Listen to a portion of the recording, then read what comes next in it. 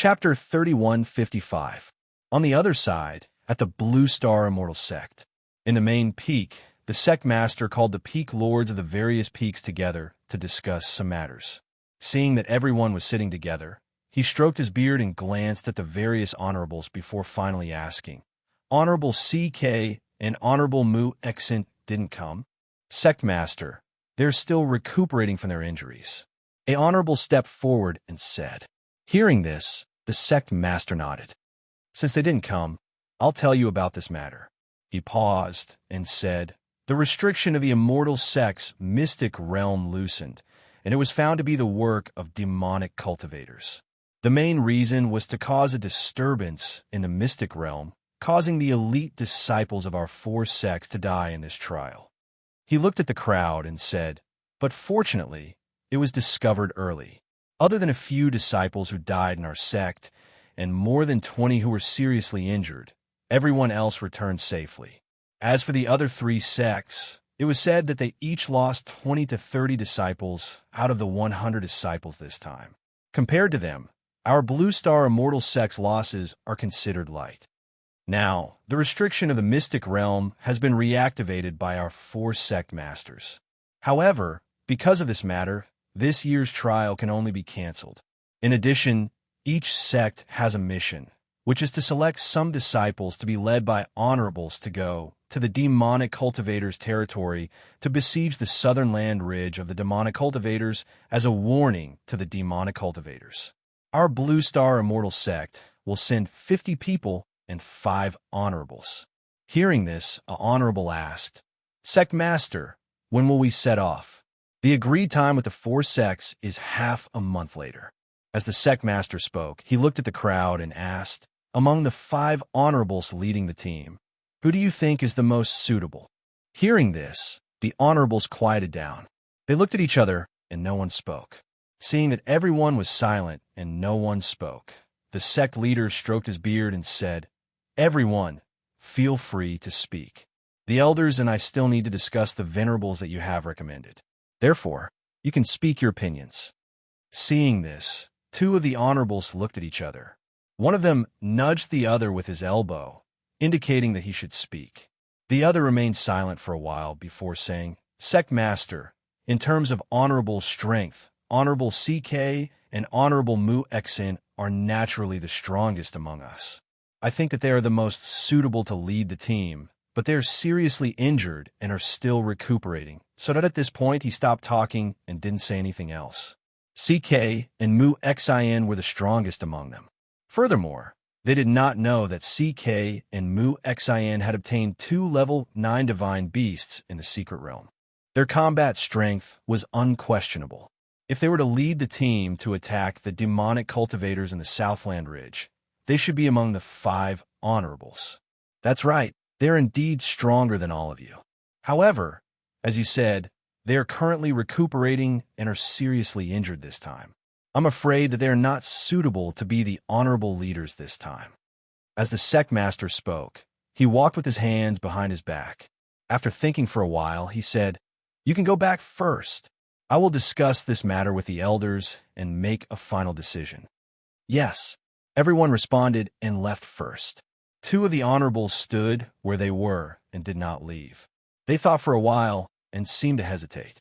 They had something to say, but did not know if they should say it. Chapter 3156. The 2 of them thought for a moment and finally shook their heads. "No, it's nothing. Forget it. Let's wait for them to speak." Hence, the 2 of them bowed and left the room. As he watched the 2 of them leave, the sect leader's eyes flickered and he thought to himself, "They obviously have something to tell me. Why aren't they saying anything? What could it be?" When he thought of their expressions when they had mentioned the 2 supremacies, Mu Xin and CK, his heart skipped a beat. Could it have something to do with the 2 supremacies? After pondering for a moment, he gave some instructions and walked out, intending to see the 2 of them. On the other side, CK and Mu Xin, who were recuperating from their injuries, lived in the same courtyard and had company to chat with. The 2 of them talked about what had happened in the mystic realm and the 2 divine beasts. They couldn't help but sigh with emotion.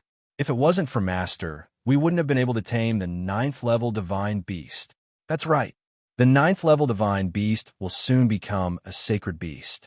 After a few years, if it advances by another level, it will be incredible. Mu Xian couldn't help but look forward to it. Imagining a sacred beast by her side after a few years, that would be delightful.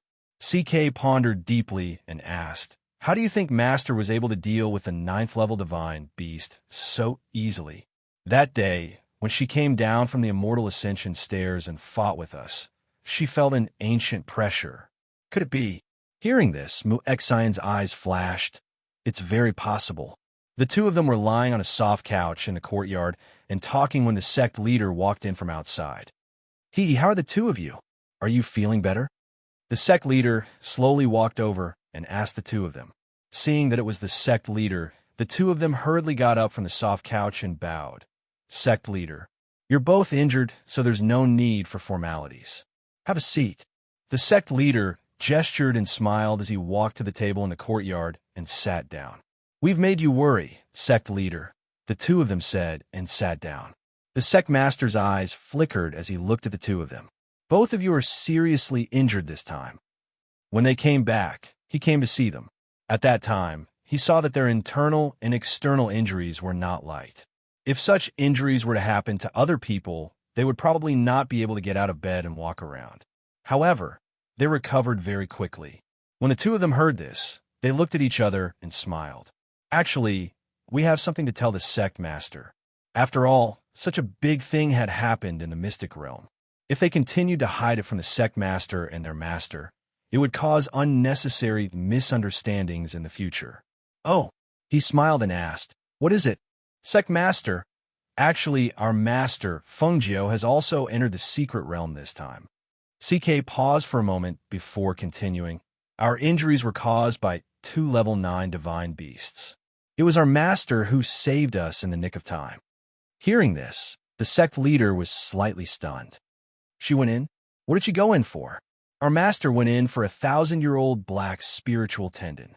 Later on, she tamed the 2 level 9 divine beasts that injured us and made them our contracted beasts. As they spoke, the two of them waved their sleeves, and 2 level 9 divine beasts appeared in front of the shocked sect leader. Looking at the 2 divine beasts, the sect leader's heart trembled. That Fengjiu had actually found 2 such powerful divine beasts for the two of them. This is really something to think about. Chapter 31:57. So you're saying that Fengjiu should still be in the sect? The sect leader asked. Yes. The two replied. Hearing this, the sect leader nodded. It's indeed your good fortune to have such a master. This was not the first time the sect leader had said this. Every time, the two of them felt deeply moved. It was indeed so. The sect leader looked at the two of them and said, recuperate well. There's no need to think too much about anything else. Recuperate first. Then, he told them not to send him off and left. Not long after he left, Mu Ling and Pei Zishuan walked in. After bowing to the two of them, Pei Zishuan said, Master, the sect is preparing to let the 5 venerable lords lead a team and select some disciples from the various disciples to join up with the people from the other 3 sections. We are preparing to besiege the southern land Ridge Devil Cultivator's land. Hearing this, the two of them were stunned because the sect leader had not mentioned this to them. Have the 5 honored elders been selected? CK asked. Not yet. I heard that they're still discussing it. Hearing this, the two of them looked at each other. It would be one thing if they were not injured, but now that they were injured to this extent, they would not be able to fight for a while. After thinking about it, they remained silent and waved their hands, indicating that the two of them should leave. On the other side, in the cave, the exhausted Fengjiu finally walked out of the cave and looked at the sky outside with a smile. After working hard for so many days, she had finally refined the pill that could repair her meridians.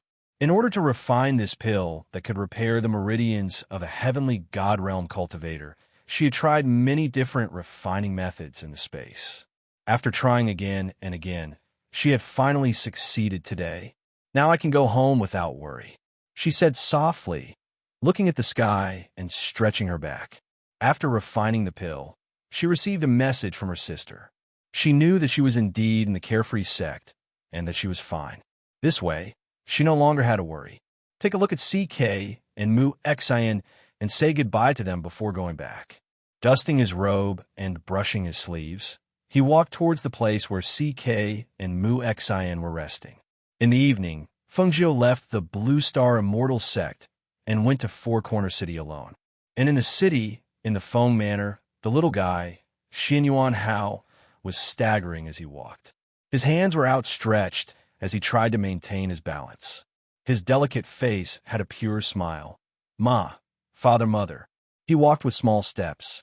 The more he walked, the more stable and happy he became. He kept calling out to his parents softly. Lung Shuang followed behind him and watched. Seeing that the little master who had been taking care of him was walking more and more steadily, his eyes couldn't help but soften. Little master slowed down.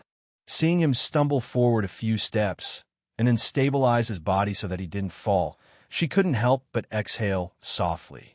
Nyang, nyang, nyang, nyang. The little guy walked forward.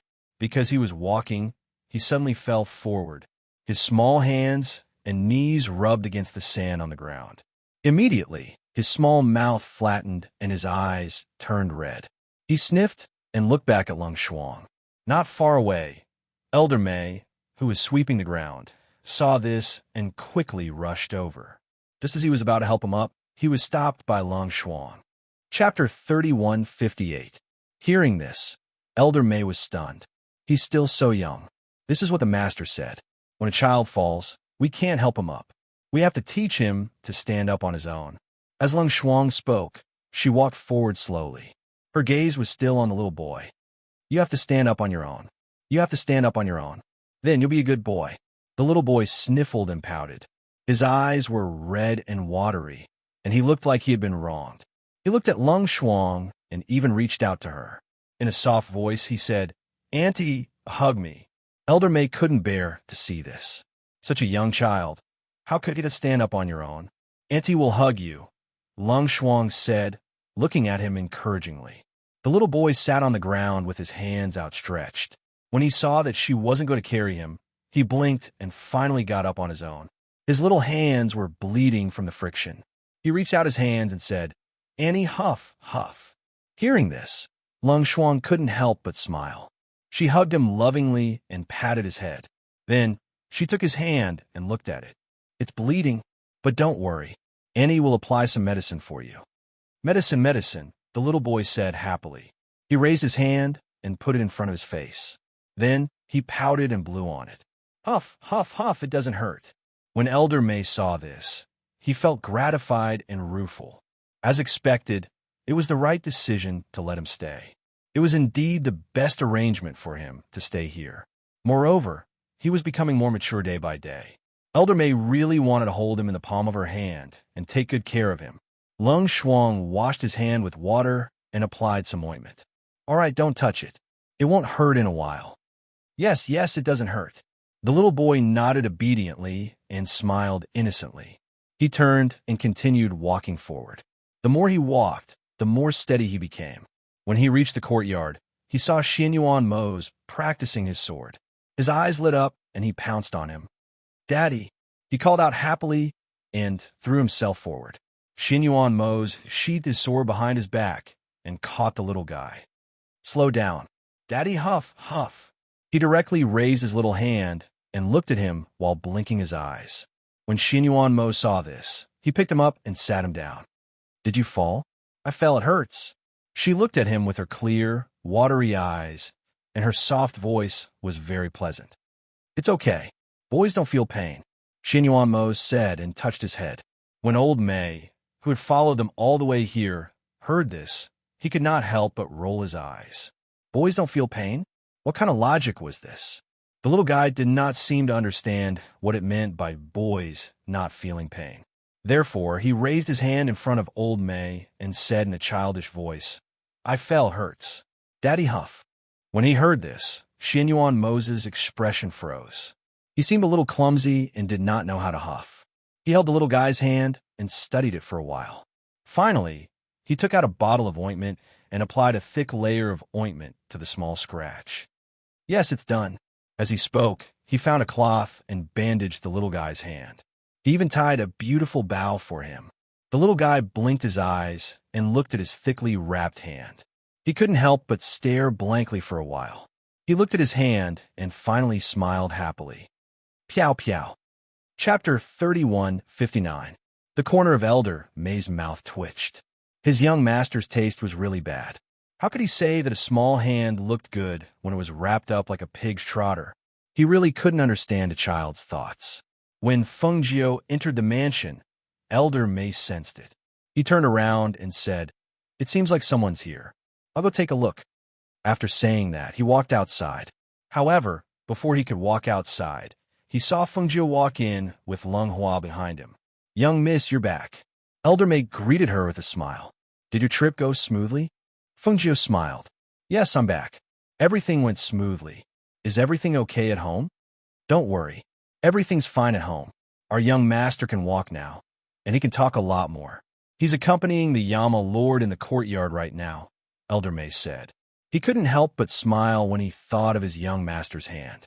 When Feng Jiu heard that, she turned around and said to Lung Hua, "Go make the arrangements. We'll go out for dinner tonight." "Okay," Lung Hua replied. He nodded and left first. Feng Jiu and Elder May walked into the courtyard together. As they walked, they asked, "Did Du Fan and the others say when they'll be back from their mission?" "No, but they should be back soon," Elder May said. "Qin Xian has been practicing the zither at the back of the mountain recently. She seems to have improved a lot. Young miss, do you want to ask her to come back and meet you? There aren't many people at home. You should inform her. Tell her to go out for dinner tonight." As she said that, she looked at Elder May. "You should come with us." Hearing that, Old May rubbed his bald head and said, "Forget about me. You guys go ahead. I'll stay here and keep watch." He didn't want to show his bald head in front of others. The two of them talked as they walked. Before long, they arrived at the courtyard. When Feng Jiu saw the little guy in Xianyuan Mo's arms, she raised her eyebrows. "Are you hurt?" "He's fine. He just accidentally fell down when he was running just now." Lung Shuang helped him apply some medicine, and Lord Yin helped him apply some medicine and bandage it up. "That's how it is." Speaking of this, he laughed. "My lady." The little guy was originally in Xianyuan Mo's arms. When he saw Feng Jiu return, he was pleasantly surprised. He slipped off the bed and ran to her with his short legs.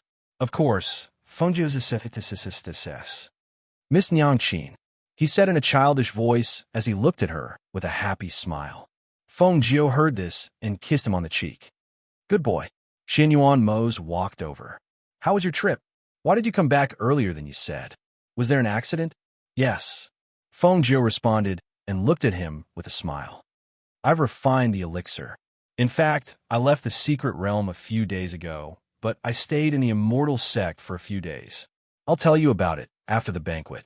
As she spoke, she handed the child to Lung Shuang. "Take Hao, to the front first. We'll go out for dinner later."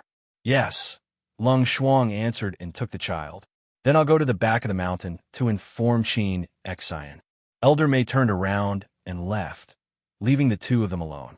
Feng Jiu went to take a bath first. She removed the disguise on her face and changed her clothes. Not long after, she came out and lay down on the soft couch. "I thought I would stay in the arcane realm for 3 months. I didn't expect to come out in less than a month. Did something happen inside?" Xianyuan Mo's asked. Chapter 3160. She told him about everything that had happened inside and released the contracted beasts from her space, letting them wander around the mansion. "So you're saying that you've also helped them obtain 2 9th-rank divine beasts?" Xianyuan Mo's looked at her with a slight flicker in his eyes. "Yes, this way it can be said that their strength has increased a little. At least, if they encounter divine beasts like this in the future, they won't only be injured." As she spoke, she smiled. "Moreover, the two of them just happened to encounter these divine beasts. If it weren't for that, I wouldn't have found 2 divine beasts like this for them." They chatted in the courtyard, and she told him about everything that had happened in the past few days. In the end, she took out a medicinal pill and said, "Take this medicinal pill. Find a time to take it to regulate your breath." Xianyuan Mo's took the medicinal pill and put it away, saying, "I'll find a time to take this medicinal pill." As he said this, he held her hand Gio, let's go into closed-door cultivation together. Elder Mei and Lung Hua are watching over the mansion, so you can rest assured. Feng Jiu thought for a moment and said, I've just broken through recently, so I'm afraid I won't be able to break through in a short period of time. Therefore, I'm thinking of taking advantage of the time when you're cultivating to study medicinal pills and refine some more. She chuckled and joked, It's fine. When you're cultivating, I'll be watching over you and won't run off again. Hearing this, Xin Yuan Mo smiled helplessly and didn't say anything more. They just let her be. As the sky gradually darkened, they sat in the Spirit Deer carriage and headed out, preparing to go to a restaurant to eat. Apart from Du Fan and the others who were out on a mission, only Elder Mei and a few contracted bees stayed in the mansion to watch over them. The others followed them outside. After Lung Hua told the waiter about the room he reserved in the largest restaurant in Xifang City, he followed the waiter upstairs. Your room's on the 3rd floor. You can see the scenery of the city from there. Our rooms on the 3rd floor are all unique. Every one of them is different, and they're half open. Since it's your first time here, I'm sure you'll have a good time. The waiter walked in front of them and introduced them while sizing them up. He said with a smile, Moreover, our restaurant has many specialty dishes and special spirit fruit wine under the waiter's introduction. They entered a room on the 3rd floor. Although it was called a room, it had a large open window that allowed them to see the night view of Xifang City. Looking out from the 3rd floor, it was as if stars were sprinkling down. It was extremely beautiful and pleasing. There were 2 tables in the room, 1 large table and 1 small table, which had been prepared by Lung Hua's order. Although their master treated them like family and didn't usually distinguish between master and servant, he thought that since their master and the Yama Lord hadn't seen each other for a long time, they must have a lot to talk about. Therefore, they didn't want to sit at the same table with them. After all, formally speaking, master and servant shouldn't sit at the same table. Lung Hua, order whatever you want to eat. When we go back, see if there's anything good to go with wine. Just bring some wine back for Elder Mei, Feng Jiu said with a smile. Okay. Lung Hua responded and sat down at another table with them. Even Ing Yi, who had been hiding in the dark, was called out to eat. Chapter 3162. Lung Hua responded and saw the 2 of them get out of the beast carriage. In a flash, they went in the direction of those people. Lung Hua was holding the sleeping Hao while Qin Xian was sitting beside Lung Hua. After seeing them leave, she also drove the beast carriage back. On the other side, Ing Yi secretly followed those people to a courtyard. When he was about to go in and take a look, he saw that his master and the ghost doctor had both arrived and were waiting for them outside. Master, the ghost doctor. When the 2 of them came closer, he called out. They went in. Xin Yuan Mose asked, looking in front. Yes, I was just about to go in and take a look. He was actually curious. Why were the 2 of them here? You stay outside and guard. As Xin Yuan Mo spoke, he glanced at Feng Jiu beside him. The 2 of them took a step and rushed inside. At this time, in the courtyard, the few men in black who had entered first sent the kidnapped people into the room in the courtyard and then retreated to stand guard outside the courtyard. In the room in the courtyard, 2 men opened the black cloth bag on the ground, revealing a young woman inside. The material of the woman's clothes was not bad. It could be seen that she was a woman from a wealthy family. Her appearance was also very good. The light yellow dress on her made her look even more gentle and beautiful. The 2 men seemed to be very used to this kind of thing. Looking at the unconscious woman, they did not have any expression. Instead, they carried her to the big bed in the inner room and took out some medicine to let the woman smell it. Then, they fed her a pill and quietly retreated, closing the door and standing guard outside the courtyard. At this time, a middle-aged man with gray hair pushed a wheelchair out from behind the screen. His gaze was gloomy and full of hostility. The corners of his pursed lips drooped, giving people an inexplicable feeling of depression. He pushed the wheelchair to the side of the bed and watched as the woman on the bed slowly regained consciousness. However, her eyes were half opened and half squinted. Her face was flushed red, and her hair was loose and messy. Her hand unconsciously tugged at her collar as she groaned softly. Due to the friction between her legs, the gauze skirt on her body was lifted up slightly, revealing her fair, round, and alluring long legs. The woman's collar was also slightly loosened due to her movements, and the lotus-colored didou was also half open. A touch of spring was faintly visible. Her soft snort was alluring and seductive. However, the middle-aged man in the wheelchair still had a gloomy expression on his face as he stared at her with a ruthless expression. Suddenly, the middle-aged man's hand moved, and a golden thread wrapped around one of the woman's feet on the bed. He pulled it and tied it to the end of the bed. Immediately after, a few other threads flew out and wrapped around her other hands and feet, fixing the woman on the bed in a shape. At this time, the woman's dress was already half removed, revealing her jade-like skin. Ignoring the infuriating look of the woman on the bed, he took out a small knife and played with it in his hand. Then, he used the edge of a knife to lightly pat the woman's face. Although the sharp knife was used to lightly pat the woman's face, it still left a thin mark on the woman's face. Chapter 3163. At the window, Xin Yuan Mo's hugged Fengjiu and turned around to avoid the attack. However, just as they stood still, they saw a middle-aged man sitting in a wheelchair at the door, staring at them coldly. When a man's cold gaze swept past Xin Yuan Mo's and landed on Fengjiu, Xin Yuan Mo's frowned slightly, and a cold, murderous intent flashed across his deep black eyes. The middle-aged man's cold gaze was as if he had found his prey, and Fengjiu instantly attacked him. A strong airflow gathered into a palm wind that whistled out, and the fierce, murderous intent was aimed at the man's face. Whoosh! When the middle-aged man saw Xin Yuan Mo's attacking, he narrowed his eyes without fear. He slapped the wheelchair with his hand, and the entire wheelchair flew out along with him. At the same time, he gathered spiritual power in his palm and attacked Xin Yuan Mo's. However, the moment he attacked, a black airflow spread out from his palm. Seeing this, Fengjiu's eyes flashed slightly. Just as he was about to step forward, he saw Xin Yuan Mo's palm strike, and the black airflow that the man released was pushed back. Whoosh! Whoosh! Bang! The two forces collided, and the middle-aged man in the wheelchair flew out with the wheelchair. At the same time, he pulled the mechanism on the wheelchair, and several poisonous needles shot out from the wheelchair's handle, attacking Xin Yuan Mo's. Xin Yuan Mo's turned around and used his sleeve to block the poisonous needles. When he looked again, he saw that the middle-aged man had disappeared. He could not help but frown. The man's attack was fatal and ruthless. He was not weak, but when he knew that he was no match for him, he decisively chose to escape. This man was not simple. He turned around and walked towards Fengjiu. Seeing her thoughtful expression, he asked, "What are you thinking about?" "That person's dark aura." Fengjiu frowned. "It seems to be the aura of the Dark Lotus. However, this person's dark aura isn't strong." Even so, he guessed that this person must be related to the Black Lotus Master.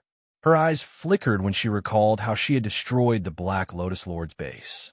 She knew that if they met again, it was only a matter of time before she fought with the Black Lotus Lord. At that time, it would depend on whose combat power was stronger. However, there had been no news of the Black Lotus Lord since then. Moreover, she had come here again, so she had completely forgotten about the Black Lotus Lord. She did not expect to see the aura of the Black Lotus here again. Xin Yuan Mo's eyes flickered. Chi of the Black Lotus? Thinking of the time when Fengjiu was injured by the chi of the Black Lotus, his gaze deepened. He thought to himself, "It seems that I have to hurry up and improve my strength. Let's go in and take a look," Fengjiu said. When they entered the room and saw the woman on the bed, she raised her eyebrows and looked at Xin Yuan Mo's. However, he had already turned around and left. He only said, "I'll wait for you outside." Come in," Fengjiu called out and walked to the side of the bed to take a look at the woman. "Ghost Doctor." He stepped forward and glanced at the woman with the same expression as before looking away. "Check this woman's identity and send her back secretly." Fengjiu fed the woman an elixir and walked out. Chapter 3164. Fengjiu responded. He had thought that it was a rapist, but he did not expect it to be a sadistic and gloomy man. Furthermore, this man had the aura of the Black Lotus, so he must be related to the Black Lotus Lord. The two of them returned first, leaving only Yi behind to deal with the remaining matters. After returning to the residence, Xinyuan Mose came out from his bath and saw Feng Jiu sitting at the table, deep in thought. He asked, "What are you thinking about?" Feng Jiu looked at him and said, "I'm thinking that neither the Black Lotus Lord nor the heavily injured Devil Lord have appeared again. This period of peace has allowed us to relax a little. I wonder what they are preparing for. I have a feeling that they won't give up just like that." Hearing this, he said slowly, "Don't worry too much. Just follow your usual routine. Du Fan and the others have been out and about recently.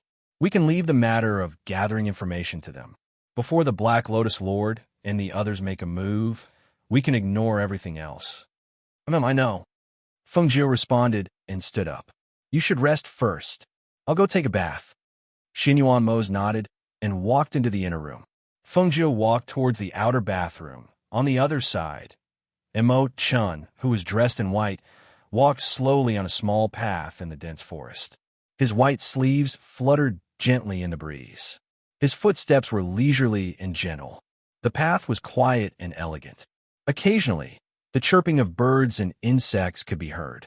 Between the dense forest and trees, there was a faint mist that filled the air, adding a touch of tranquility and mystery to this place. After passing through the dense forest path and passing through the area covered by clouds, he stopped and raised his head slightly to look ahead. He saw an ancient and mysterious palace on a mountain peak. Clouds twined around it, and it was faintly discernible, as if it was a paradise on earth. Suddenly, a flock of red-crowned cranes flapped their wings and flew out from the top of the clouds. They flew through the clouds and into the blue sky. One of the red-crowned cranes let out a cry and swooped down from the sky towards him who was standing in the open space. When it got close to him, its speed suddenly decreased and it circled above his head. Then it flapped its wings and flew up into the sky, crying out, but it did not leave. "Which immortal is here?" A dignified and distant voice came from the clouds. It was like a bell in an ancient temple. The voice was sonorous and powerful, penetrating the clouds and reverberating in the sky. "Your teacher, Tianjizi." Emo Chun stood against the wind, his white robes fluttering in the wind. His voice contained a powerful aura of spiritual energy. It was neither fast nor slow, neither arrogant nor humble. It reverberated in the sky and reached the clouds. "Welcome." When the word "welcome" came out, it was as if a golden light had spread out from the clouds. At this moment, from the seemingly empty palace on the peak of the clouds, there were actually 20 young men and women in fluttering white robes. They stepped on the wind and white clouds and walked towards Emo Chen's direction. However, they did not land on the ground. Instead, they stood in the sky. It was just that the 20 of them stood on two sides. At this moment, a red carpet flew out from the clouds and spread out until it reached Emo Chun. "Please." Chapter 3165. Seeing this, Emo Chun slowly walked towards the red carpet. His pace was leisurely, neither fast nor slow. As he walked on the red carpet, every step he took was as if he was walking on flat ground. His steps were steady and his posture was elegant. The 20 men and women looked at him, their eyes filled with curiosity. They looked at the man in white, who looked like a banished immortal walking slowly. His steps were calm and elegant, and they couldn't help but guess in their hearts, "Who is this person?"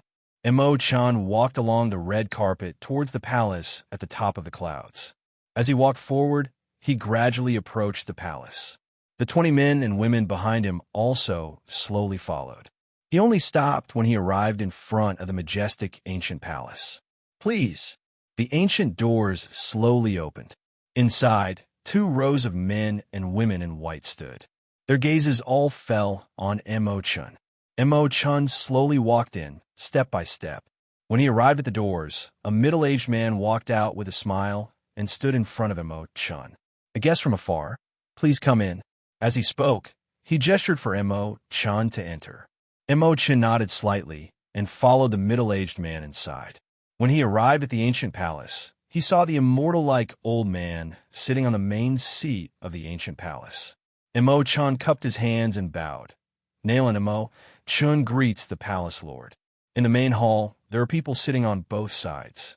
Some were old men, some were middle-aged men with goatees, and some were young men and women. Their gazes all fell on Mo Chun, silently sizing him up. "How is your master?" asked the white-bearded old man in the main seat with a benevolent expression. His kind gaze landed on Mo Chun's body, and he just quietly looked at her. "My master's doing well. He asked me to send his regards to the palace lord. He also brought a brocade pouch for you." As he spoke, he took out a brocade pouch and handed it to a disciple beside him. The disciple took it and handed it to the palace lord before retreating to the side. After receiving the brocade pouch, the palace lord did not open it. Instead, he looked meaningfully at Mo Chun, then said to the people in the hall, "From today onwards, Nalan Mo Chun, will be the holy son of the divine temple." Hearing this, the people below could not help but be stunned. Holy son? Their gazes fell on the man in white, and they were surprised. The position of the holy son of the divine temple had been empty for many years. The palace lord had never mentioned it, but today, "Palace lord, may I ask who this is?" Just based on the name Nalan Mo Chun, they had no idea who this person was. What ability did he have to be the holy son of the divine temple? Hearing an old man's question, the others' gazes also landed on the hallmaster. Before this, the temple lord had not mentioned the candidate for the holy son to them. Why would he suddenly let this person become the holy son of the temple? The divine temple was not an ordinary power. The position of holy son was extremely important. How could an ordinary person take up the position? Not to mention the people in the hall who were surprised. Even Mo Chun himself was stunned when he heard the palace lord's words. His master had only ordered him to deliver the brocade pouch, but did not say anything about making him the holy son. Why did the palace lord suddenly speak up? Chapter 31:66. He paused and smiled. His kind gaze fell on Mo Chun. "Furthermore, to be able to become the disciple of my senior brother, Tianjizi, how can you be an ordinary person?" Hearing this, everyone's hearts trembled. Their gazes all fell on Mo Chun. One of them stepped forward and said, "If you are the holy son of the divine temple, how can you only have strength without saint energy? I wonder what makes you different from the others." Obviously, they would not easily admit that someone who came out of nowhere was the holy son. To become the holy lord of the divine temple, he must have strength that could convince them. Otherwise, even if he became the holy son, the people below him would not be convinced. Mo Chun smiled faintly when he heard their words. His warm and deep gaze swept past them before finally landing on the hallmaster. He said, "I don't want to become a chosen son. Hallmaster, please choose someone else. Now that I have delivered my master's brocade pouch, I should take my leave." As he spoke, he clasped his hands and bowed. Then, he turned to leave. At this moment, the temple lord on the main seat laughed and stopped him. "Wait." The temple lord looked at Mo Chun with a smile. When he stopped, he smiled and said, "You might not have understood what I meant." He smiled and stood up. With his hands behind his back, he slowly walked down. He said, "The position of the holy son of the divine temple has been empty for many years. Your master, my senior brother, also left a look for you. On you, other than bearing the responsibility of the holy son, you are also the guardian of the star of the phoenix. You should have met the star of the phoenix long ago, right?" Hearing this, Mo Chun's eyes flashed. He turned to look at the temple lord, but did not speak. When the others heard this, their expressions changed. For a moment, they were silent. No one knew what they were thinking. The temple lord came before Mo Chun and looked at him. He slowly said, "You should have heard about the star of the phoenix long ago. As the guardian of the star of the phoenix, your responsibility is no small matter." He walked slowly through the hall and arrived at the entrance step by step, and then he placed his hands behind his back as he looked at the sky outside and sighed. The world is about to fall into chaos. The imperial monarch and phoenix star will encounter a great calamity. Once the calamity moves, the three dimensions will fall into chaos. The living beings will be plunged into misery and suffering, and all the living beings in the world will feel as if they've fallen into hell. He paused and turned to look at Emo-chan. If you don't inherit the son of the saint and take on the responsibilities of the son of the saint, are you going to watch all of this happen? Emo-chan pursed his lips and remained silent for a while. No one knew what he was thinking about. After a long while, he asked, "What else do I need to do to take over the position of saint?" "You need to enter the sacred tower to cultivate." The palace master looked at him and said, "In there, you need to sever your 7 emotions and 6 desires. You need to sever the threads of love and obtain the saint power." Upon hearing this, Emo-chan's gaze faintly flickered before he slowly withdrew his gaze. After a while, he said, "Since that is the case, I will trouble Hall Master to make the arrangements." The sanctum head took a deep look at Zhang Xian before nodding. He turned to the elder beside him and said, "Bring the inceptive sage to the sanctum of sages so that he can rest properly." "Yes," the elder replied. He bowed respectfully to Emo-chan and gestured for him to leave. "Inceptive sage, please follow me." "Thank you," Emo-chan said. He nodded at the temple lord before leaving with the elder. After Emo-chan left, someone could not help but ask, "Temple lord, why must he be the inceptive sage?" Chapter 31:67. Hearing those words, the crowd looked at one another, still unable to understand. The words heavens will contain too many meanings. Perhaps there was a reason behind it that they were unaware of in the sanctum of sages. The old man leading the way brought Emo-chan around the sanctum of sages as he explained, "My lord, although no one has lived in this place for many years, there are still people coming here to clean it every day. Furthermore, we have everything you need for daily use here." As he spoke, the old man brought him to a place and said, "Other than the main hall at the front, the back is where the Lord resides. The sanctum of sages is a sacred place. Without the Lord's permission, no one is allowed to step into the sanctum of sages. There is a hot spring in the middle of the hall where the Lord can bathe. Behind the hot spring is a cliff, and the Saint Tower is also behind the sanctum of sages. There is a formation barrier around the Saint Tower, and other than the sanctum head, no one has ever entered it." As the old man spoke, he brought Emo-chan around to familiarize himself with the surroundings. Finally, he bowed and said, "My lord, please take a rest first. The sanctum head will arrange for the servants to serve you later. When the time comes, I will bring them here to pay you a visit." "And you may go," Emo-chan replied and allowed the old man to leave. Only then did the old man leave, leaving Emo-chan standing alone on the mountain peak. He looked at the clouds in front of him, looked at the boundless sky, and there seemed to be something churning in the depths of his eyes. No matter how the cold wind blew, he stood there motionlessly with his hands clasped behind his back. No one knew what he was thinking about 3 days later in the morning. On this day, everyone from the Sanctum of Sages was gathered in front of the main hall. They were an ancient lineage, and even though there weren't many people in the Sanctum of Sages, every single one of them was an influential figure in the outside world. Due to their pride, they were unwilling to easily acknowledge the sudden appearance of Nalen Emo-chan as the Lord of the Sanctum of Sages. One must know that the Lord of the Sanctum of Sages was equivalent to the Sanctum of Sages.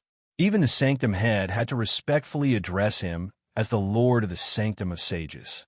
It was precisely because his status was going to be extraordinary that no one was willing to easily admit to him. They all wanted to know what he was capable of. Looking at the man in white who was as handsome as an immortal, the people below exchanged glances. When the Lord of the Temple announced that from today onwards, Nalen Emo-chan would be the son of the temple, some people stood up. Hall Master, a middle-aged man, cupped his hands and bowed. Then he looked towards Nalen Emo-chan, who was dressed in white, and said in a deep and dignified voice, "I have 3 questions. Holy Son, please enlighten me." When the palace master saw this, he glanced at them and sighed softly. He said to Emo-chan, "If you want them to be convinced, it looks like you have to deal with it yourself." Emo-chan smiled and slowly took a step forward. Looking at the middle-aged man, he asked, "Which 3 questions are you referring to?" "The first question is about virtue. May I ask, what virtue does the Holy Son possess?" The middle-aged man asked in a deep voice. His voice was filled with spiritual energy and clearly entered everyone's ears. Hearing this, Chun smiled warmly, giving up one's desires to obtain virtue. As for me, I am following the will of the heavens. How can I not possess virtue? Everyone was silent for a while. No one spoke. After a while, the middle-aged man asked again. The second question is about the heart. May I ask, Holy Son, have you ever thought of sacrificing yourself for the world? Chapter 31:68. Everyone was stunned when they heard this. They had thought that he would say that he had already cast aside his own life and death and was prepared to sacrifice himself for the world. Who would have thought that he would say that the world had nothing to do with him? There was only one person he wanted to protect. For a moment, everyone was shocked and dumbfounded. They could not believe it. Shouldn't the chosen saint have compassion for the world? How could he say that he did not care about the world and only wanted to protect one person? The hallmaster's eyes flashed when he heard this. He looked at the fairy-like man with one hand behind his back and the other in front of his abdomen. He sighed softly in his heart. If you are the chosen saint, shouldn't you have compassion for the world? Don't you think it's inappropriate for the chosen saint to say this? The middle-aged man continued to ask. His eyes were fixed on Chun, who was dressed in white and seemed to be untainted by the world. Even he had to admit that Chun's temperament was extremely outstanding. Immortal chi surrounded his body, and he was noble and extraordinary. He did not have a fierce and intimidating aura. He only had a gentle and refined aura. However, no one dared to underestimate him. Now that he was under great pressure to ask this question, he was also a little flustered. This person was the chosen saint that the hall master had personally appointed. He was a candidate chosen according to the will of the heavens. He was a disciple personally taught by the hall master's senior brother. He was the chosen saint that the hall master had found after many years of searching. What Chan was doing now was challenging his authority. It would be a lie to say that he was not flustered. What does the world have to do with me? Who is the world to me? Chen's deep and calm gaze also landed on the middle-aged man. He looked at him and slowly said, If I am the chosen saint, I will not do it for the world, nor for the people of the world. I will only follow my heart and do as I please. Hearing this, the middle-aged man could not say a word. The others were the same. They could only stare at him in a daze. They did not expect him to be such a chosen saint. Seeing that everyone was silent and didn't say anything, only staring at him blankly, Chun smiled and asked, What's the last question? When the middle-aged man heard this question, he suddenly came back to his senses. He calmed himself down and looked at Chen's hesitant expression.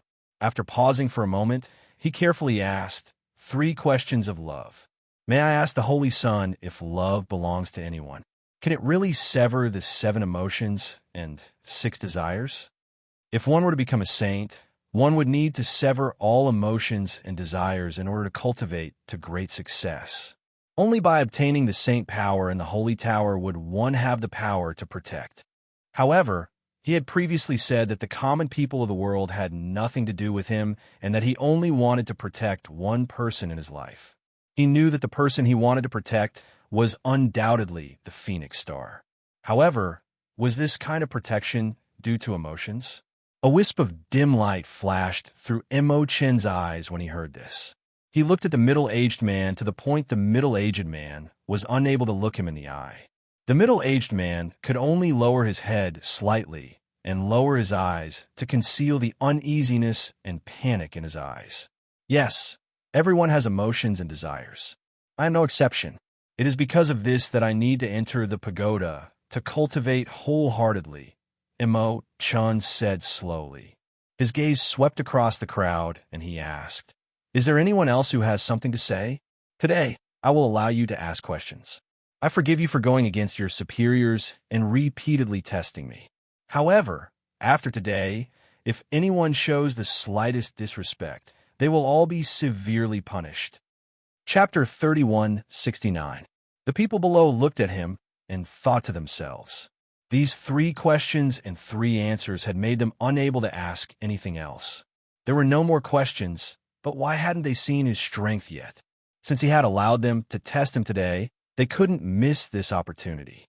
Thus, a few people looked at each other and whispered a few words. Finally, an old man stepped forward and bowed to Emo-chan. He said, "Holy Sun, if I may be so bold, I would like to ask the Holy Sun to teach me a few moves." Hearing this, Emo-chan looked at the old man with a gentle smile on his lips. He said slowly, "All right, come forward." Hearing this, the crowd could not help but feel their hearts in their mouths as they looked at the old man. This old man was the great elder of the divine temple and was a powerful cultivator who had reached the heavenly god realm. If he were to attack, with the white-robed holy sun on the stage, just as he was thinking this, he saw the head elder standing there motionlessly. His face was red and his forehead was covered in sweat. It was as if he was under great pressure. His body was tense, but his legs didn't move a single step. The spirit force in his body surged, and the powerful pressure and aura made the surrounding people involuntarily retreat. What's wrong with the great elder? Didn't the Holy Sun ask him to come forward? Why is he just standing there and using his spiritual energy to suppress him? A young woman asked softly. A man beside her replied in a low voice, "Look carefully. It's not that the great elder is not moving. He can't move. He's being suppressed by the Holy Sun's pressure and can't take a step forward." Ah, how can that be? The great elder is a powerful cultivator at the heavenly god realm. Could it be that the Holy Sun is stronger than the great elder? The Holy Sun is the direct disciple of the temple master. How can he be weak? It's not surprising that he can suppress the great elder's strength. Otherwise, the temple master would not have just stood there and watched as if it had nothing to do with him. I didn't expect the Holy Sun to be so powerful. It looks like no one will object anymore, right? It's hard to say. A middle-aged man spoke, and then he gazed at the white-clothed Holy Sun on the arena and said, "There's still one more test to be completed in order to make everyone in the divine hall be convinced." Hearing this, someone at the side asked, "Which stage?" Naturally, it's the ability of a saint. As the middle-aged man spoke, he saw that the first elder in front of him could no longer support himself and fall to the ground. His back was covered in sweat, and his face was pale as he looked at the stage. "I've lost, and I accept my loss wholeheartedly," said the great elder. After calming down for a moment, he stood up and bowed respectfully. His face went from red to pale, and no one could understand the pressure he had to endure. It was precisely because of this that he knew that the saint's strength was indeed above his own, and he had no choice but to accept it. Emo-chan nodded slightly, looked at the crowd and asked, "Who else?" Looking at the white-clothed Holy Sun on the arena, his expression was the same as before. His face was gentle and his temperament was refined, but he seemed to have everything under control. This caused those who were thinking of how to speak up to hesitate for a moment. He was powerful and confident. Today's test had exceeded their expectations time and time again, causing those who wanted to step forward to test him to hesitate. This was because the white-clothed Holy Sun on the arena made them feel uncertain. Chapter 3170. May I ask if you're proficient in the 5 elements and 8 trigrams, or the North Star numbers? He did not mention that he wanted to test Emo-chan's ability in this area. Instead, he asked if Emo-chan knew anything about these things. "I know a little," Emo-chan said as his gaze fell on the person. Hearing this, the person paused for a moment before saying, "Your teacher is the temple master's senior brother. I think you must have learned a lot from him. It seems that we have overstepped our boundaries." He did not ask to test Emo-chan's ability in this area again. Since Emo-chan had already said that he knew a little, that was enough. The temple master would deal with the rest. There was no need for them to say anything more. The saint coronation ceremony ended with everyone bowing in respect. From this day onwards, the divine temple finally had a saint that everyone in the divine temple respected. As night fell, Emo-chan, who had returned to the Sanctum of Sages, made a detour around the main hall and walked over to the hot spring. He took off his clothes and stepped into the warm water. His body submerged slightly in the water, leaving only half of his body exposed. Leaning against the side, He looked at the twinkling stars in the pitch-black night sky. He couldn't help but slowly close his eyes, allowing his body to relax in the hot spring water. Scenes of memories flashed through his mind a few days later in Sifong City. Leng Hua, have they sent back any news? Feng Jiu asked Leng Hua, Du Fan, and the others. Still no news, Leng Hua said. He thought for a moment and said, Master, should I go and take a look? Feng Jiu waved his hand. No, I will go. You stay in the residence and take care of things. Since Du Fan and the others went on a mission, they had not returned and there was no news. She thought that something must have happened. Otherwise, they would have sent back a message. But the Yama Lord is in closed-door training. If Master leaves, there will only be a few of us left in the residence. I am worried. Leng Hua was a little worried. After all, the Yama Lord was in seclusion, and the Little Master was in the mansion. If the Little Master left, only a few of them would be left to guard the mansion. If something happened, then don't worry, I'll leave the Fire Phoenix behind to guard the residence. Elder May is also here, so you guys will be fine. She said slowly, Make the arrangements, I'll leave tonight. Seeing this, Leng Hua could only reply, Yes. Then he began to make arrangements. Elder May was surprised when he found out that she was going to leave. Miss, you just came back not long ago, and you're going out again? They haven't returned yet, so I have to go and take a look no matter what. Feng Jiu said, looking at him, I'll leave the manor to you. Don't let anything happen. Don't worry, miss.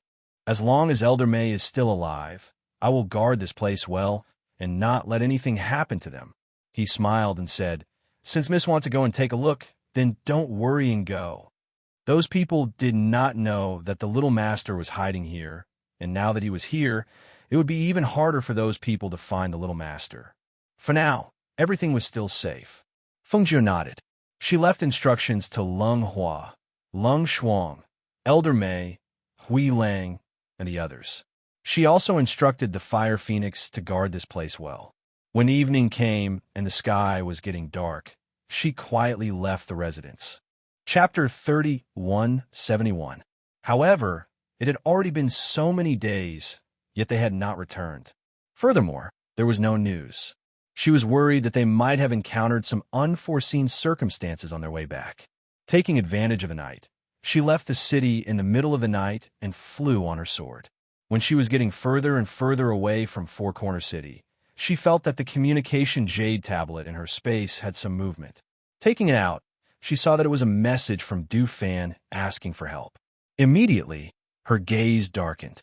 Following the direction indicated on the jade tablet, she sped up, hoping to reach them as soon as possible. No matter how serious the situation was, Du Fan and the others would not send out a distress signal. This was because they felt that if her subordinates did not even have the ability to protect themselves, and even had to ask their master for help, then what was the use of having them? Therefore, even though she had always told them to ask for her help if they encountered any danger, they had never obeyed her orders. However, this time, they had sent out a distress signal. It was obvious how dangerous their current situation was. When she saw this message, two reactions appeared in her mind. One was that they were in danger and their lives were hanging by a thread. The second was that they had fallen into the hands of the enemy. Even their distress signal had fallen into the hands of the enemy to lure her over. Regardless of which one it was, she had to go and take a look, even if it was just a trap. In a dense forest, the unconscious Du Fan and the others were trapped in a barrier and unable to come out. Their bodies were stained with blood, and some of their wounds were still bleeding. One by one, they lay motionless within the barrier. If it were not for their rising and falling chests, one would have thought that they were already dead. Outside the barrier, a black-clothed man came in front of a black-clothed middle-aged man and reported respectfully that Feng Jiu has already left the city. The people who have arranged for an ambush have already been prepared. The black-clothed man replied. With his hands behind his back, he glanced at the people in the barrier and said, These people are trapped here. Don't touch them. I have set up a trap in the surroundings. We'll wait for that Feng Jiu to come and die. Yes, the black-clothed man replied and stood respectfully to the side. Let's go. There's no need for anyone to stay here anymore. Follow me back to report. I heard that Fengjiu is very powerful. Can we really kill her like this? The man in black asked doubtfully. Kill her? Hee. Fengjiu was the reincarnation of the Phoenix Star. How could it be easy to kill her? This time, the higher-ups didn't order us to kill her. We just need to let her have a taste of our power. As the middle-aged man spoke, he narrowed his eyes and led the black-clothed man into the forest. His figure flashed a few times and disappeared into the depths of the forest. In the night, Fengjiu, who was flying on her sword, suddenly felt a cold, murderous aura coming from behind her. She instinctively dodged and saw a cold light flash by.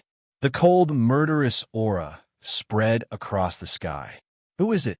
She shouted coldly. Her sharp eyes scanned the surroundings with an intimidating aura and finally locked onto a certain spot in the darkness. Within the darkness, a dozen or so black-clothed people faintly appeared. Evil spirit aura surged from their bodies as they silently appeared behind her without a single ripple. The one who will send you on your way. Chapter 3172. On their bodies, as their auras surged, a dark aura also spread out, turning into ropes that could be seen with the naked eye and wrapped around her limbs. Fengjiu looked at the black aura that wrapped around her limbs and could not help but narrow her eyes. She immediately activated the spiritual aura in her body and mobilized the natal true fire in her body. Destroy! As her voice rang out, flames ignited on her body. The scarlet flames rose with a whoosh, incinerating the black chi that had wrapped around her hands and feet. With a flip of her hand, the azure-edged sword that glowed with a green light appeared in her hand. A sharp sword aura shot out, killing the two black-clothed men in front of her with a single strike. Hiss! A shrill cry resounded as the two black-clothed figures were slashed into two at the waist. However, their bodies transformed into strands of black smoke that vanished into the heavens and the earth in the next moment. Fengjiu frowned slightly when she witnessed this scene, and she glanced at those people who'd charged over without the slightest hesitation. She knew that these people were death warriors, so she immediately attacked even more fiercely. Her figure flashed across the night sky like a swimming dragon. The sharp green sword in her hand flew out like a flower. Using the strength of a heavenly god and the crushing pressure of a powerful pressure, it did not take long for all the black-clothed men to be killed. She narrowed her eyes as she watched the men in black disappear without leaving behind any corpses. She glanced at the hand holding the green-edged sword. There was a wisp of black aura in the palm of her hand, a tiny speck that had yet to disappear from her flesh. She took out an elixir from the space and consumed it. Gathering her thoughts, she continued to move forward. While flying through the night sky, she kept an eye on the movements below. She only stopped when she saw the few people who had fallen on the ground in the dense forest. Her figure swept down from the sky. When she arrived below, she saw that there was a boundary that trapped them. Immediately, her hands formed a seal in front of her, and spiritual energy surged forward. Break! As he shouted, his spirit force surged forward. The flames followed the flow of the boundary and burned upward. In the next moment, there was a bang. The boundary was broken and spirit force rushed out. At this moment, countless arrows shot out from the surroundings. Fengjiu, who was about to move forward, waved her sleeve and blocked all the arrows. After a while, the surroundings seemed to quiet down and there were no other movements in the dark forest. She glanced at her surroundings and quietly sized them up. After confirming that there were no more ambushes, she walked forward. Du Fan, Fan Lin, Lu Oyu. She called out their names, but saw that they were all unconscious. If not for the fact that they still had a trace of life, it would be as if they were dead. Immediately, she took out medicine from the space and prepared to feed them. However, at this moment, a strange blood-red formation appeared around them. This blood-red formation merged with the blood flowing out from their bodies and formed a large formation that emitted a strange blood-red light. The blood-red light soared into the sky, and a powerful spiritual energy spread out. In the night, Fengjiu suddenly stood up in shock.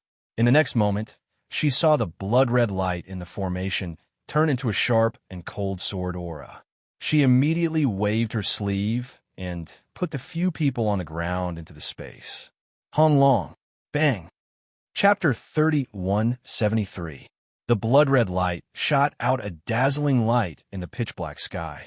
A loud rumble resounded in the night like a thunderclap, causing the ground to shake violently. This commotion alarmed the experts in the surrounding towns. While they were shocked, they quickly sent people to find out what was going on. At the same time, in Four Corners City, Elder May, who was guarding the Feng Manor, felt his heart tremble. He looked at the blood-red light soaring into the sky and had a bad feeling in his heart. This movement, could it have something to do with Fengjiu? Leng Hua, Leng Shuang, Hui Lang, and Ing Yi quickly arrived at Elder May's side. Seeing him jump to a high place, they also jumped to his side. Elder May, could this movement have something to do with Master? Leng Hua asked, feeling a bit worried. Master had just left, and something like this had happened in that place. He was afraid. Elder May glanced at them and coughed lightly. You don't need to worry. The young miss is blessed by the heavens. Nothing will happen to her. That blood-red light soaring into the sky shouldn't have anything to do with the young miss. Hearing this, the few of them did not feel relieved. It was because this matter had happened too coincidentally. She had just left a moment ago, and the next moment, something like this had happened in that direction. How could they convince themselves that this matter had nothing to do with her?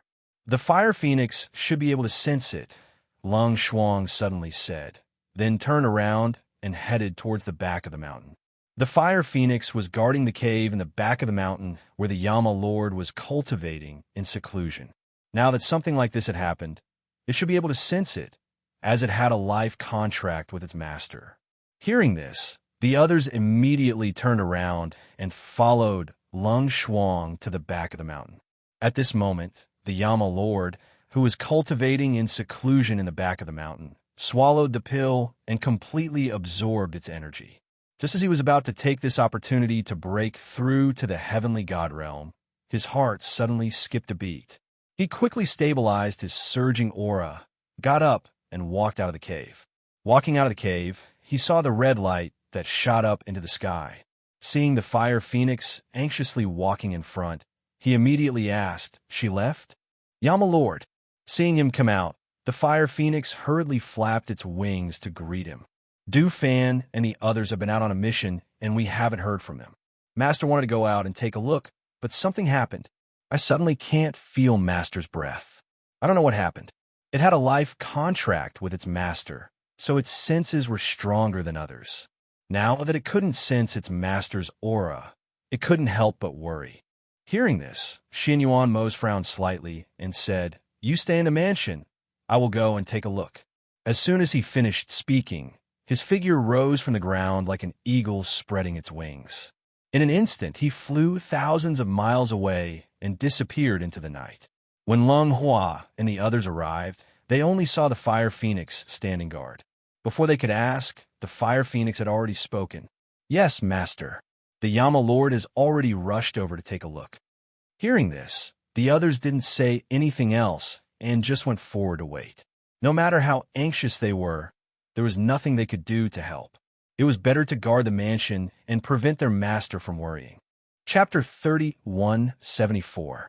Looking at the place in front of him, dark clouds swirled in his eyes. His face was as dark as water. He looked around and noticed the traces of the blood array on the ground. His heart trembled slightly, and he turned to leave. Not long after he left, many people came to the place. They stared at the huge pit and clicked their tongues in wonder. They studied it for a long time, but they still couldn't figure out what had happened back in Feng Manor. Leng Hua and the others quickly gathered around him. "Yama Lord, have you seen our master?" Leng Hua asked. Leng Hua, Hui Lang, and Ing Yi were also there. Even Qin Xian, who had taken care of Hao in the courtyard, came to the front yard with the child. "I didn't see anyone, but there are traces of the blood array on the ground. There are also remnants of a black aura in the surroundings. It seems to be the demon's people." As Xin Yuan Mo spoke, he had a pensive look on his face. In his heart, he was guessing where the blood array would take her to. Will Master be okay? Qin Xian couldn't help but ask. Yes, master. Will the ghost doctor be okay? No, no, no, no. With the ghost doctor's strength and ability, how could anything happen to her? She will definitely be safe and sound. Grey Wolf hurriedly said. Xinyuan Mose sat on the main seat. He glanced at them and ordered in a deep voice, I'm going to cultivate in seclusion and try to break through to the divine realm as soon as possible. Now that Fengjiu hasn't returned, you can take care of everything in the manor. Yes, everyone replied and stood up straight. Hui Lang, Ing Yi. Xinyuan Mose's gaze fell on the two of them. Master. The two of them stepped forward and looked at him. You two go and find out about the demons and the Black Lotus Master. I want to know everything after I come out of seclusion. Hearing this, the two of them immediately replied, Yes. Don't worry, Master. Xinyuan Mo stood up and said to Lung Shuang and the others, Take good care of how... Then, he went to the back of the mountain. Inside the Feng Manor, Elder Mei, Lung Hua, and the others were guarding it. Fire Phoenix continued to guard the cave in the back mountain. As for Xianyuan Mose, he had entered seclusion. Because he was worried about Fengjiu, he needed to break through in the shortest amount of time possible. On the other side, early morning, Fengjiu, whose robe had been cut by the wind blade, treated and bandaged the wounds of Du Fan and the others who were lying on the ground. Then, he leaned against the side and rested, his eyes paying attention to the movements around him. At that time, when the blood array was activated, she was only able to save the few of them in time. But because of that, she was sent to this unknown valley. Fortunately, although Du Fan and the others were heavily injured, they managed to preserve their lives. As time passed, Guamo woke up first. The moment he opened his eyes, he saw his master sitting by the side, leaning against a tree. He couldn't help but be stunned. Master, why are you here? Fengjiu glanced at him and said, If I wasn't here, you guys would probably have gone to see the King of Hell. At this time, Guamo finally regained his senses. After seeing the wounds on his body, his expression changed. We were ambushed. We don't know what happened after that. Fengjiu threw a water bag filled with spirit spring water to him and said, Drink some. You guys are all heavily injured. When they wake up, I will tell you all the details. Guamo caught the water bag that Fengjiu threw over and opened it to drink a mouthful, quenching his thirst. He went forward and shook the others, waking them up one by one. When Du Fan and the others were shaken awake by Guamo, the moment they opened their eyes, they saw Fengjiu in front of them. They were all shocked. Chapter 3175. Seeing that they had awakened one by one, Fengjiu briefly explained the situation to them. Finally, she said, So, this is what you see now? As for where this place is, it seems to be a valley. As she spoke, she took out a few fruits from her space and threw them to them. Fill your stomachs. The few of them took the fruits and ate them. As the spiritual fruits entered their stomachs, a warm current surged into their bodies and soothed their internal injuries. They looked at their bandaged wounds and asked, Master, should we go and find a way out first? You are all injured. Since you're awake, you should rest here first. I'll come back after I explore the path. As she spoke, she summoned Tun Yun from her space and had to guard them here. She left first to explore the surroundings and get a feel of the terrain. She flew forward on her sword.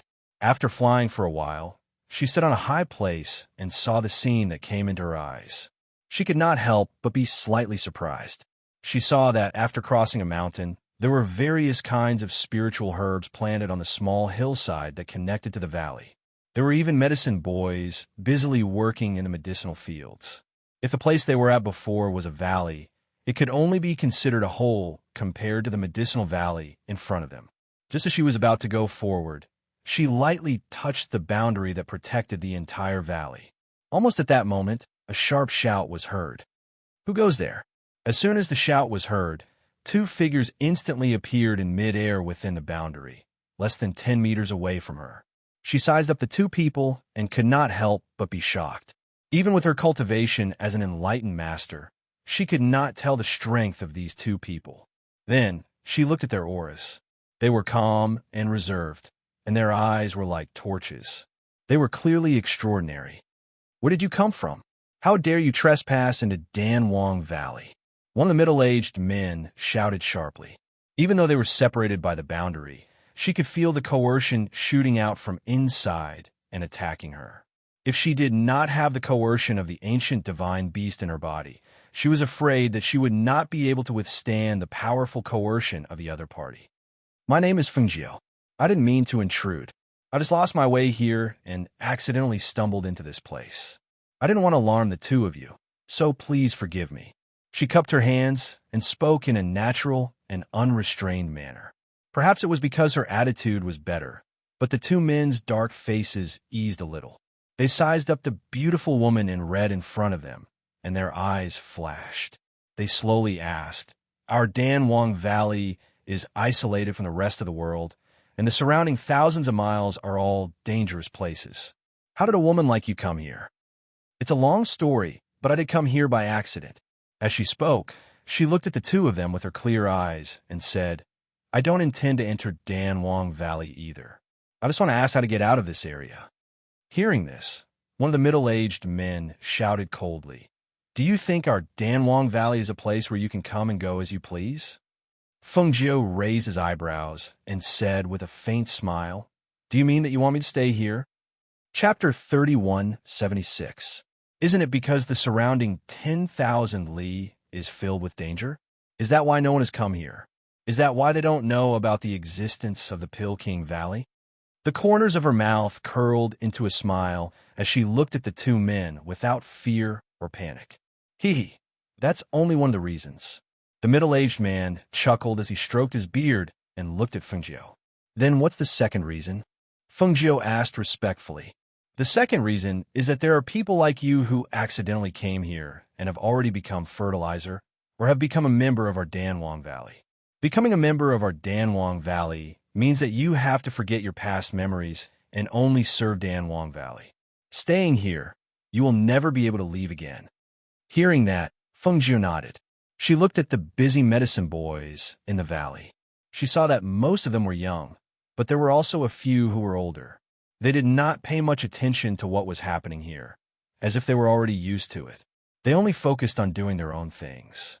Just as she was pondering, one of the two people inside the barrier suddenly rushed out and reached out to grab her.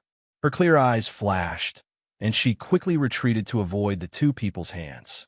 At the same time, she asked with a smile, "What do you want to do? Your appearance and bearing are both outstanding and can be called peerless. It's a pity to become fertilizer. Why don't we capture you and feed you the water of oblivion and leave you in Dan Wong Valley?" As the middle-aged man spoke, his eyes flashed as he stared at Fengjiu. Dan Wong recently said that he's lacking someone to serve him. If we send you to him, he will definitely be rewarded greatly. Hearing that, Fengjiu's smile deepened, but her clear eyes were cold and a cold light faintly flashed. She looked at the two people rushing over and said with a smile, "Since that's the case, why don't you two take me to see Dan Wong before making a decision? You should know that a beauty without a true temperament is lacking in wildness. Dan Wong might not like her. Besides, the two of you are powerful. I'm just a little girl. I can't escape from the palms of the two of you, right? At least you know your place."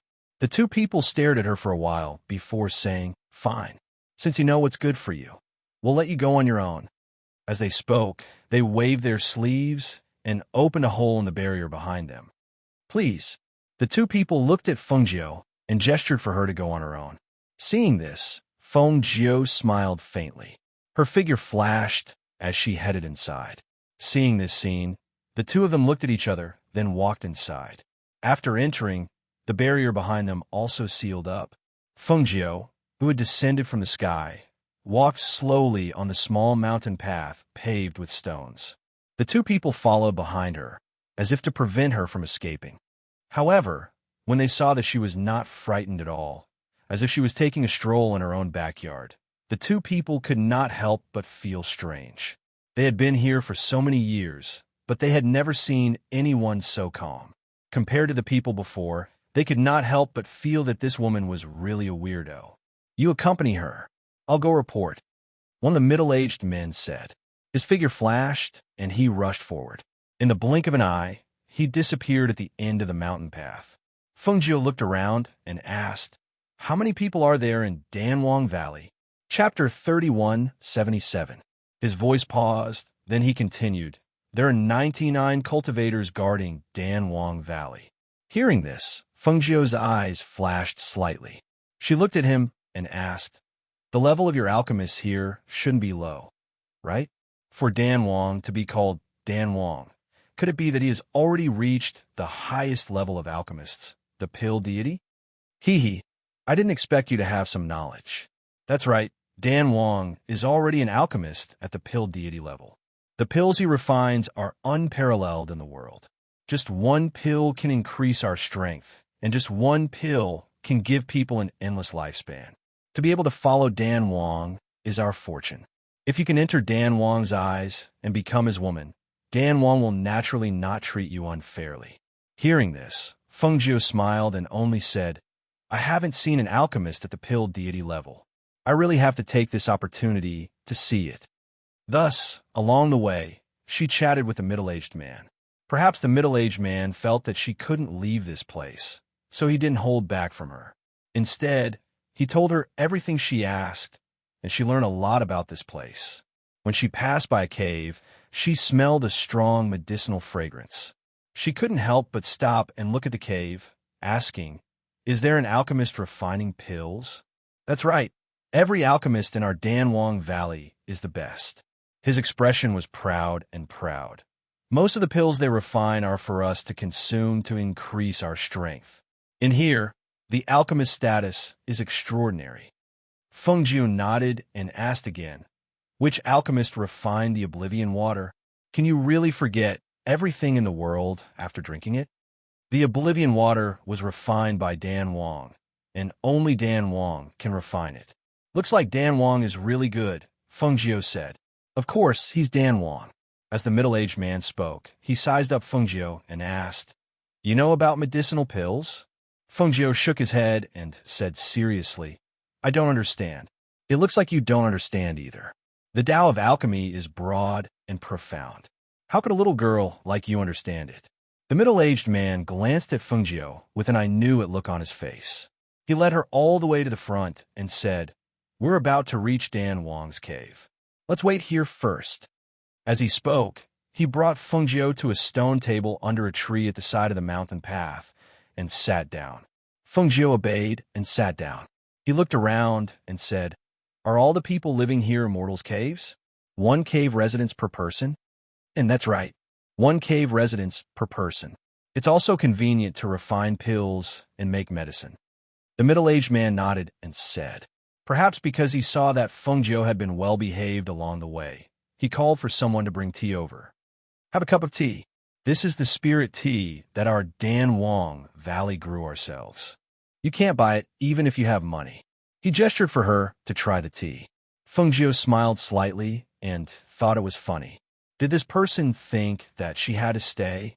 Did he think that she would never be able to escape once she entered this place? Then should we hand over all the pills refined by the alchemists in the valley? Chapter 31:78. So that's how it is. As Fengjiu spoke, she looked to the front and saw the middle-aged man who had left earlier walk over. She picked up the teacup and took a sip. Sure enough, the tea was fragrant and sweet as it entered her throat. There was even a faint aura of spiritual power condensing in her body. "How is it? Does Danwang want to see her?" The middle-aged man sitting next to Fengjiu asked as he looked at the person who had come.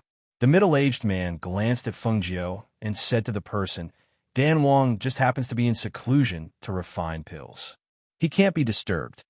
Didn't I hear that Danwang had just refined a new pill not long ago? Why is he in seclusion to refine pills again?"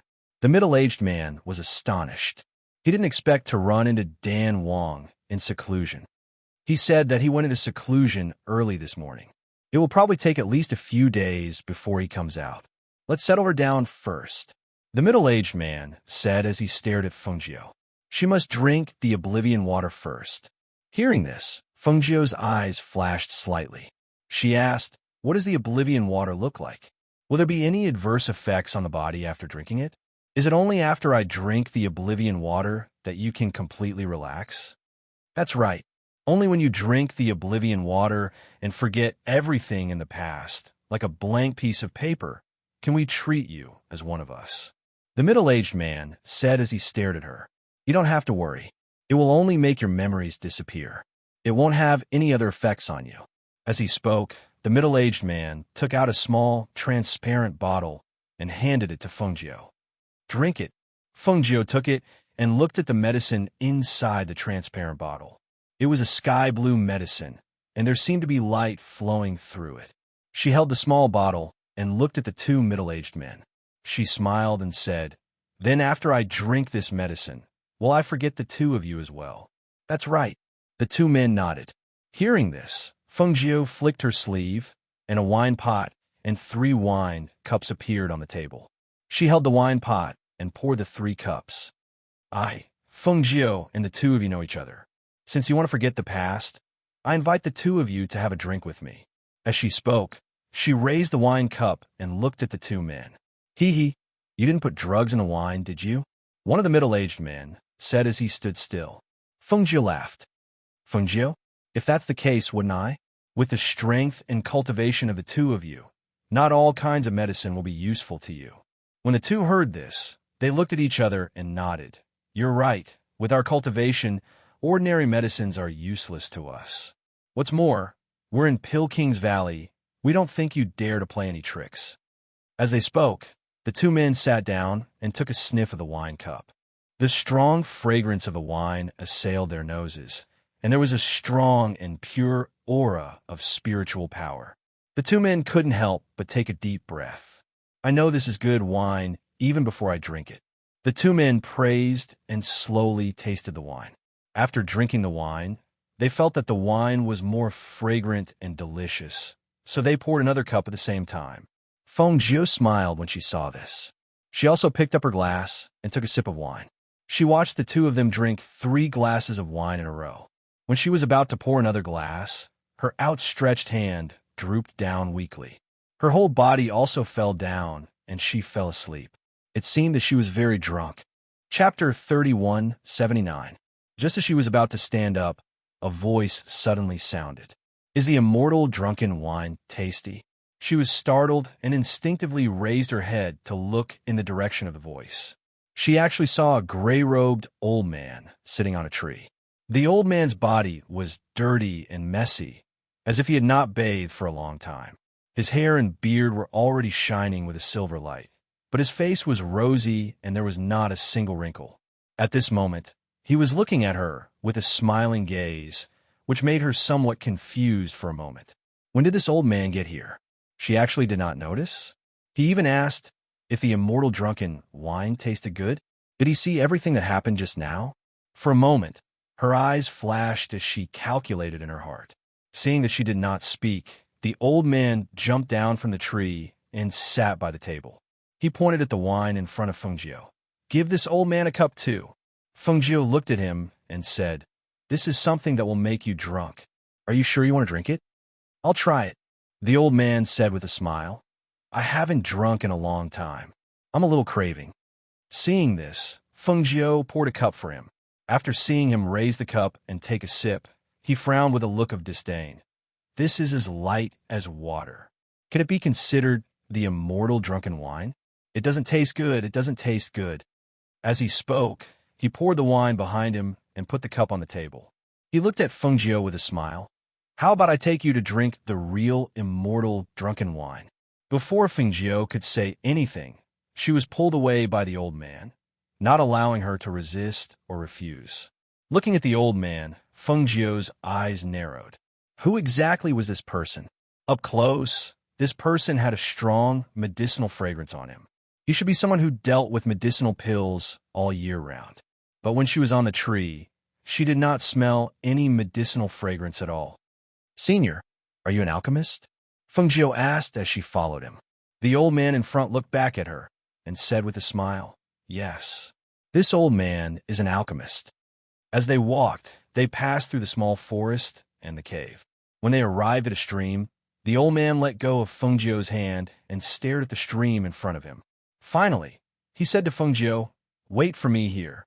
His figure flashed past, and his feet stepped on the rocks as he leaped out. He came to the side of a big tree at the bottom of the stream and began to dig. Not long after, he dug out a jar of wine from the soil in the stream. Ha, it's still here. He smiled so excitedly that his eyes narrowed. He walked quickly to Fengjiu's side and said, "Let's go. This old man will let you have a taste of the true drunken immortal." As he spoke, he carried the jar of wine to the other side of the forest. He sat down under a tree and was about to open the jar to drink when Fengjiu said, "Wait." The old man looked at her and asked, "What's wrong? Isn't it a pity to have wine without food? When I came here earlier, I saw a group of spirit chickens in the forest. How about I catch two and roast them?" She looked at the old man with sparkling eyes. "Spirit chickens?" The old man was stunned for a moment, and his expression was strange. "You mean the phoenix-tail spirit chicken?" "Yes." Fengjiu nodded and said, "I'm good at roasting chicken. It'll definitely taste great with wine." Hearing this, the old man's eyes lit up. "All right, then you go. I'll wait for you here," the old man said, looking at her. Seeing this, Fengjiu nodded and turned to leave. Chapter 3180. Fengjiu walked back to where she came from. Because of the old man's unfathomable strength, she wanted to take this opportunity to leave. However, thinking of the old man's expression and casual tone, she became uncertain. Although he did not know who this person was, but one thing was for sure, and that was this old man was the alchemist inside. However, this alchemist clearly saw everything, but did not mention anything, did not say anything, and instead pulled her to drink. This made her a little confused. What did he want to do? After catching two phoenix-tailed spiritual chickens, she went back. It was not that she didn't want to leave, but she felt that the old man wouldn't let her go so easily. Maybe when she slipped away, the old man would follow her. With his unfathomable strength, even if he followed her, she wouldn't be able to find him. Thinking of this, she couldn't help but sigh. The cultivators she had seen outside for a long time were not much stronger than her, but she didn't expect that when she came here, she would meet several people who were stronger than her. After returning with two phoenix-tailed spiritual chickens, she saw the old man sitting under a tree with a wine jar in his arms, resting with his eyes narrowed. She went forward and called, "Senior, I caught the phoenix-tailed spiritual chicken." The old man opened his eyes and looked at Fengjiu, smiling. "Then you deal with it." Seeing this, Fengjiu collected the blood of the phoenix-tailed spiritual chicken and the longest tail of the two spiritual chickens. Instead of using branches to make a fire, she directly cleaned the chicken's feathers and internal organs, wrapped them in mud, and made a beggar's chicken. She directly baked it with the flame in her hand. The old man sat beside her and watched, his eyes flashing. She didn't know what he was thinking. As time passed, she dug out the two beggar's chickens and cracked them open. When a rich fragrance filled the air, the old man's eyes lit up. "It smells so good. Senior, try it." Fengjiu handed him one of the chickens. The old man didn't refuse. He took out a pair of chopsticks from his sleeve and ate the chicken. Then he praised, "You're really good." As he spoke, he poured a glass of wine and drank it. Then, he poured another glass for Fengjiu. "Come, try this drunken immortal." Hearing this, Fengjiu paused for a moment. "If this is the drunken immortal, I'm afraid I'll be drunk with just one cup.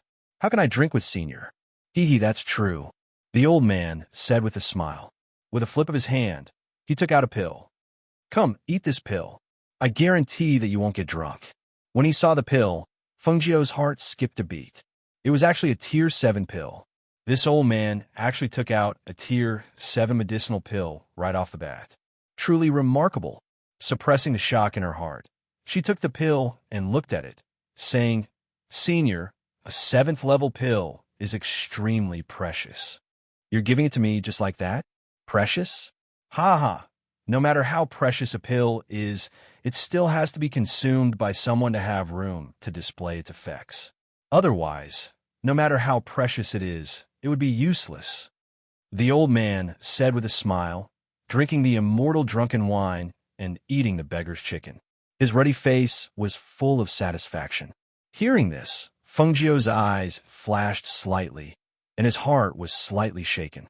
No matter how precious a pill was, it still had to be consumed by someone to display its magical effects.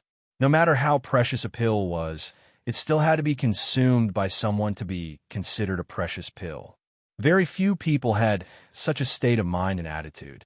Chapter 3181. It really is the drunken immortal. She looked at the old man with surprise and asked, "Senior, this place is cut off from the rest of the world. How could there be the drunken immortal?" Also, the old man in front of her was drinking cup after cup, yet he didn't seem drunk at all. Could it be that he also ate the drunken pill in advance? The old man narrowed his eyes as he tasted the wine. He leaned against the tree and looked at her with a relaxed expression as he said, "This drunken immortal was brewed by this old man. It's just that I haven't drunk wine in a long time and haven't brewed anymore. I hid the last jar here before and only dug it out today to drink it." Then the drunken immortal outside. Naturally, there are people who imitate it, but it's only 30% similar. Only you guys think it's the drunken immortal. The old man lightly snorted as he drank the wine in his cup. Seeing Fengjiu staring at him, he began to laugh. "Little girl, could it be that you're interested in it?" Fengjiu looked at him and said, "My grandfather likes to drink wine, and I also know how to brew some. However, I can't brew the drunken immortal." "That's easy.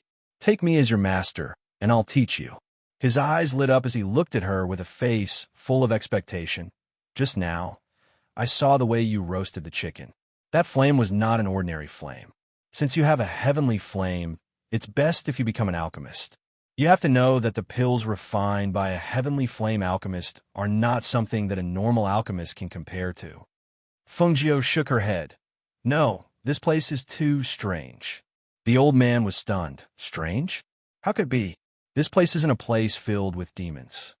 The two people from before said that if the people who came here didn't drink the forgotten dust water, they would be used as fertilizer.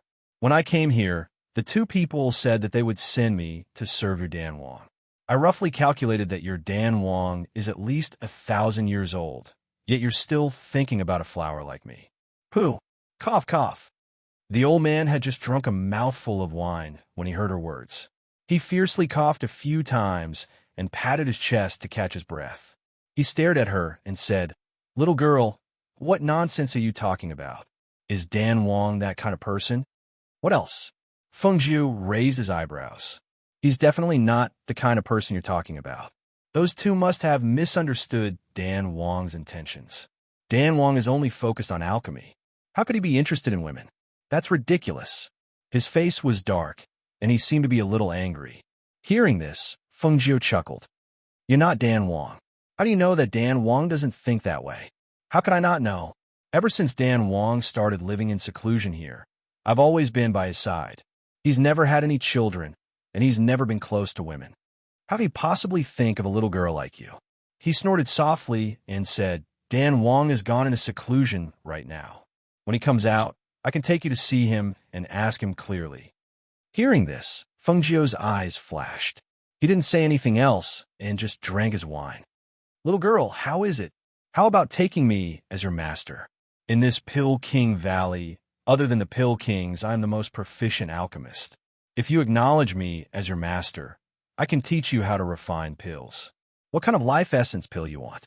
Pills that can increase your strength will be a piece of cake for me." Chapter 3182. Fengjiu stared at him, thought for a moment, and asked, "Don't you need to drink the oblivion water?" "No need." The old man waved the drumstick in his hand, and oil splashed out. "But I can't stay here for too long. I have to leave," Fengjiu said.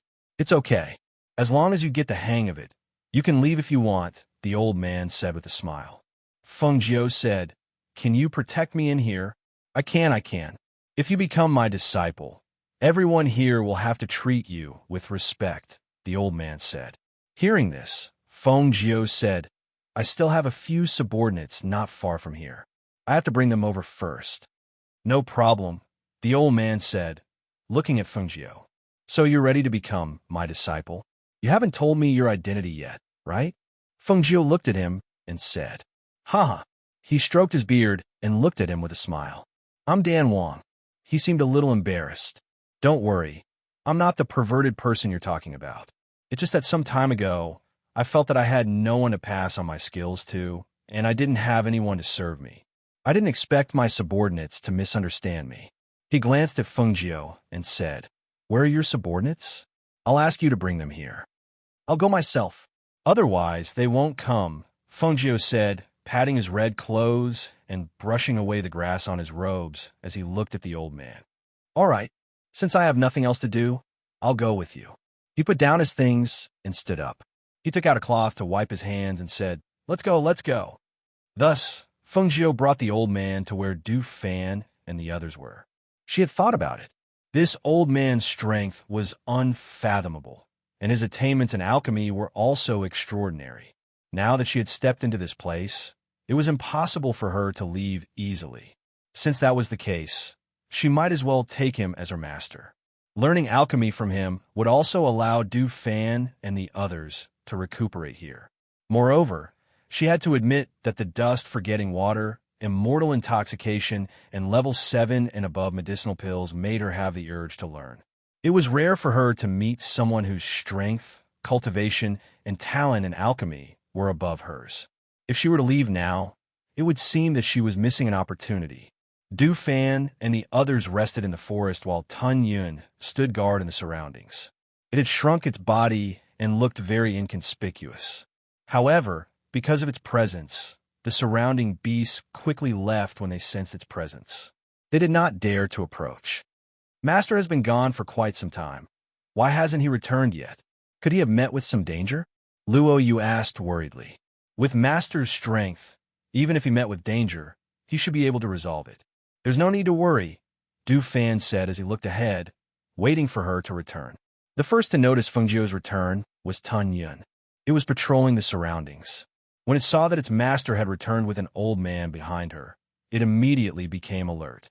"Master!" When they saw her, they all stood up and greeted her. They were a little surprised to see a dirty old man behind her.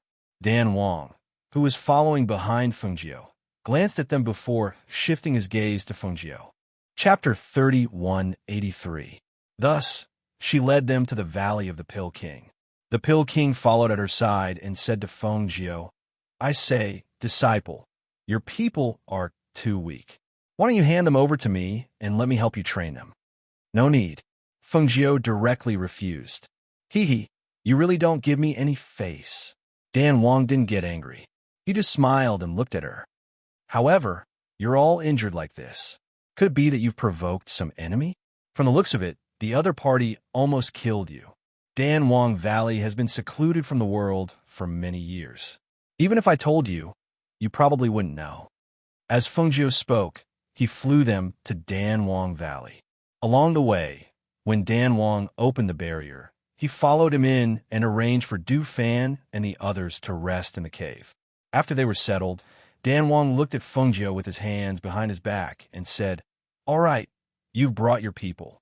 In a moment, I'll have my subordinates make arrangements for the apprenticeship ceremony tomorrow. After tomorrow, this old man will be your master. I could be your apprentice, but I won't kneel." Fengjiu looked at him and said. Hearing this, Dan Wang's hand that was stroking his beard paused. He stared at her for a while and nodded. "All right, then you should rest well. Rest well. Tomorrow, someone will come to lead you to the front." After saying this, he didn't stay for long and turned to leave. After he left, Fengjiu walked to the cave where Du Fan and the others were resting. As soon as they entered, they asked, "Master, who is that Dan Wang? Is it really okay for us to stay here? Master, are you really going to take him as your master?" After a series of questions, Fengjiu raised his hand and said this Dan Wang Valley is isolated from the rest of the world, and the surrounding 10,000 miles are all dangerous places. It will be difficult for us to leave in a short time. In addition, all of you are seriously injured, so we can only stay here and recuperate. Moreover, the people in this place are not weak. The 3 people I've met so far are all stronger than me. Although it's very likely that it's because of the advancement pills, we have to stay here regardless of whether we're willing or not. Hearing this, everyone fell silent. Since their master had said so, they definitely couldn't leave even if they wanted to. Since that was the case, they could only take one step at a time. At least for now, it seemed that Dan Wang wouldn't do anything to them. Recuperate first. My Immortal's Cave is less than 100 meters away from you. If you need anything, you can look for me. Feng told them to have a good rest first. Yes, they responded. They knew that they had to recuperate first before anything else. After returning to the Immortal's Cave to rest, Feng felt that today seemed a little messy. With Dan Wang's experience, she didn't believe that he couldn't see through her intentions, but he still said that he wanted to take her as his disciple. Perhaps it was true that he wanted to take her as his disciple, but she felt that letting her go after she learned something was definitely a lie. She reckoned that even if she really learned his skills, he definitely wouldn't be willing to let her leave this Dan Wang Valley and return to the secular world. However, she didn't say anything at the moment, so she could only take one step at a time. This contest had just begun, so it was a little too early to say these things now. What she didn't know was that on that night, the two middle-aged men who had drunk the drunken immortal had already woken up and appeared at Dan Wang's Immortal's Cave and were showered with dog blood. Chapter 3184. The alchemists in Dan Wang's valley couldn't help but look forward to it. Someone asked, "Is he going to pick someone from among us to be Dan Wang's disciple?" If that's the case, then that's great. If they can be Dan Wang's disciple, their alchemy skills will definitely be better. I just don't know who among us Dan Wang will pick to be his disciple, another alchemist said. He wasn't sure either. After all, in their opinion, the alchemists in the valley were all at the same level, so it was really hard to say. Hearing the words of the two alchemists, a cultivator stepped forward and whispered, "He's not going to pick someone from among us." Dan Wang picked a woman, a red-clothed woman who accidentally barged into Dan Wang's valley. She's extremely beautiful. Hearing this, those alchemists were startled. Someone from outside? How is that possible? Our valley is isolated from the rest of the world. Not just anyone can come here, let alone a woman. Could there be a mistake? There's no mistake. I've seen that woman before. She's very young. Dan Wang even went out with her a few days ago. When they came back, there were a few more injured people following them. I heard that Dan Wang wants to accept that woman as his successor. We'll be able to see her later. Hearing that person's words, all the alchemists were shocked and stunned. They thought that Dan Wang would pick one of them as his disciple, but they didn't expect that he would actually pick a woman from outside. How could a mere woman become a good alchemist? How could a woman be compared to them? Dan Wang was really muddle-headed. How could a woman catch Dan Wang's eye? I like to see what kind of skills this woman has. An alchemist said, his face darkening. That's right. I also want to see what's so outstanding about this woman that Dan Wang wants to accept as a successor. How could she make Dan Wang abandon us and choose her? That's right. If she doesn't have true ability, this old man won't accept it. If she doesn't have true ability, I won't admit that she's Dan Wang's successor. She's the next successor of Dan Wang's valley. Not bad. Exactly. I must find out what's going on. For a moment, all of them were in high spirits. They seemed to be very angry and very unwilling. If he was the successor of Dan Wang, then he would be the young master of Dan Wang Valley and the next successor of Dan Wang Valley. If such a person didn't have any real ability, how could they easily acknowledge him? When the King of Pills walked out with a woman in red, all of their gazes landed on the woman in red. With just one glance, they all frowned at the same time. He was too young. In front of them, Dan Wang was dressed in a wide white robe. His white hair and beard made him look like an immortal. He looked extraordinary. He walked slowly with his hands clasped behind his back. Out of the corner of his eye, he kept an eye on the red figure following behind him. Seeing her calm demeanor, he couldn't help but nod to himself. She was indeed worthy of being the person he had chosen. Her calm demeanor was extraordinary. At this moment, how could he know that Feng was someone who had experienced countless things? How could a mere person from Dan Wang Valley shock her? As she walked forward, her gaze swept across the crowd below, sizing them up without batting an eyelid. She followed Dan Wang to the center. Seeing that Dan Wang had stopped, she stopped and stood quietly beside him, facing the crowd. Chapter 3185. As soon as Dan Wang's words came out, the people below began to discuss. Someone walked out and said, "Dan Wang, this woman's background is unknown.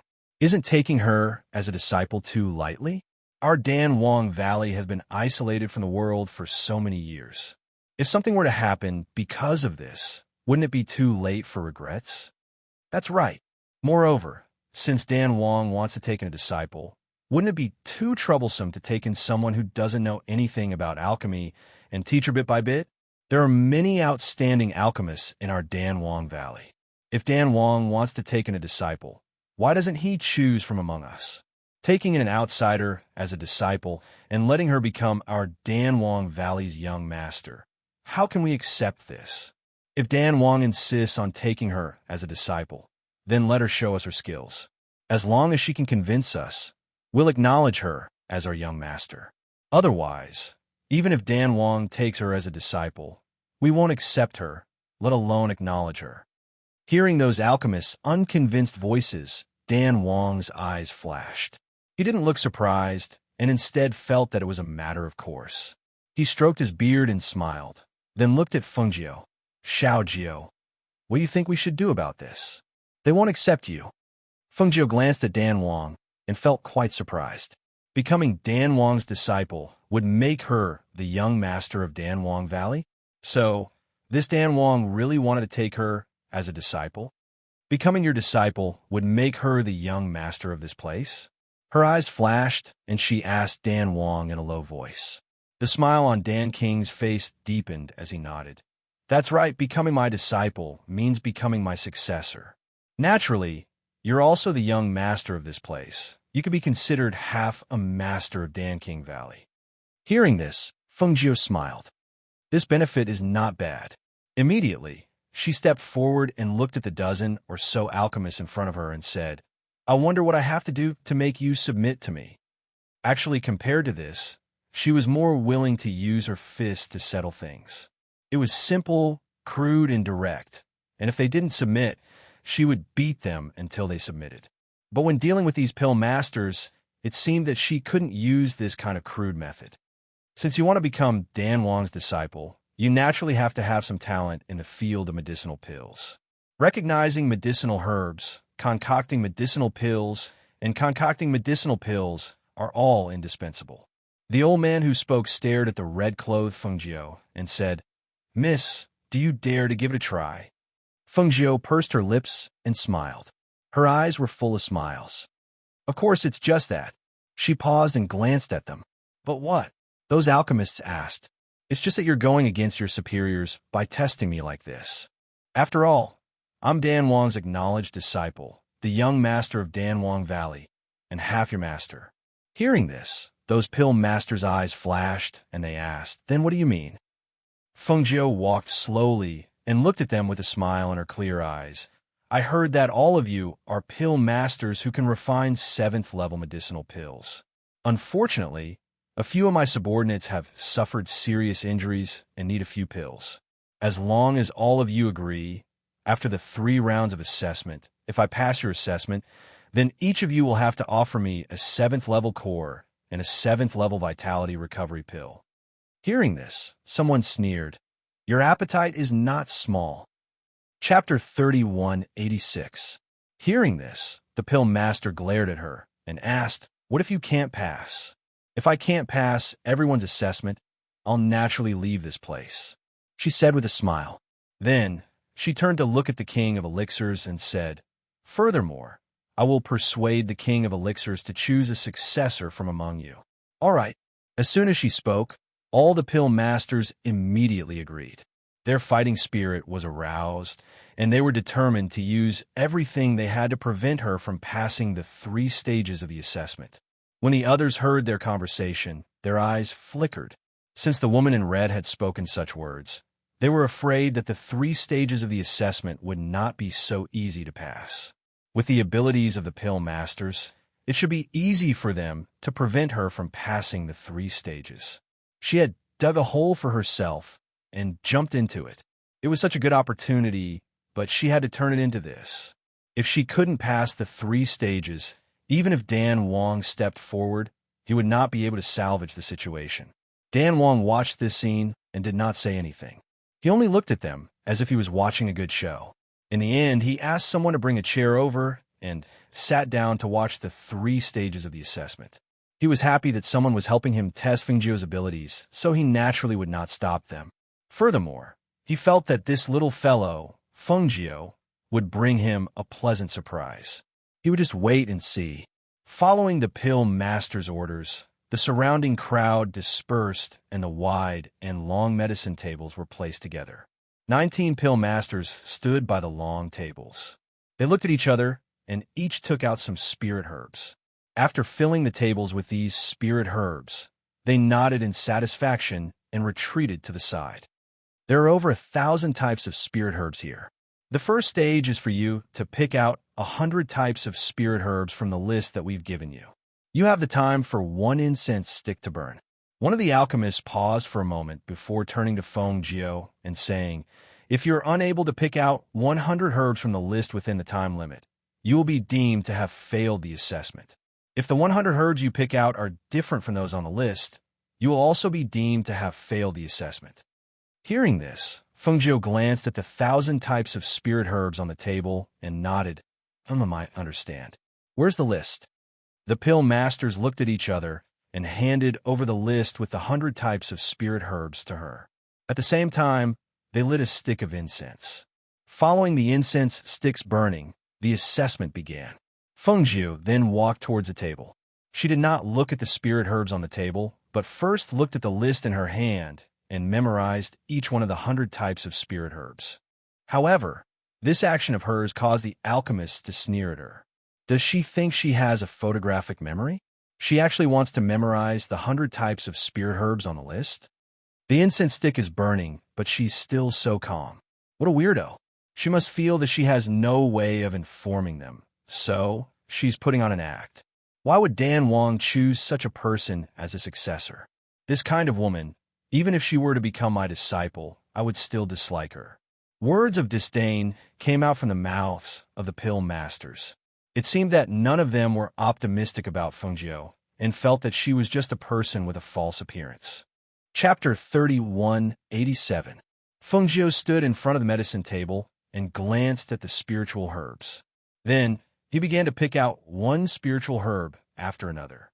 The speed at which she chose the spirit herbs was extremely fast. She didn't even need to think before she directly reached out to pick them up and placed them on an empty table beside her. The 19 alchemists felt a sense of familiarity when they saw her holding the elixirs. Their eyelids couldn't help but twitch as they felt a sense of uneasiness in their hearts. Looking at this little girl's actions, why did it seem like she was very familiar with spirit herbs? Could it be that they had dug a hole and jumped into it themselves? Seeing the little girl pick out those spiritual herbs without even looking at the list of herbs, they couldn't help but be on guard. Looking at the incense stick, they saw that it had burned halfway, and there were at least 60 to 70 stalks of spiritual herbs on the table beside the little girl. They couldn't help but feel a little nervous. Could it be that he had passed this round?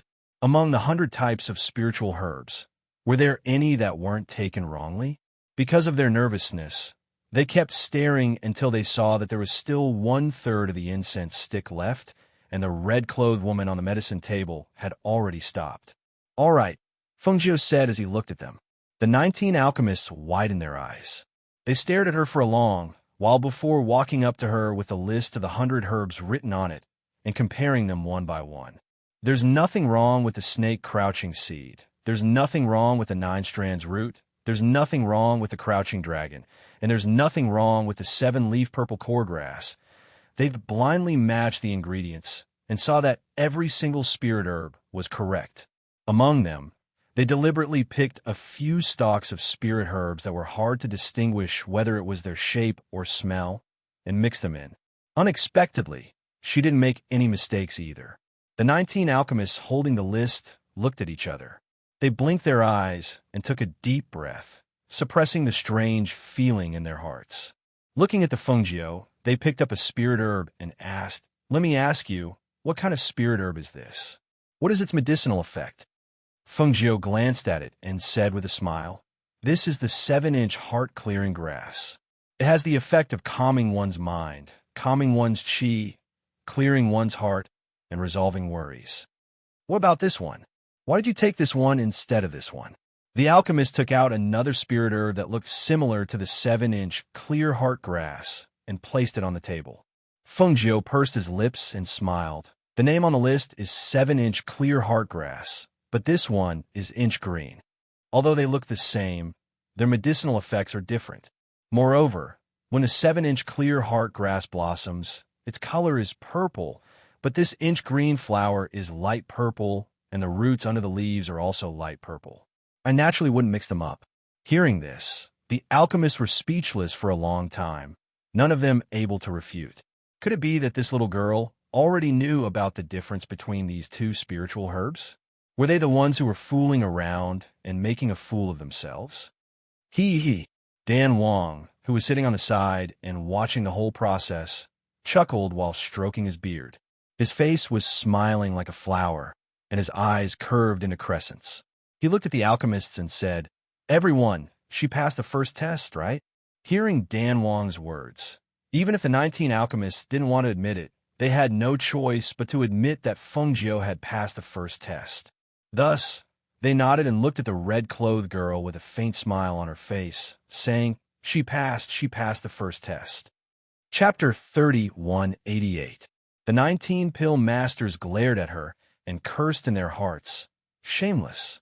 She wanted them to be merciful so that she could hand over their 7th-level medicinal pills. She even wanted them to submit to her and respectfully address her as young master. They wished they could do everything in their power to stop her in this assessment and not give her any chance. "What are you going to test in the second round?" Dan Wong leisurely watched the show and asked. The 19 pill masters were stunned and were stumped for a moment. They were only discussing the first round just now because they felt that Feng Jiu wouldn't be able to pass the first round, so they didn't think about how to test her in the second round. Looking at the stunned expressions of the dozen or so pill masters, Dan Wong smiled. "Don't tell me you haven't thought about it yet? Previously, you said that she could recognize herbs, make medicine, and refine pills. Since she's already passed the first round, then the second round is naturally about making medicine. Why don't you give her a prescription and let her make a medicine on the spot?" When Dan Wong said this, the pill masters looked at each other and felt that this method was feasible. So after discussing for a while, they nodded. "All right, then let's make medicine." So the 19 of them gathered together to discuss what kind of prescription to give to Feng Jiu to refine. She was able to distinguish 100 types of spiritual herbs in less than an incense stick's worth of time. I think she should have dabbled in medicinal pills. The prescription we gave must not be too simple. Otherwise, it will be easy for her pass. And that's reasonable. I feel that we should discuss the difficulty of this list. We can't give her a prescription that's too simple. Another pill master agreed. But we don't know how deep this little girl has dabbled in alchemy. If we give her a prescription that's too simple, she will easily pass. If we give her a prescription that's too difficult, it will seem like we're bullying her. This seems doubt for a moment. Everyone hesitated. After all, they weren't ordinary pill masters. Adding on their age, they didn't want the people in Dan Wong's valley to think that they were bullying a little girl. How about this? Let's first ask her about her involvement in alchemy. If she is also an alchemist, then things will be much easier. An alchemist suggested, "Will she be honest? If she doesn't tell the truth, we won't know if what she said is true or false. Let's ask him first and see what he thinks."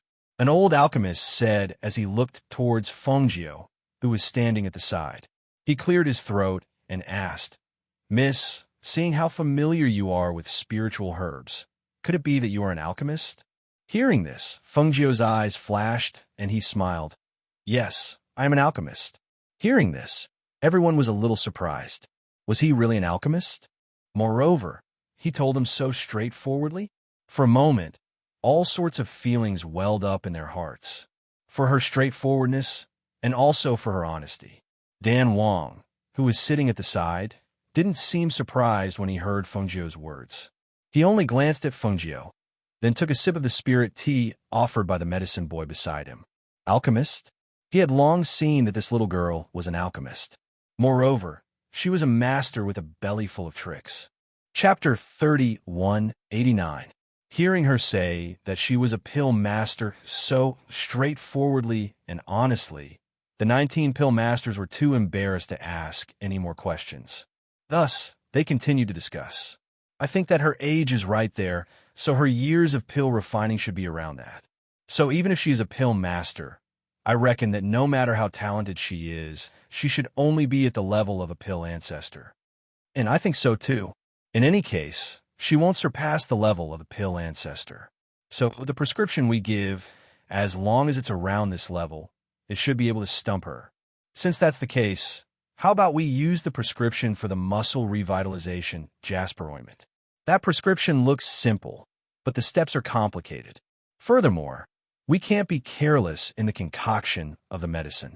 If we use too much or too little medicine in a single step, the medicine refined won't be able to be used. The difficulty of that prescription is so high that even a pill saint might not be able to concoct it.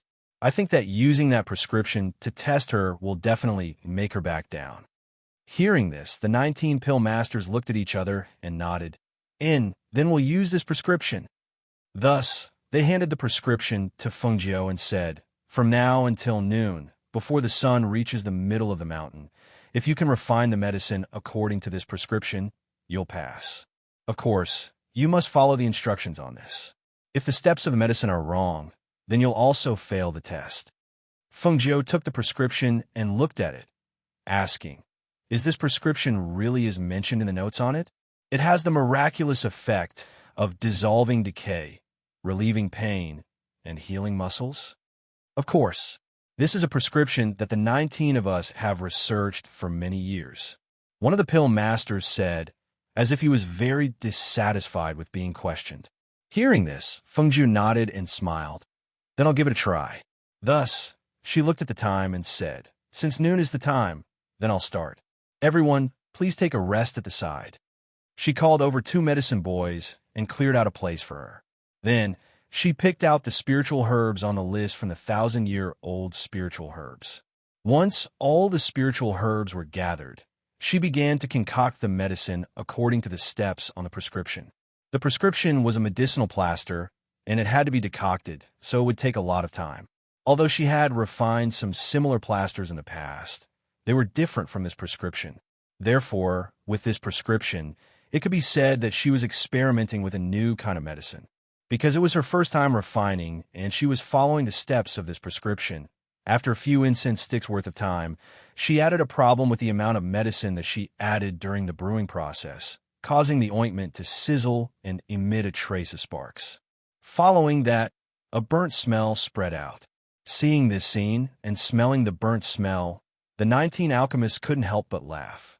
I said I knew she wouldn't be able to concoct the muscle revitalization Jasper ointment. Is that ointment something that just anyone can make? I've already told her before that as long as there's a slight imbalance in the amount of medicine added, the whole pot of medicine will be ruined. She should have been more careful, but now she's hit a wall, right? An alchemist by the side laughed and said, you can't blame her. Who hasn't been young and frivolous before? It's already pretty good that she made us take out the prescription of the Jasper cream to test her. Chapter 3190. Hearing their words, Dan Wong stroked his beard and smiled. It's too early to say that. Who can say for sure whether she can pass the test until the last moment? Hearing that, the 19 alchemists looked at him. Dan Wong seems to have high hopes for her. But, Dan Wong, have you forgotten that she is just a woman, and she is still young? Does Dan Wong really think she can make the formula that was developed by 19 of us? It's useless to say more. Let's wait and see. Dan Wong smiled and didn't argue with them. Fengjiu, who was making the ointment, didn't take their words to heart. She was concentrating on the formula and the ointment. She failed for the first time, but she still had time. She could take her time to study it. She was sure she could make the ointment. The people around her were watching. Because it was an open process, her every move was seen by everyone. Therefore, her careful addition of the medicine naturally fell into everyone's eyes as well. They couldn't help but think, maybe she really can't make the ointment. After all, this was a prescription that 19 pill masters had researched and refined for many years. She was such a young woman who had never come into contact with this prescription before. So how could she possibly refine this ointment in such a short period of time? However, when everyone thought it was impossible, Feng Jiu was still concentrating on making the ointment. Those alchemists also sat down on the field with their legs crossed. Some started to cultivate, some were dozing off. Even Dan Wang couldn't help falling asleep while waiting. The 19 alchemists were also yawning with their eyes half closed. Their eyelids were drooping, as if they had fallen asleep. As time went by, a strong medicinal fragrance spread out. Those people who were dozing off couldn't help but feel shocked when they smelled the medicinal fragrance. They suddenly woke up. What a strong medicinal fragrance. This medicinal fragrance is so familiar. Is this the smell of the muscle revitalization jasper ointment? No, it smells even better than that. The medicinal fragrance is even stronger. The alchemists rubbed their eyes and looked at Feng Jiu in front of them. They saw that she was brewing the ointment, and the ointment was gradually taking shape. It emitted a rich medicinal fragrance and a jade-like sparkling green color. She has successfully brewed the jasper ointment? That's not right. Why is the color of her ointment even better than the ointment we made? The aura of spiritual energy hovering above the medicine is also extremely dense and pure. This can't be. She upgraded the flesh regeneration jasper ointment. Is this an upgraded version? Another alchemist took over the other's words and stared at the ointment Feng Jiu was brewing in disbelief. Is that possible? How is it possible to change the prescription if it's just following the prescription? Was there a mistake somewhere? Or did she make a mistake? Someone said in disbelief. He didn't believe that Feng Jiu could brew the ointment and even upgrade the grade of the ointment. Dan Wang narrowed his eyes and smiled. Not bad. She's really worthy of being my disciple. Chapter 3191. Dan Wang nodded. Yes, judging from the medicinal fragrance and color, she has indeed improved the flesh jasper ointment by a level. It seems that your 2 tests are not difficult for her. The 19 alchemists were speechless for a moment. None of them knew what to say. They just stared at Feng Jiu, watching her boil the ointment and put it in front of them. They raised their heads and looked above their heads. It was not time yet, but she had already finished. Take a look. Feng Jiu put the ointment on the table and sighed softly. She took out 2 cups of spirit wine from her space and drank it to ease the tension. The 19 alchemists surrounded her. 19 heads poked forward at the same time to study it. One by one, they said something. Not bad. The color is indeed better than the ointment we brewed. The medicinal fragrance is also very pure and strong. The aura of spiritual power in this ointment is also very pure. The color of the ointment is not mixed.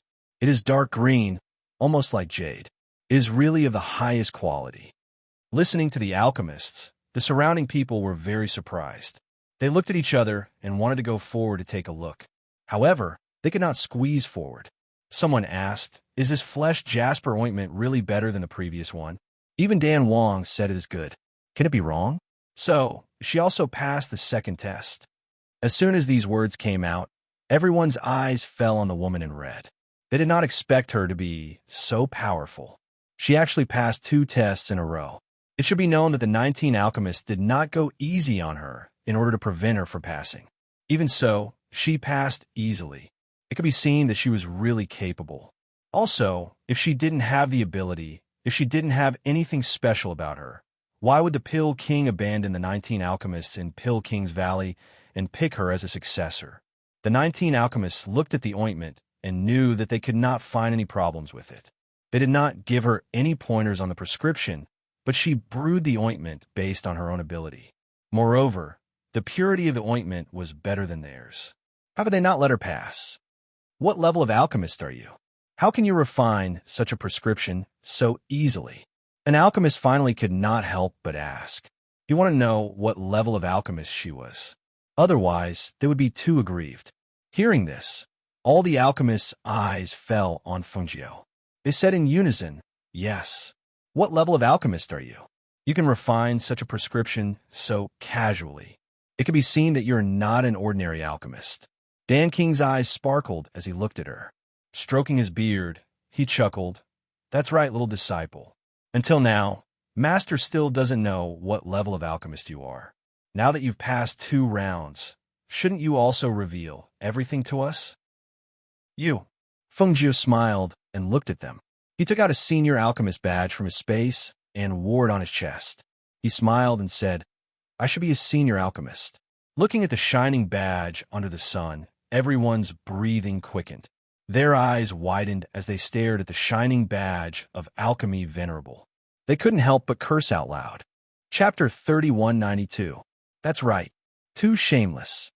She's actually an Alchemy Venerable, and you're actually acting like you don't know anything. Too shameless. This old man has lived for so many years, and I've never met someone as shameless as you. This is simply deceiving us.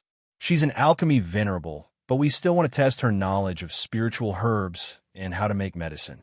This is simply like asking a child's question to an adult. Too shameless. Taking advantage of us. Looking at the alchemy master's faces flushed red with anger, Fengjiu was stunned and said very innocently, It's not that I want to hide it from you, but that you never asked me.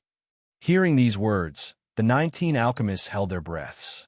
They were stuck between a rock and a hard place. They only felt that their stomachs were filled with anger and had nowhere to vent it.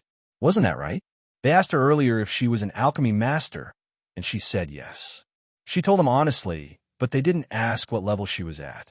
They just thought that with her age, even if she was an alchemy master, her level wouldn't be high. Who knew that she was already an alchemy venerable? After seeing Fengjiu's badge, Dan Wang's eyes lit up. Not bad, not bad. You're already an alchemy venerable at such a young age. It's really not bad. Those alchemy masters looked at Fengjiu's innocent face, then looked at her badge and gritted their teeth. You're already an alchemy venerable, and you can refine 7th level medicinal pills yourself. Why do you still covet our 7th level medicinal pills? This person was too shameless. She herself was an alchemy venerable level alchemist. That 7th tier medicinal pill should have already been refined by her, yet she actually had ideas about their medicinal pills. It was really too outrageous. Fengjiu smiled and said, Although I can refine 7th level medicinal pills, not all medicinal pills can be refined successfully. Besides, 7th level medicinal pills are so hard to find. Even if I wanted to refine them, I might not be able to do it casually. She paused for a moment before continuing with a smile. Moreover, as I said earlier, it just so happens that a few of my subordinates are injured. If they pass, I can use your pills to treat their injuries. That's not a bad thing. Cunning as a fox. He actually dared to scheme against us and want our medicinal pills. This is too outrageous. Fengjiu's lips curled into a smile as he looked at them and said, Now that we've passed the 2nd test, do you think it's necessary to test us again for the 3rd test? Hearing this, the 19 alchemists couldn't help but widen their eyes. They were already alchemy venerables. What the hell were they still taking the test for? She could even refine a 7th tier medicinal pill. So what else could they use to test her? Seeing that none of them spoke, Fengjiu's smile deepened. So, you all acknowledge my strength? Was it possible to deny it? Being alchemy venerable level at a young age, who among them could compare to this talent? One had to know that they had cultivated wholeheartedly for many years to reach this year's level of strength. Compared to this little girl, they couldn't compare at all. Seeing that none of them had anything to say, Fengjiu smiled as he turned around and walked in front of Dan Wang. He picked up the tea that was placed on the side and bowed with both hands as he offered it. Disciple Fengjiu invites master to drink tea. Dan Wang narrowed his eyes, and a satisfied smile appeared on his face. He nodded and was about to reach out to serve the tea when he heard a voice. Chapter 3193. The old man stared at Fengjiu and asked, Since you've become his disciple, why don't you kneel and kowtow? Fengjiu glanced at the old man and said, Before I started cultivating, my meridians were sealed and I couldn't cultivate. It was my master who opened my meridians and helped me walk the path of cultivation. Her voice paused and her expression carried a trace of sadness. My master is no longer in this world. He has a special meaning to me. Apart from him, I won't kneel and kowtow to anyone else. I've already made this clear to my master before I agreed to become his disciple. Hearing this, the old man's mouth opened slightly. He was somewhat stunned. He didn't expect this to be the reason. After a moment of silence, He nodded and retreated to the side without saying another word. Dan Wang's eyes flashed, and he nodded with a smile. That's right. Fengjiu already told me that she won't kneel and kowtow, and I also agreed. As long as she has me as her master in her heart, it's enough. Whether she kneels or not isn't important. As he spoke, he glanced at Fengjiu and took a sip of the tea. He then placed the teacup to the side and said, "From today onwards, you are my disciple and also the young master of Dan Wang Valley. Master doesn't have much to give you, and I'll give you some things related to alchemy." He took out a medical book and a bottle of pills, saying, "Take these as a gift for becoming my disciple." "Many thanks, Master." Fengjiu received them and thanked him before putting them away. Seeing this, the alchemists glanced at each other before taking out pills from their sleeves one by one. Taking out 2 seventh-order pills, they presented them to Yang Kai. Every alchemist took out 2 pills, and the bottles were placed neatly on the table. After the 19 alchemists were lined up neatly, they bowed to Dan Wang and congratulated him. "Congratulations, Dan Wang. Congratulations, Dan Wang." After he finished speaking, he bowed to Fengjiu. "Greetings, young Valley Master. We have offended you before. Please forgive us." Dan Wang looked at Fengjiu with a smile and gestured for her to speak. When Fengjiu saw this, he said, "It's only natural for you all to test me. I won't take it to heart. Young Valley Master is magnanimous." As the crowd spoke, they finally smiled and said, "Young Valley Master, these are our pills. Each of them is at the 7th level. Please check them." Fengjiu glanced at the pills and said with a smile, "I trust you." As soon as she finished speaking, she flicked her sleeve and put all the pills into her space. She didn't check them. Her actions won the trust and respect of the crowd. It made sense. A person at such a young age who was so outstanding in both ability and talent in alchemy was their young Valley Master. What else could they be dissatisfied with? Although she was a woman, she also showed them that she wasn't inferior to them as a woman. Naturally, they wouldn't act one way behind her back. "Congratulations, Dan Wang. Congratulations, Dan Wang. Greetings, young master." The crowd's voices rang out again. This time, it was the entire Dan Wang Valley shouting. Their voices were loud and echoed in the valley for a long time. In the afternoon, Fengjiu came to the cave abode where Du Fan and the others were. As soon as he entered, they surrounded him. Chapter 3194. Fengjiu smiled and said, "Don't worry, they didn't make things difficult for me. Furthermore, from today onwards, I'm also half a master of this Dan Wang Valley." Hearing this, they couldn't help but look at each other. Fan Lin asked, "Mistress, will they let us leave when the time comes? Right now, these aren't problems at all. Don't think too much about it. Come, I brought some medicinal pills for you. Take them and adjust your breathing. These medicinal pills will allow your internal injuries to quickly recover." As she spoke, she took out the medicinal pill she had received earlier from her space. When the bottles were placed in front of them, Fan Lin smelled the medicinal fragrance and couldn't help but open one of the bottles to take a look. He couldn't help but be stunned. "Mistress, this is a 7th level medicinal pill." "That's right, it's a 7th level medicinal pill. This is an inner core. After taking it, your internal injuries will recover in half an hour." She smiled and gestured, "Don't just stand there. Quickly take the medicinal pills and adjust your breathing. Heal your internal injuries first, then we'll talk about other things. Also, here's a bottle of jade flesh ointment. It's extremely effective for external injuries. You guys can try it later." Hearing this, they hurriedly came back to their senses. After responding, they each took one medicinal pill and sat down cross-legged to adjust their breathing. Fengjiu left Tun Yun behind to guard them while she went back first. She hadn't even reached her immortal's cave when someone called out to her on the way.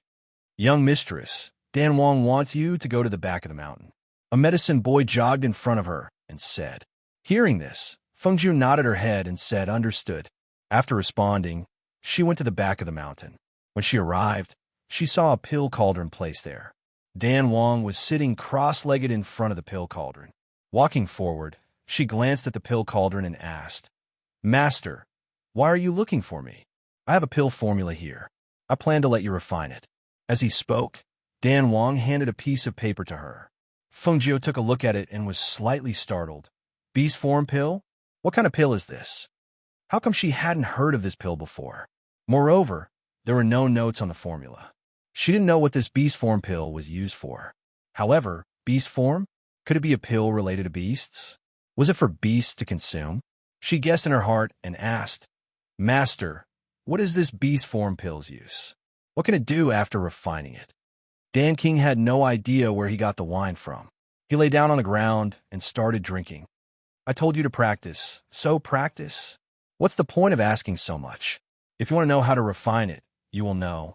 Hearing this, she looked around, T. Our Danwang Valley has a lot of spirit herbs. If you need spirit herbs, you can go to the medicine field or the medicine storehouse. You don't need to tell me. He waved his hand and jumped up. I'm going back to rest. I'll give you 3 days. If you can't refine the beast form pill in 3 days, your master will punish you. Fengjiu was slightly startled. Seeing him wave his hand and leave, she couldn't help but think. Punishment? What kind of punishment? Chapter 3195. After he left, Fengjiu took a look at the spiritual medicine listed on the recipe and walked towards the spiritual medicine mountain. There are all kinds of spiritual medicine planted in this valley, and there was even a spiritual medicine storage. It shouldn't be difficult for her to find these spiritual medicine. However, if she had to find them herself, it would take some time. After all, he only gave her 3 days to concoct this beast form pill, especially when she heard the words he said before he left and saw the malicious smile and eyes. She faintly felt that if she couldn't concoct this beast form pill in 3 days, she would really be punished. Moreover, this punishment would be beyond her expectations. Thinking of this, she hurriedly gathered her thoughts and hurried to find the spiritual medicine. Danwang Valley wasn't small, and it took a lot of effort to find the spiritual medicine all over the mountain. In particular, the medicine boys seemed to have received orders from her master and were not allowed to help her gather the spiritual medicine. They were only allowed to tell her which area had the spiritual medicine she needed. By the time she had gathered all the spiritual medicine herbs listed on the recipe, it was already late at night. When she came out of the spiritual medicine storage, her heart couldn't help but tremble. This was because she saw that there were many boxes in the spiritual medicine storage with the names of precious spiritual medicine that were thousands of years old. It was a pity that they were locked. Otherwise, she would have taken them out to take a look. If it was any other time, 3 days would be more than enough for her to concoct a single pill. However, the steps and time required for this beast form pill were rather long. She could only open the furnace and give it a try. She didn't know what his intentions were, but he placed the furnace at the back of the mountain. It seemed like he wanted her to concoct the pill in the back of the mountain. Thus, after she brought the spiritual medicine over, she tidied up her things and placed the spiritual medicine she needed on the side. Then, she lit up a torch to illuminate the area. After she had prepared everything, she looked at the furnace and her eyes flashed. Was this old man testing her? He actually got this furnace for her to concoct pills? The beast form pill was a 7th level pill. How could such an ordinary pill furnace withstand it? Thus, just as she was about to move the cauldron to the side and take out her own cauldron, the little medicine boy quickly ran out. Young master, you can't move." The little medicine boy looked like he was only 8 or 9 years old. His young and tender face was full of seriousness. The Valley Master said that young master can only use this pill furnace to refine pills and nothing else. Fengjiu blinked and looked at the little medicine boy. She asked, "Where did you come from? Why didn't she notice him earlier?" "I came from there. The Valley Lord asked me to assist the young master." The medicine boy turned around and pointed before looking at Fengjiu. "The Valley Head has instructed me to stop young master if I see him changing the furnace." "Stop what?" "This pill furnace can't be used to refine 7th grade pills. The moment it is refined, the furnace will explode," she said snappily and patted the pill furnace. "Do you know that the furnace will explode? Even the furnace and the pills in it are gone." The little medicine boy shook his head and said with a serious face, "I don't know, and I've never seen it before." The people in the valley have never exploded their cauldrons when refining pills. Hearing this, Fengjiu only felt a breath stuck in her throat, unable to go up or down. That old man sent a little brat to cause trouble, right? You stay here, she ordered. Just as she was about to leave, she was pulled by the corner of her clothes. Chapter 3196. The corner of Fengjiu's mouth twitched. That old man had used this pill furnace to refine level 7 pills? She couldn't help but look suspiciously at the pill furnace again. She carefully looked at it and saw that it was just an ordinary pill furnace. However, that old man wouldn't use this to deceive her, right? Could it be that he had really used this pill furnace to refine level 7 pills? Thinking of this, she decided to give it a try, first to see if there was anything special about this pill furnace. She signaled for the little medicine boy to retreat to the side. With a flip of her palm, spiritual energy circulated in her palm, and a ball of flame shot up from her palm. As she raised her hand, it flew into the furnace along with a gust of spiritual energy. With a whoosh, the flames ignited and the temperature of the entire pill furnace slowly rose. When the temperature of the pill furnace was about right, she first placed the few spirit herbs that she had already processed into it. The fusion of the flames and spirit energy quickly dissolved the spirit herbs. The little medicine boy stood at the side and watched. Seeing that she didn't need his help, he stepped back a little and didn't dare to disturb her. However, just as he was about to find a place to sit down, he heard a loud rumbling sound. He was so frightened that he jumped up and cried out in alarm. Boom! Ah! The pills in the pill furnace suddenly exploded. They exploded out of the furnace and scattered on the ground. A strong spiritual energy and airflow rushed out of the furnace, and the entire pill furnace flew up and rolled more than 10 meters away. The loud rumbling sound was extremely loud in the night. Almost at the same time, more than 10 figures quickly rushed over. What happened? What happened? What's going on? The cultivators in the valley were all experts above the heavenly god realm, but they were all frightened by this loud sound. This was because their valley had always been peaceful, and it had never been like this before. Suddenly, a loud rumbling sound rang out, as shocking as heavenly thunder. However, when they arrived, they saw a red-clothed Fengjiu with some medicinal dregs splattered on his body and his face blackened by smoke.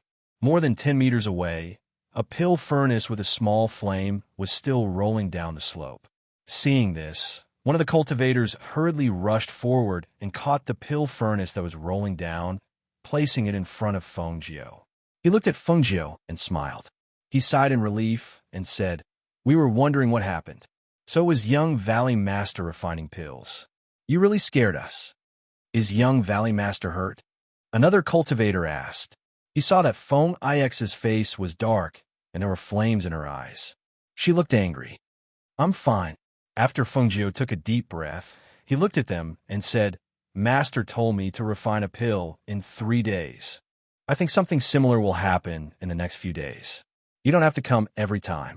Okay. They laughed awkwardly. Seeing that there was nothing wrong, they turned and left. After they left, Fengjiu brushed off the medicinal dregs on his body. His gaze fell on the pill furnace in front of him, and he frowned slightly. At this time, the little medicine boy hiding in the back carefully walked forward, as if afraid that Fengjiu would scold him.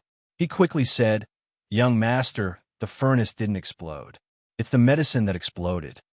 Chapter 3197. That's right. This cauldron didn't explode. She smiled mysteriously as her gaze fell on the cauldron. The medicine had exploded, but the cauldron hadn't? Something wasn't right. Yes. The Valley Master said that the cauldron wouldn't explode and could refine pills. The little medicine boy hurriedly said, as if to prove that what he said was true.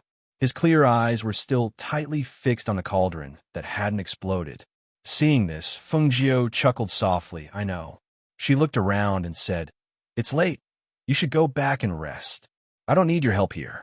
But the Valley Master asked me to come and help. As the little medicine boy spoke, he lowered his head slightly and stood still with his little fingers touching each other.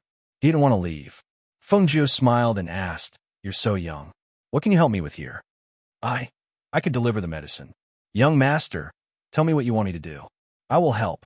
He blinked and raised his head with a serious expression, as if he wanted to convince Feng Jiu. He puffed out his little chest. Hearing this, Feng Jiu thought for a moment and said, "Then how about this? You go back and rest first. Come over early tomorrow morning to help." It was definitely not good to let such a young child stay up late. It was better to send him back first.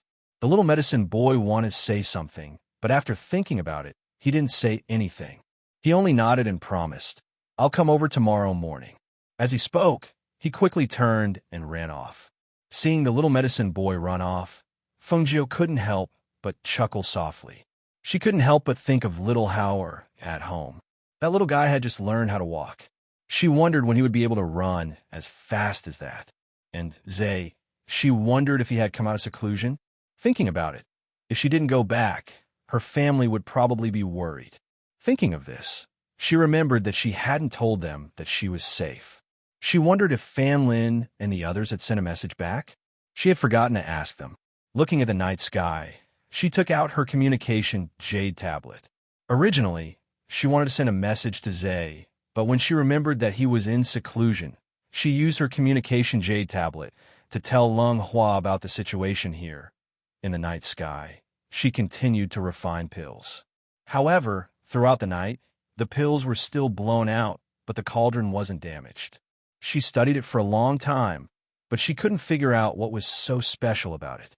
Seeing that the sky gradually brightened and the east was gradually brightened, an idea flashed across her mind. She, who was originally sitting on the ground, but she immediately jumped. I know. Her head's N-test-S-S, right.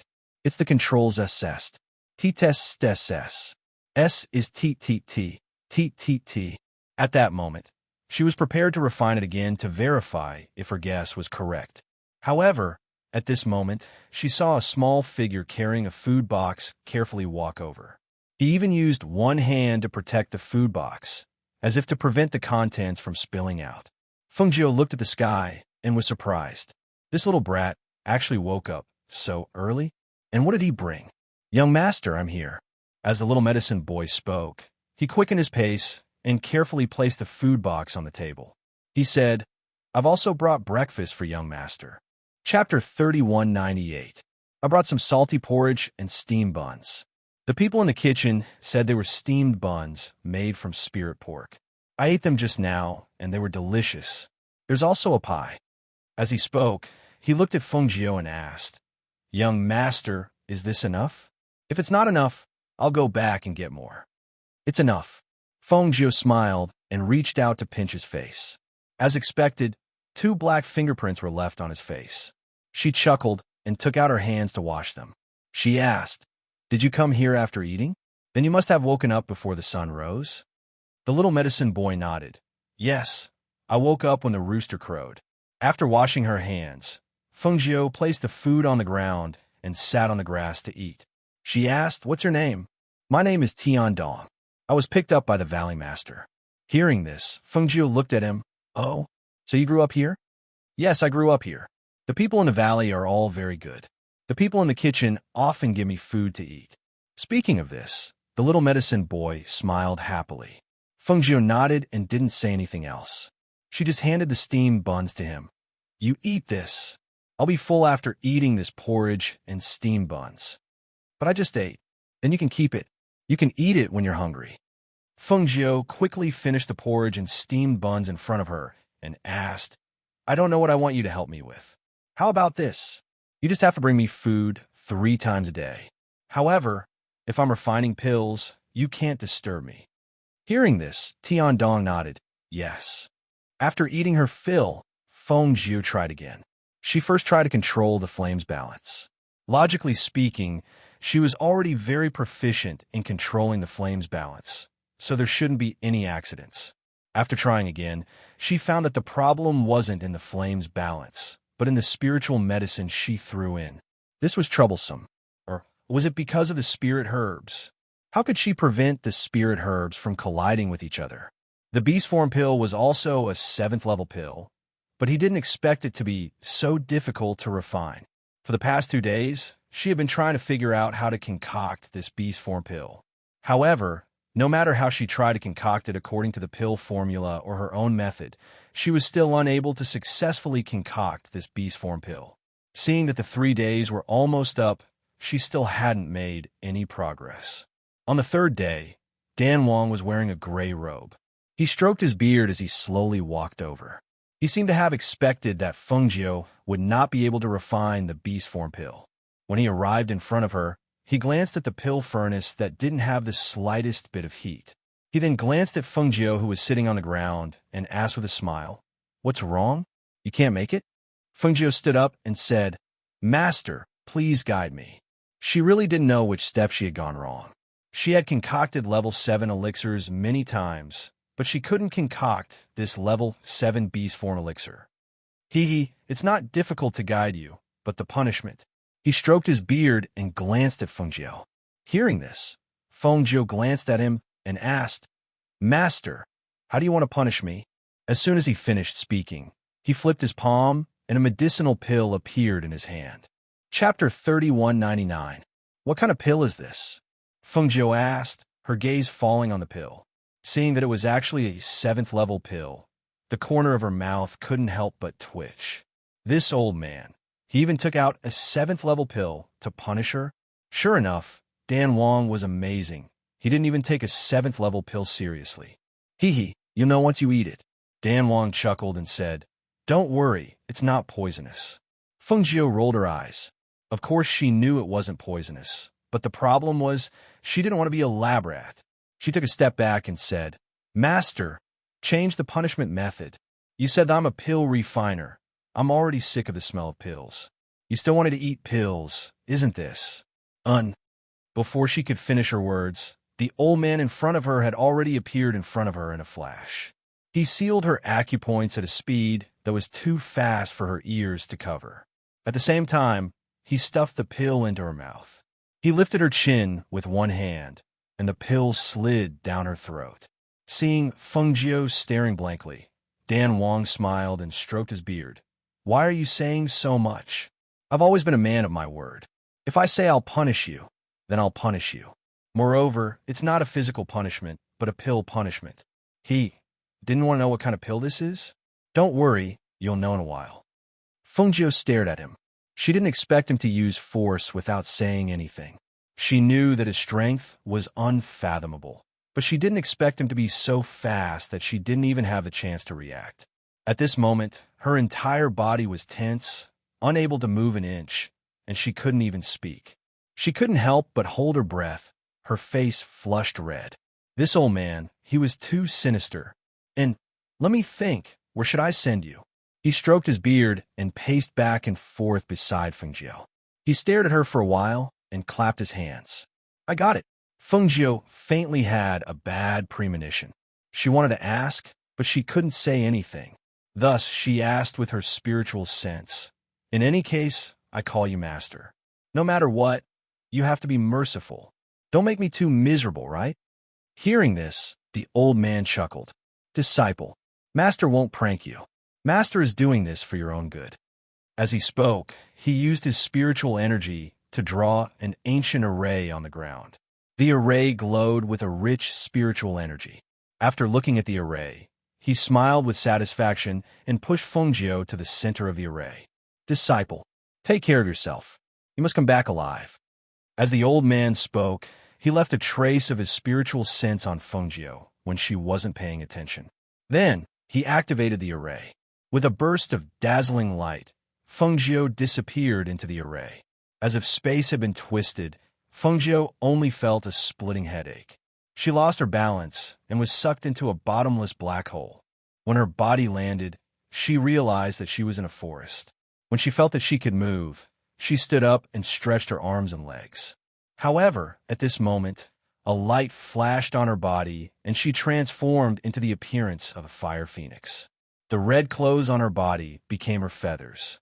The difference between her and Fire Phoenix was that although she was in the shape of a bird, the feathers on her body were the dazzling red of her clothes. Chapter 3200. He actually gave me a beast form pill? What is this old man trying to do? She only felt a surge of anger rising from her chest. She never thought that she would actually turn into a bird. She wondered how long the effects of this beast form pill would last. Don't tell me they're going to throw me into this unknown place and let me live here in this beast form. Thinking of this, she even had the urge to kill someone. Look, there's a red bird over there. No, that's a phoenix. The sudden sound of surprise made Fengjiu come back to her senses. She took a deep breath and coldly glanced in the direction of the sound. However, this look only made her even angrier. She originally thought that it was a human who knew that it was actually a demon. The trees in front of her were probably over 1,000 years old and had cultivated into demon forms. At this moment, they were excitedly waving their branches and leaves as they stared at her.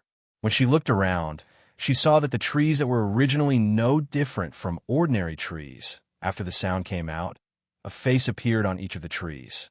Catch it!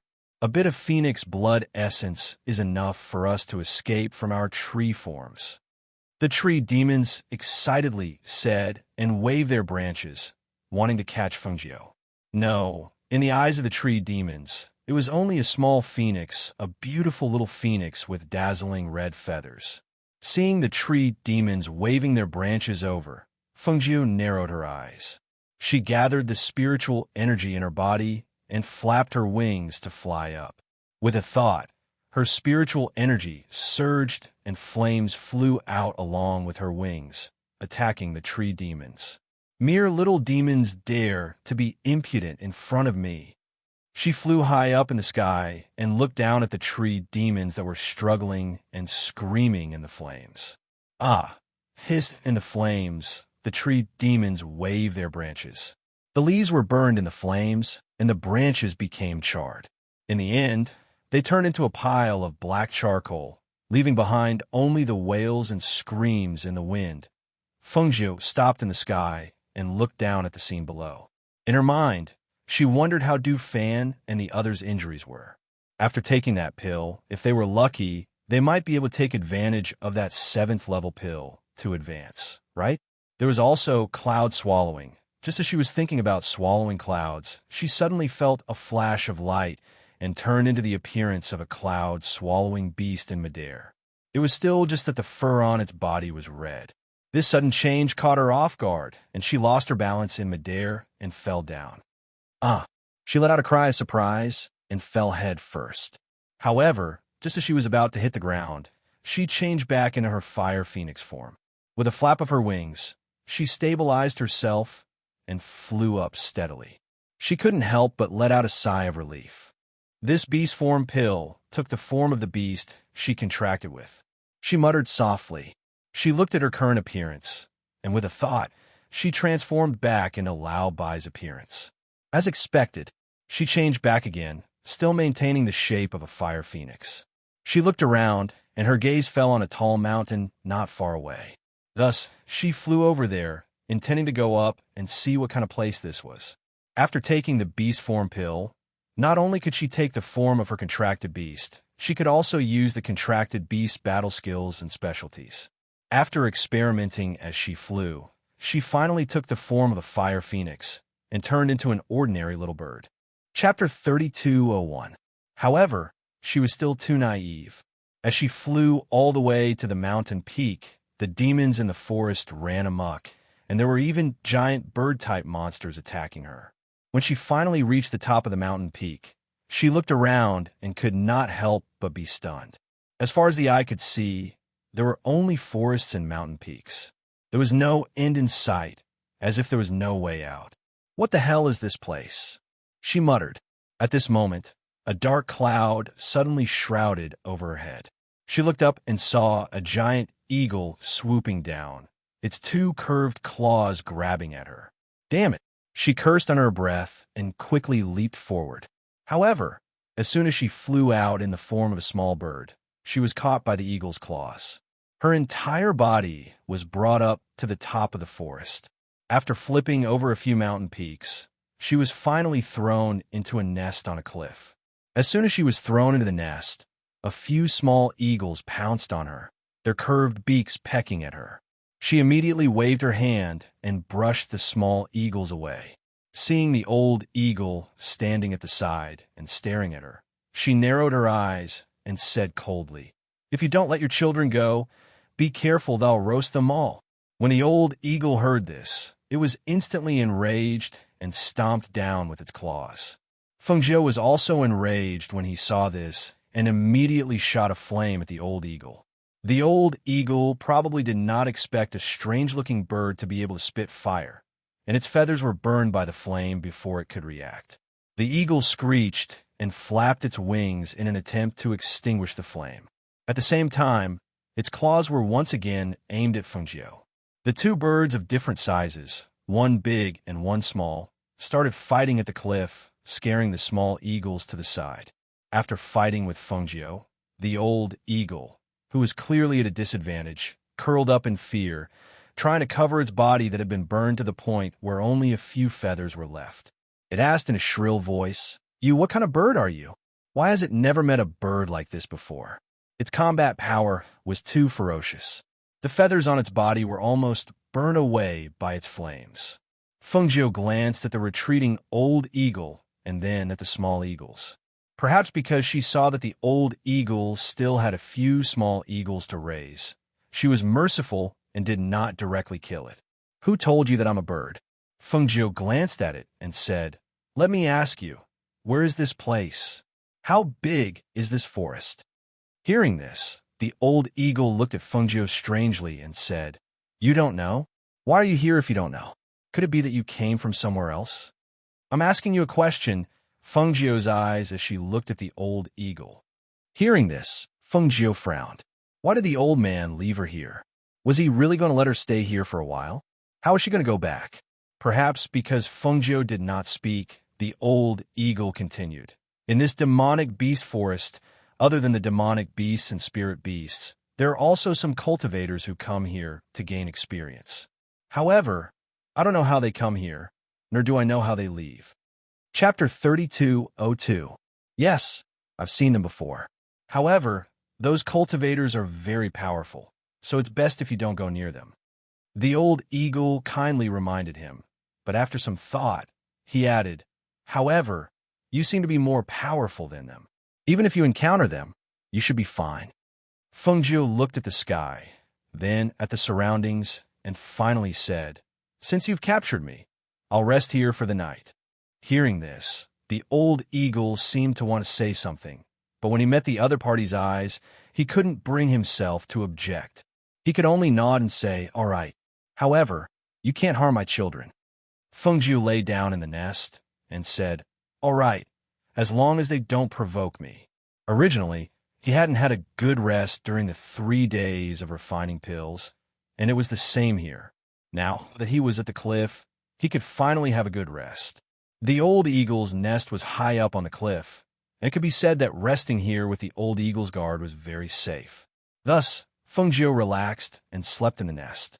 The nest was occupied, and the young eagles could only shrink to the side, not daring to disturb the little bird that had taken over their nest. This little bird looked very harmless, and its small body wasn't very big, but its fighting strength was astonishing. After seeing the previous battle, they were already traumatized by this little bird and didn't dare to eat it. Feng Jiu slept soundly. High up in the sky, it was quiet and serene, and a cool breeze gently brushed against her body, making her feel very comfortable. It was also because she slept so soundly that when night fell and the sky turned dark, there was a flash of light from her body, and she silently returned to her original appearance, returning to her human form. This scene shocked the old eagle that was keeping watch, as well as the young eagles that were huddled in a corner of the nest. They thought that they had seen wrongly, and shook their heads to look again. Where the little bird had been sleeping, there was now a human sleeping, and it was a beautiful human wearing a red robe. Heavens!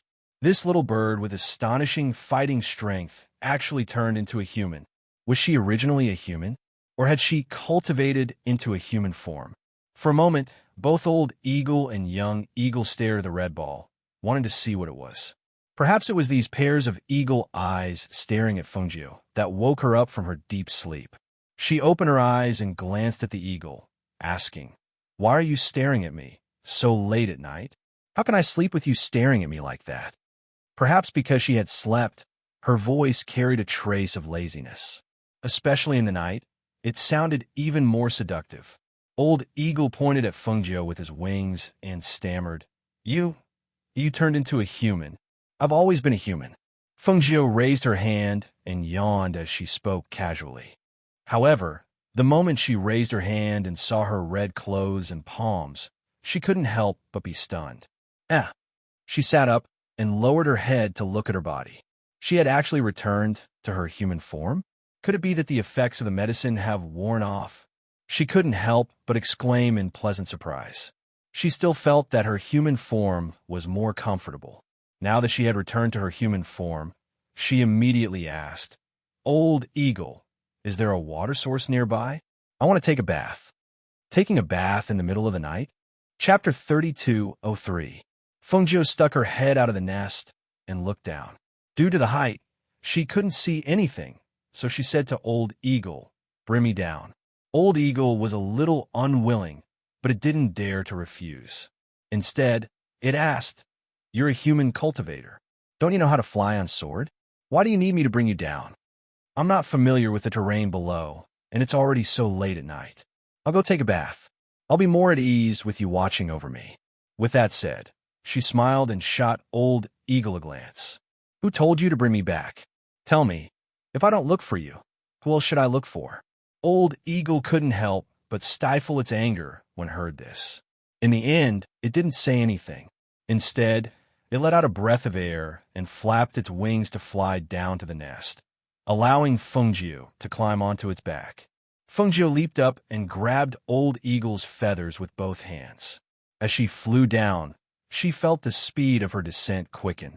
The night wind blew against her face, causing her to feel a stinging pain. After a while, she arrived at the bottom. Sure enough, there was a water source below. It seemed to be the mouth of a spring, sparkling under the moonlight. "You want me to stand guard here?" Old Eagle asked as it looked around. "It's already so late at night. Even if there are demonic beasts here, there'll be demonic wolves. I'm not good at dealing with demonic wolves." Fengjiu took off her outer clothes and walked towards the mouth of the spring. "Stand guard. I'll be done soon." With that said, she took off her outer clothes and quickly entered the water.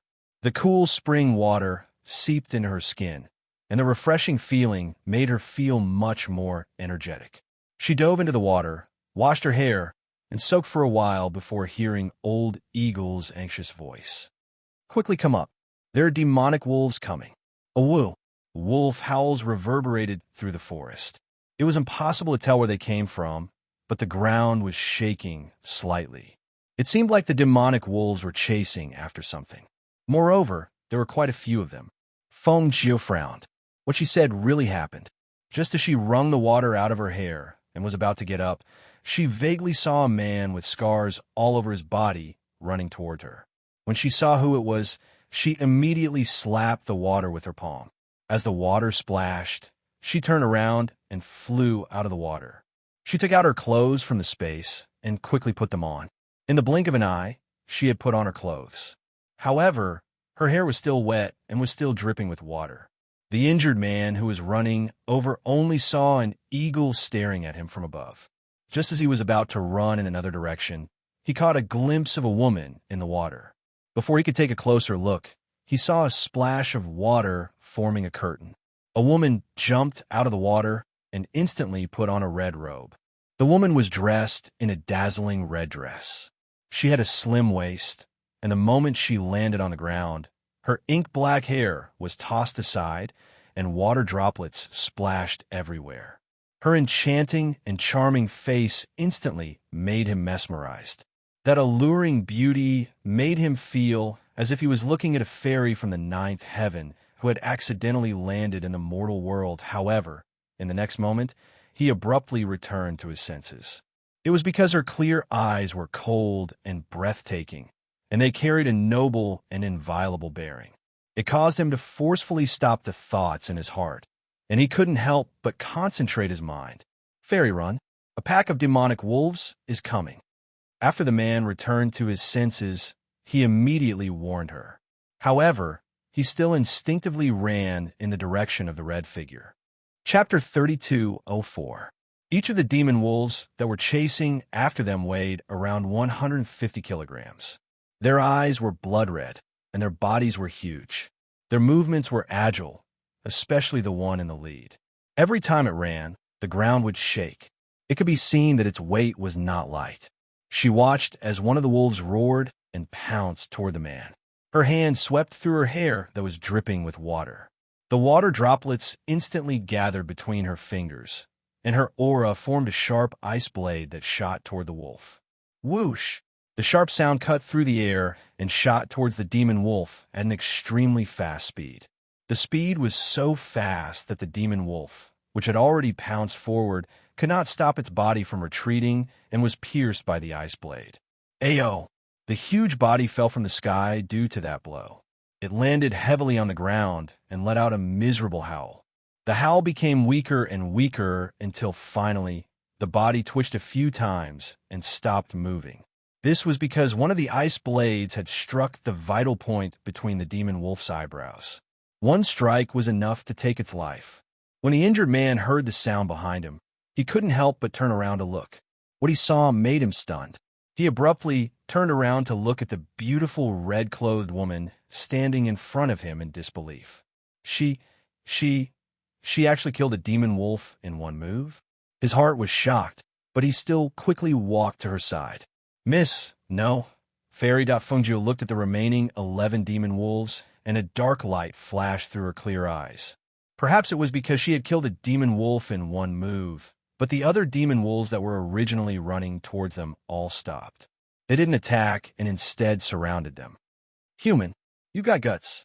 The leading demon wolf king stared at Fengjiu and angrily bared its sharp fangs.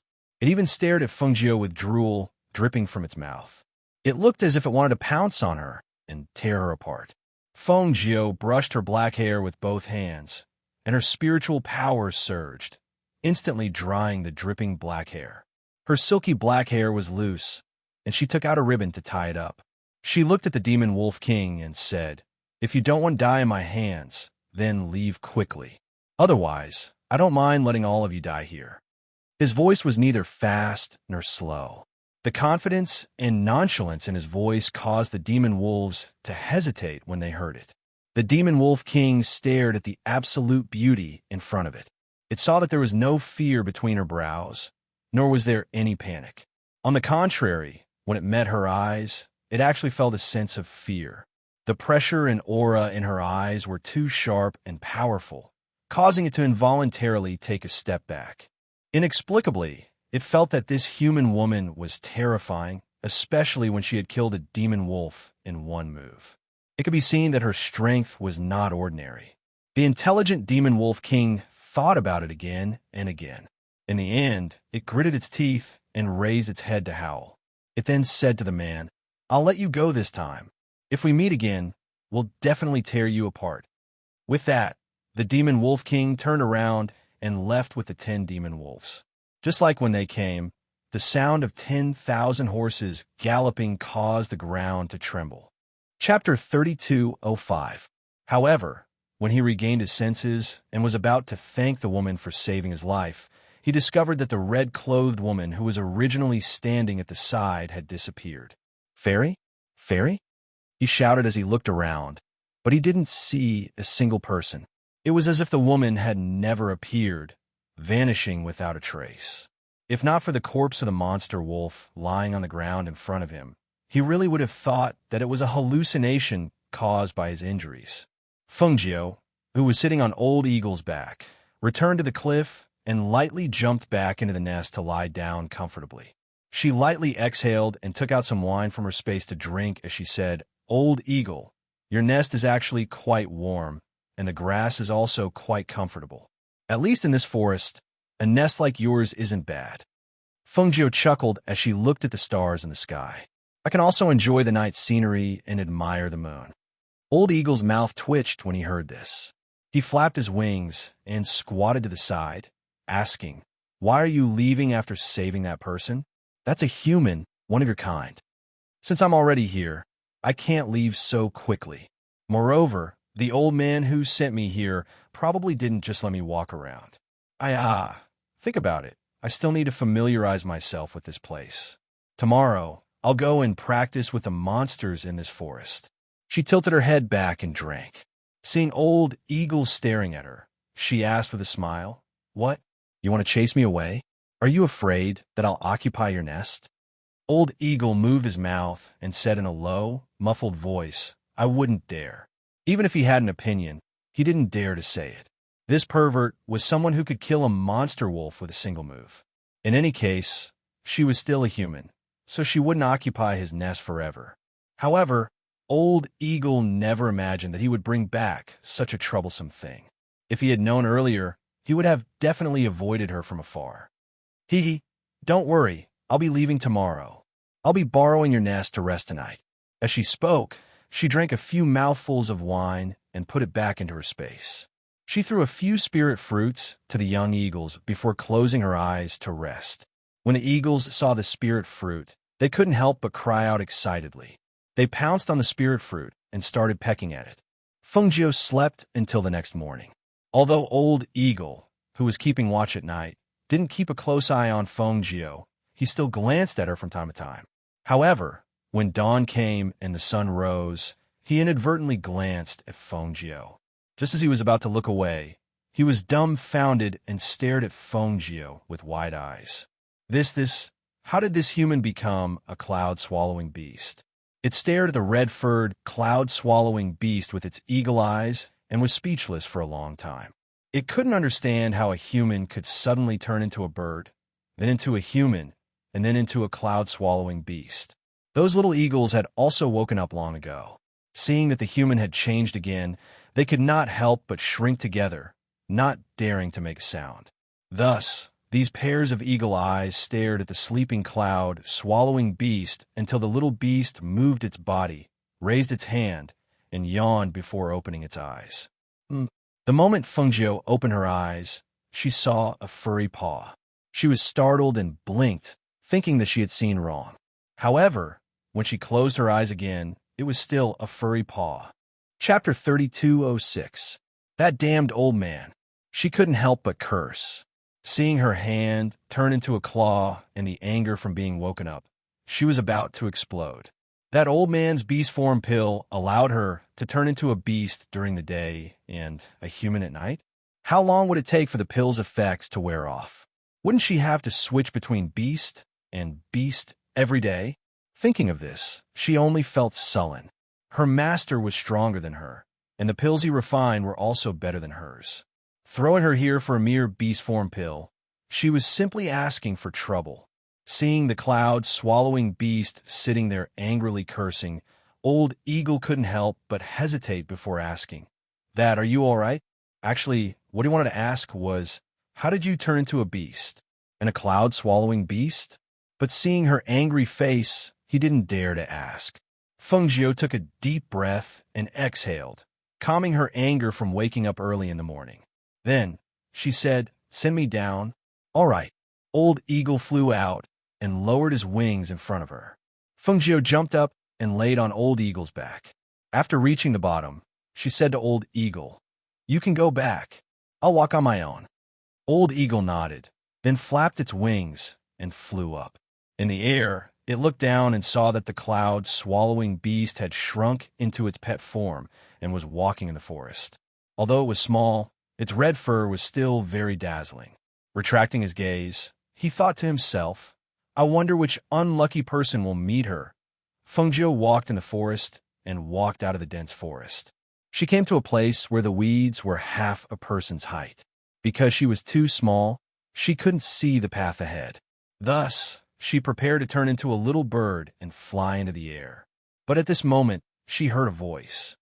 There's actually such a beautiful little beast here. It was a girl's voice, surprised and excited. Fengjiu turned around, but the moment she turned around, a silver net covered her head. Got it, the woman said excitedly. She turned to the middle-aged man beside her and said, "Thank you, father." Just as she was about to step forward, she was pulled back by the middle-aged man. "Father, what's wrong?" The woman asked curiously as she looked at her father who was holding her hand. This little beast is a cloud-swallowing beast, but I've never seen a cloud-swallowing beast with fiery red fur. It looks a bit strange, so it's better to be careful." The middle-aged man said as he looked at the little beast trapped in the silver net. He then said to the two people beside him, "You two go up and take a look. Be careful, don't get hurt." "Yes." Two men in their 30s stepped forward to collect the net. They thought they would be attacked by the little beast, but they didn't expect that the little beast would just squat on the ground and look at them without moving. Even when they collected the silver net and caught the little beast, it didn't resist or attack. "Patriarch, this little beast looks very tame," the two men said to the middle-aged man. Hearing this, the woman couldn't help but quickly step forward and take the little beast whose fur was being pulled. She said, "Don't pull its fur like that. It's so small, it'll hurt." The two men smiled helplessly and retreated to the side. Chapter 32:07. Fengjiu lay in the lady's arms and was hugged tightly by her, pressing against her soft chest, making her speechless. Unexpectedly, a silver net covered her, and she was caught just like that. Seeing that the other party didn't seem to want to kill her, she was too lazy to move and just laid down to rest. The middle-aged man looked at the little beast and said with some surprise, "I didn't expect this little beast to be so docile. Maybe it's because it's a little beast." Otherwise, he really couldn't think of anything that would allow a small beast to be so tame and survive in this demonic beast forest. "Father, let's rest for a while." The lady looked at her father and said. Hearing this, the middle-aged man looked around and nodded. "All right, let's rest for a while. Let's go over there." He pointed to the front and led them there. Fengjiu, who was lying in the lady's arms, lazily looked at them and saw that there were only 4 of them, including the lady. The strongest was the middle-aged man, and the other 2 were not too bad. However, it was strange that such a weak person like this lady was brought here. After all, this was the demonic beast forest, and it was extremely dangerous. The slightest carelessness could cause one to fall into a hopeless situation and become a meal for the demonic beasts. In such a place, they actually brought a young lady who wasn't very strong and had a hidden illness. They were really tired of living. However, what she didn't expect was that after they sat down to rest for a while, the young lady actually shot a snake that was coiled around a tree and pushed it in front of her. "Come eat something.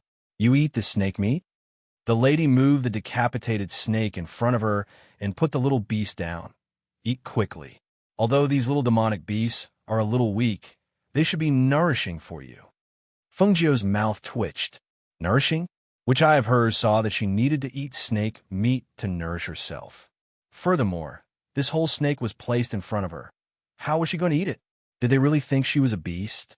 "Miss, this little beast seems to be a little picky. It actually doesn't eat snake meat," a man at the side said with a smile. He looked at the little beast with a look of disdain as it turned its eyes away to look at the sky. He actually felt that it was so human-like, very cute, very cute. Not eating snake meat? Why don't we change our seed?" The woman saw that the little beast was indeed disgusted, so she looked at the man who spoke. "Big Brother Chung, you keep all the corpses of the demonic beasts we killed along the way. Take some out for the little beast to eat." Hearing this, the man thought for a moment and said, "All right." As he spoke, he took out a dead demon pig from his spatial ring and said, "Let's roast some as well. Replenish your energy." "All right," the woman replied with a smile. She cut off a small piece of the demonic pig's meat and handed it to the little beast. Come, try this. This is not snake meat. This is demonic pig meat. The demonic pig meat is very fresh and delicious. I'm sure you'll like it after you eat a small piece." Fengjiu turned her head away in disdain. There was no way she would like a piece of raw demonic beast meat. In order to prevent the woman from feeding her the raw meat, she directly jumped into the woman's arms and buried her head to rest. Chapter 32:08. The father and daughter were chatting while the other 2 were busy picking up sticks to roast the meat. Time passed unknowingly, and it wasn't until Fengjiu, who was resting in the woman's arms, smelled the smell of roasted meat that she leaped out of the woman's arms and squatted by the bonfire while looking at the roasted meat that had been roasted to a golden color. "Ha! It seems like this little beast likes to eat cooked food." When the man saw the little beast staring at the roasted meat, he couldn't help but smile. This little beast is also strange. The beasts here all eat raw food. Why does it like cooked food? Could it be that it was raised by a human? Did it get lost? The other man also said, looking at the squatting little beast. When the woman heard this, she was startled. Raised by a human. You're saying that this little beast has an owner? The middle-aged man nodded. That's possible. This little beast is obviously different from the other beasts here. It doesn't eat raw food and is not afraid of humans. It's normal to say that it was raised by a human. Feng Jiao turned to look at them, then stared at the roasted meat. When the woman saw this, she went forward and cut a small piece of roasted meat, wrapped it in a tree leaf, and handed it to the little beast. Come eat. She was about to put on the ground, who knew that the little beast would grab the piece of meat wrapped in the tree leaf with its 2 paws. Just like that, it squatted and hugged the piece of meat to eat. Looking at this appearance that was very similar to a human, the woman was startled. Maybe it really was raised by a human. Feng Jiao ignored them and ate the roasted meat while listening to them talk. Only then did he know that there were not only these few people, but there were also some who got lost and were now looking for those who got lost. The reason they came in was because of a big monster in the monster beast forest. They wanted to take the monster beast horn and exchange it with the alchemist to cure the woman's disease. Listening to their conversation, she leaped into the woman's arms after eating her fill. She felt that this temporary bed was quite comfortable. In the afternoon, the few of them continued to walk forward, and Feng Jiao was also brought along by the woman. In any case, she felt that she would have to stay here for a while, so she might as well take a stroll. She wanted to see when the effects of the beast form pill would wear off, and how long would she have to stay here before she could return to Danwang Valley. She had a feeling that if she were to leave this place with the other cultivators, she would never be able to return to Pill King Valley. If she wanted to return, she would have to continue staying here. She believed that after a period of time, the old man would still bring her back. But if she were to leave this place, it would be hard to say, especially since Du Fan and the others were still there. He wondered how they were doing.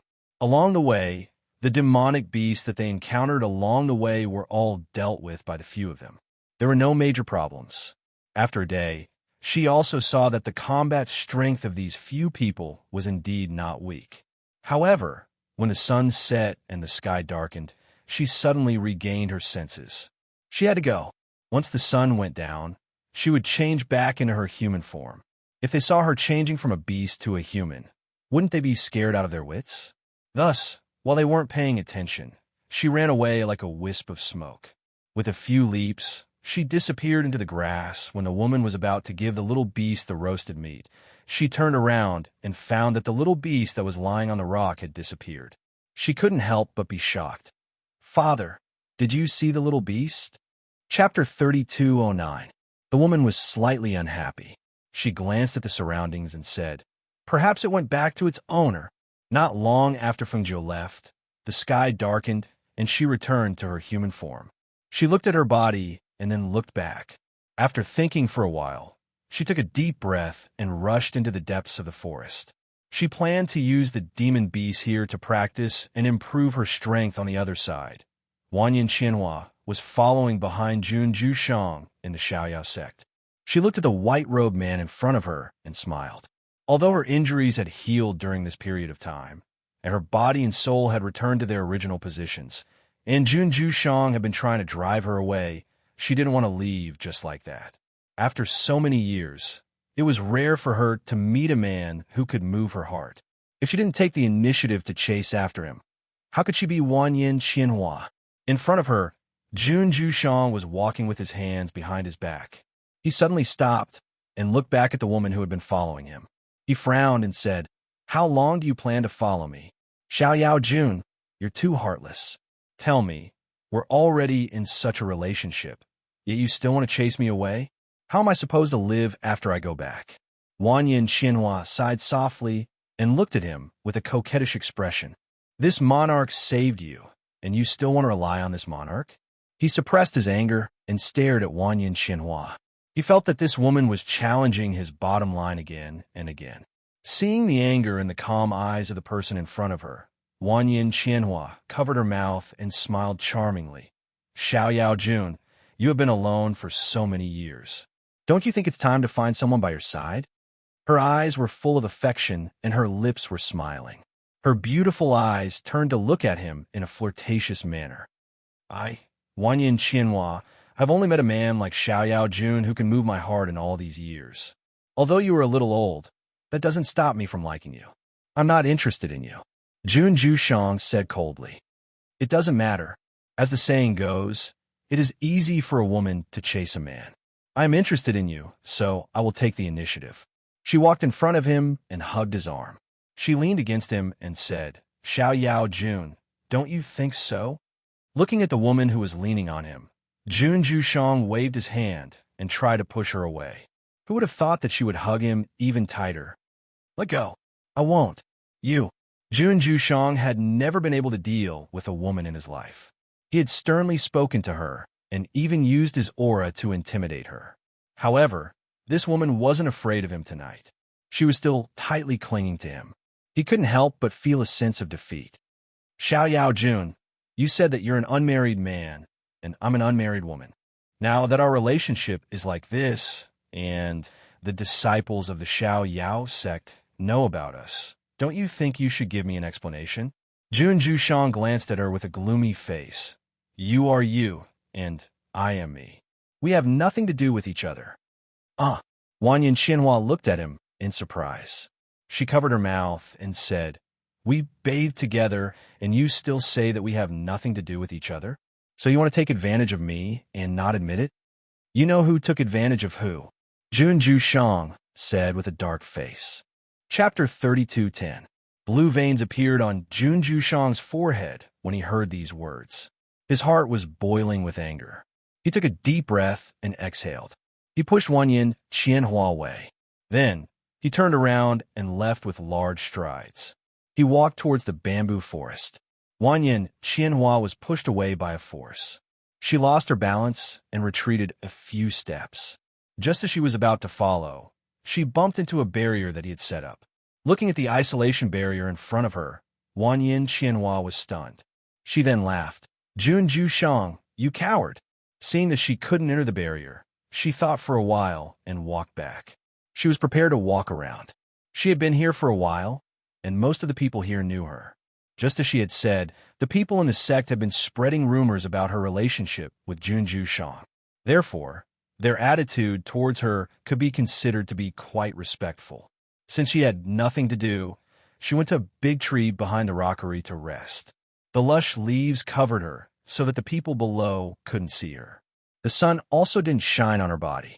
And resting here is quite good. It's comfortable. She murmured. Yawning, she closed her eyes and rested. She didn't know how much time had passed when she heard some strange noises while she was sleeping soundly. She opened her eyes and looked around. She saw a man and a woman hugging each other tightly under a tree, not far away in broad daylight. They were doing something out of the ordinary. TSK, TSK. The world's morals are degenerating with each passing day. Their courage is too big. Although this place is a bit remote, they should wait for the sun to set if they want to do this kind of thing. Otherwise, wouldn't it be very embarrassing if they were discovered? However, this woman's figure is also very good. Look at this man's face of enjoyment. His hand is even reaching into the woman's clothes. TSK, TSK, this courage. She stood on the tree and looked at the woman's clothes. Half of her clothes were already taken off, revealing her snow-white shoulders. Her chest was faintly discernible, and her long skirt was gently lifted, revealing a pair of long, slender, and smooth legs. On the other hand, the man's clothes were intact. He was panting slightly. He had an anxious look on his face as he buried his head in the woman's chest. When his hand reached under the woman's body, it was caught by her. Don't! The woman half pushed him away and sat up. She pulled up her clothes and looked around. With a shy expression, she asked, Senior Marshal Brother Chun, when will you come to my house to propose marriage? The man's eyes flashed. He chuckled and gently lifted the woman's chin. With an affectionate look, he said, There have been a lot of things happening in the family recently. After a while, I will send a message back to the family and invite them to propose marriage." As he spoke, his hands began to move erratically again. "Don't worry, I will definitely propose marriage. I will definitely marry you." Hearing these words, Wanyan Qianhua laughed in his heart. This man clearly wanted to take advantage of her. The sweet words that came out of his mouth could only deceive a little girl. This kind of man who started to take advantage of a woman before marriage. How could he be a good person? He reckoned that if this woman let him get his hands on her, she would definitely dump him in the next instant. Looking at the two people who had fallen together again, she glanced with her beautiful eyes, and an indescribable smile appeared on her beautiful face. Immediately, she waved her hand, and a transparent spirit flew out from her hand towards the two people. Chapter 32:11. Woo-wooed, a resentful voice rang out, scaring the two so much that their faces turned pale and they cried out at the same time. "Ah, who is it?" The man quickly got up, and the woman also quickly pulled her clothes and stood up. She hid behind the man to tidy up her clothes and messy hair. Woot, another faint howl rang out. They couldn't see what was beside them, but they could feel a cold wind blowing, and their hair stood on end. The two couldn't help but cry out in alarm and quickly leave the place. Wanyan Qianhua chuckled and waved her hand to call the spirit back. She continued to sleep on the tree. In the evening, she jumped down from the tree and walked towards the bamboo forest. She originally wanted to go to Junju Shan's place to take a look, who knew that the barrier was still there and she couldn't pass through. Seeing this, she smiled and walked toward the bamboo house where she lived. However, she didn't expect that the next morning someone would come to report to her. "Miss Wanyan, your clansmen have come to take you back." When she heard this, Wanyan Qianhua, who was still sleepy, walked out of the bamboo house. She glanced at him and asked, "What did you say?" Inexplicably, when he heard this voice, the steward's heart trembled. He lowered his head and said, "Your clansmen have come to take you back. They're right in front." Wanyan Qianhua chuckled. "Why are my clansmen here?" This is because the sect leader ordered for the Wanyan clan to come and take you back," the steward said carefully. "So, you notified them?" Wanyan Qianhua's beautiful eyes turned and landed on the other side of the bamboo house. "Your sect leader knows?" "The sect leader knows." Hearing this, she didn't know what to think. She paused for a moment and then walked forward. "Let's go. Bring me to see them." "Yes," the steward said, and quickly led her to the front. In front of the side hall, a middle-aged man and a young man were sitting and drinking tea. The young man looked at the entrance of the hall from time to time, as if to see if the person he wanted to see had come. The person in the hall who was receiving the two of them was an elder. The elder glanced at them and smiled. "Don't be anxious. Miss Wanyan will be here in a moment. She lives in the bamboo peak and is a little far from here. She should be here soon after drinking a cup of tea." When the middle-aged man heard this, he put down his teacup and cupped his hands to the elder. "This time, thank you for your help. If Qianhua didn't happen to meet the unfettered sovereign, I'm afraid he wouldn't be able to escape this time. We will definitely remember the great kindness of the unfettered sovereign." "Oh, you're too serious." The elder smiled.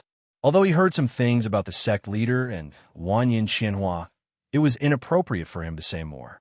Therefore, he just smiled and didn't say much. At present, they still had to send Wanyan Qianhua away. After all, if the sect leader wanted her to leave, they couldn't keep her in the sect. However, Wanyan Qianhua was not an ordinary woman, and she was not the kind of person who cared about worldly views. This time, between her and the sect leader, it was obvious that she fell in love with him first. It would be difficult to let her leave. She didn't know if these two people had the ability to bring her back from Xiaoyao sect. Chapter 32:12. He thought for a while. Not long after, the man who was sitting and looking out of the hall stood up happily and went outside. Seeing this, he looked up at the door of the hall. "Qianhua." The man quickly stepped forward. When he saw Wanyan Qianhua coming in, he was very happy. He looked at her up and down and asked, "Is your injury better? I haven't seen you for so long. I'm really worried." Wanyan Qianhua looked at the man and nodded slightly. "Thank you for your concern. I'm fine." She pulled away from him and walked inside. At the same time, she looked at the middle-aged man who was sitting. "Qianhua greets, seventh uncle." She bowed to the middle-aged man and called out, "In." The middle-aged man nodded slightly and looked at her. "It seems that your injury should be almost healed." Wanyan Qianhua smiled slightly. "It's all because Xiao Yao Jun took good care of me. If it weren't for him, my injury wouldn't have healed so quickly." She nodded slightly to the elder and called out, "Hello, elder." When the middle-aged man heard this, he said, "Since your injury has healed, you should go back. You can't keep disturbing Xiao Yao Swordmaster here. This time, we came specially to pick you up." "Yes, Qianhua. The people in the clan are very worried about your injury. Now that your injury has healed, you should go back with us." The man's voice paused, looked at the elder, and said, "After all, this is the Xiao Yao sect. You're not a disciple of the Xiao Yao sect. It's not appropriate to stay here for a long time." Hearing this, Wanyan Qianhua smiled and said, "Seventh uncle, I can't go back with you now." "Why?" Before the middle-aged man spoke, the young man had already asked anxiously, "Qianhua, when we just came in, we heard many disciples talking about you and Xiao Yao Swordmaster. Do you know how much it will affect your reputation if you stay here?" Ahem. Hearing this, the elder who had been pretending to drink tea and didn't listen to them coughed a little embarrassedly. He put down the teacup and stood up.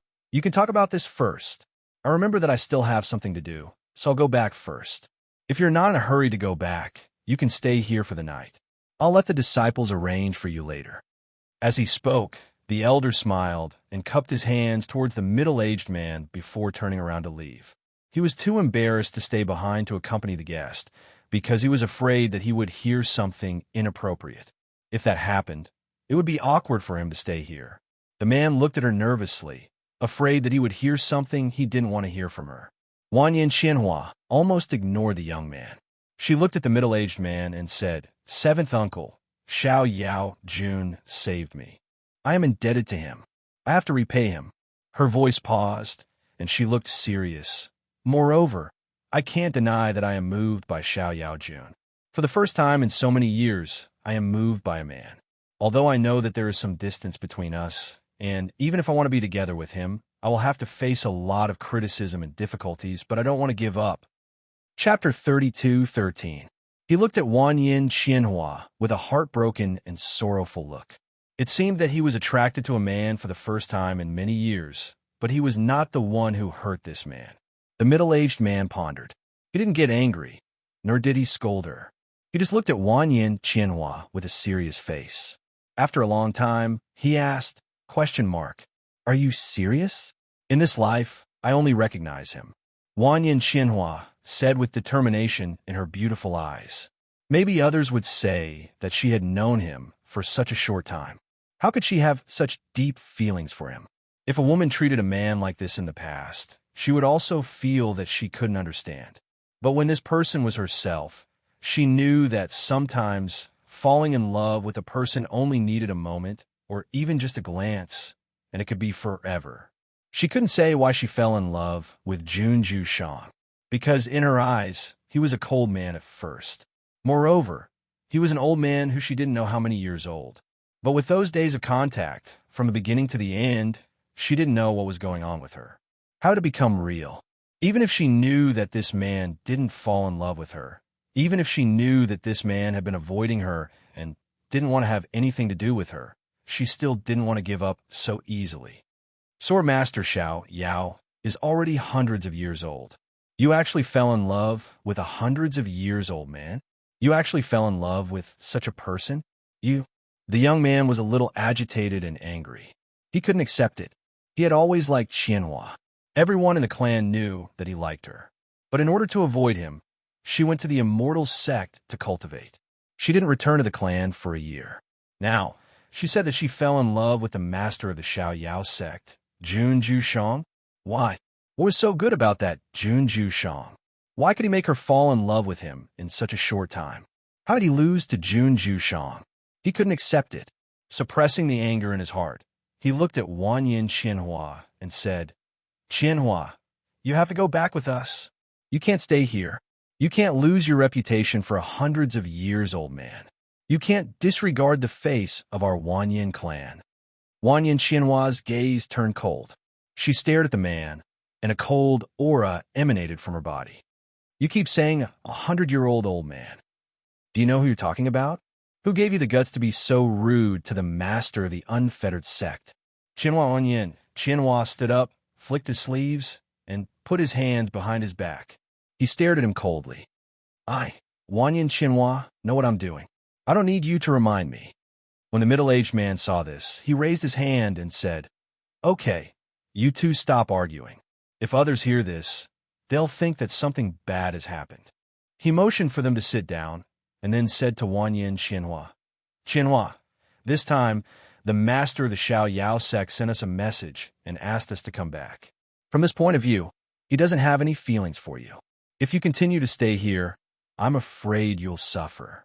Seventh uncle is worried about you. He doesn't want you to fall in too deep and get hurt too badly in the future. After all, you and the master of the Xiao Yao sect are. Chapter 32:14. Seeing her firm tone and unwavering expression as she said these words, the middle-aged man pondered for a moment. After a long time, he sighed softly. Fine. If it was any other disciple in the clan, I naturally wouldn't let them do as they pleased. But since it's you, I will respect your wishes and won't stop you. After returning to the clan, I will also report the situation to the family head. He looked at her and said, Since you want to stay, then we won't stay for long. But you have to remember that you chose this path yourself. No matter how many difficulties, criticisms, or pain you encounter in the future, our Wanyan family can't stand up for you. But if you're tired in the future and want to go home, feel free to come back. There will always be a place for you in the Wanyan family. Hearing this, Wanyan Qianhua felt a warm current in her heart. She looked at him and thanked him solemnly. Thank you, seventh uncle. Qianhua knows. She knew because she was the one who fell into this relationship first. She was the one who was moved first. She was the one who insisted on staying here. Therefore, even if she suffered any criticism because of this relationship in the future, the clan couldn't come forward to solve it for her. If that was the case, she would really ruin the reputation of the entire Wanyan family. He could say that there would always be a place for her in the Wanyan family. This was already giving her the greatest tolerance and support.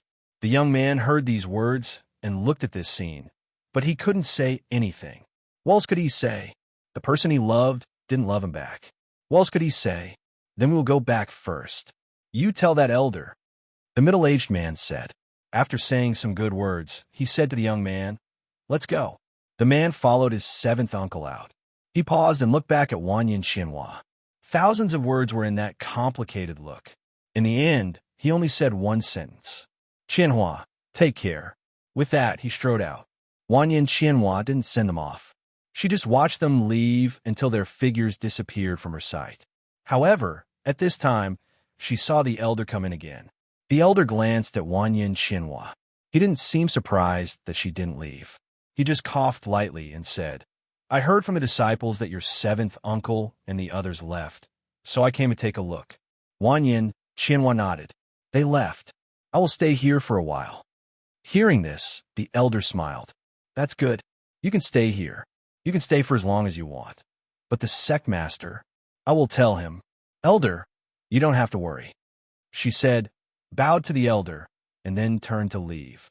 Seeing Wanyan Qianhua leave, the elder stood there and stroked his beard. He thought to himself, the sect master has cultivated for many years and experienced countless experiences and tests, but he hasn't experienced the tribulation of love. This time, he saved Wanyan Qianhua so coincidentally. It's probably related to his tribulation of love. I just don't know what will happen to these two people in the future. From his point of view, Wanyan Qianhua was very outstanding in all aspects. He was also very compatible with the sect master. If the two of them could have a happy ending, it could be considered that one of his worries had been removed. Chapter 32:15. Wanyan Qianhua walked towards the bamboo forest. Seeing that the barrier had been removed, she couldn't help but curl her lips into a flirtatious smile. She playfully said, Could it be that you thought she had left? That's why you removed the barrier? She walked forward and arrived in front of the bamboo house. She saw a man in white holding an ancient book and reading it. She pushed the door open and walked in. It seems like Xiao Yao Jun is very free. Her beautiful eyes fell on him. She glanced at the book in his hand and said, with Xiao Yao Jun's knowledge, do you still need to read this kind of miscellaneous book? As she spoke, she had already entered the house. Her body seemed to have no bones as she sat down on the couch next to Jun Jushang. She supported her chin with one hand and looked at him with interest. Xiao Yao Jun, how could you let someone send a message to the Wanyin clan and let them take me back? You're not very kind to do this. Jun Jushang looked at her in front of him. His voice was calm and even carried a trace of coldness as he asked, why haven't you left? Didn't I tell you already? My heart is in love with the unfettered Lord. How can I leave before the unfettered Lord reciprocates my feelings? She twirled her fingers and played with her hair. Her beautiful eyes fell on the man in front of her. She said it lightly as if she was just casually saying it. However, only she knew that she was nervous, and shy. After all, as a woman, how could she remain calm when confessing to a man she loved? However, she had always been a person who didn't care about trifles. She didn't care about how others looked at her. That was why she could say it so calmly. That was why she was able to be ignored time and time again. After being ignored, she still hoped to get a response. She knew that for a woman with such a beautiful appearance like her, many people wouldn't believe her if she said that she loved a man, because she had the appearance of a bad woman. Every frown and smile of hers had a kind of seductive charm. She gave people the feeling that she was a bad woman who wouldn't give her true feelings. Because of this, if she wanted to get a response from someone she loved, she was afraid that she would have to pay more than others. It's impossible between you and me. Don't waste your time on me, Jun Jushang said. He put down the book in his hand and stood up. He was about to walk out when he saw that the boneless woman had already arrived in front of him and was blocking his way. If you haven't tried, how do you know it's impossible with me? Wanyin Xianhua looked at him, only to see that his calm and indifferent eyes were bottomless, as deep as the sea. It was impossible to see what he was thinking. Jun Jushang frowned as he looked at her. His voice was as cold as an icicle. You're a woman, yet you're so shameless? If I knew that you would pester me because I saved you, then I wouldn't have saved you. As soon as he finished speaking, he flicked his sleeves and strode outside. Wanyin Qianhua listened to the words that pierced her heart like ice shards. She only felt a chill spread from her heart, causing her to involuntarily shiver. Chapter 32:16. She stood there, thinking about something. She didn't move for a long time. After a while, she raised her head and looked outside. Jun Jueshang was nowhere to be seen. However, what he said just now was still echoing in her ears. Am I really shameless? She murmured softly, with a trace of confusion in her eyes. Do you regret saving me? In the past, it was those men who chased after her. Now, it was her turn to chase after someone. However, she was ruthlessly rejected time and time again. At this moment, she clearly felt how hurtful the rejection was. Although she knew that it wouldn't be easy to get this love from him, and if they were to be together, they would have to go through a lot of problems. However, she couldn't help but feel a trace of confusion at this moment. Was it really just her wishful thinking? No matter how hard she tried, she wouldn't be able to go far. Did she really want to continue? She, who had never experienced, was at a loss at this moment. The words she said to her seventh uncle were still echoing in her ears. However, she was at a loss at this moment. I wonder what she would do if it was Xiao Jiao. She murmured and thought of Feng Jiao. What would she do if it was her? She walked out slowly and walked back to her bamboo house listlessly. Therefore, she didn't see that after she left, a white figure walked out from the bamboo forest and looked at her quietly with his hands clasped behind his back. Jun Jushang's eyes were as deep as the sea. His body was still as indifferent as before. He quietly watched Wanyin Qianhua return to her bamboo house. Then, he closed his eyes and covered his expression as he walked into the house. After returning to her bamboo house, Wanyin Qianhua took out her communication jade with Feng Jiao. She was hesitating whether she should ask Feng Jiao or not. Therefore, she kept playing with the communication jade in her hand. Only when the sky outside was getting dark did she decide to tell Feng Jiao about it. At the same time, She wanted to ask what she would do if it was her. On the other side, Fengjiu didn't know about it. Because of the beast form elixir, she had been in her beast form during the day and human form during the night. She had been wandering in the forest. On this day, as the sky was getting dark, she found a cave residence and planned to cultivate her spiritual aura.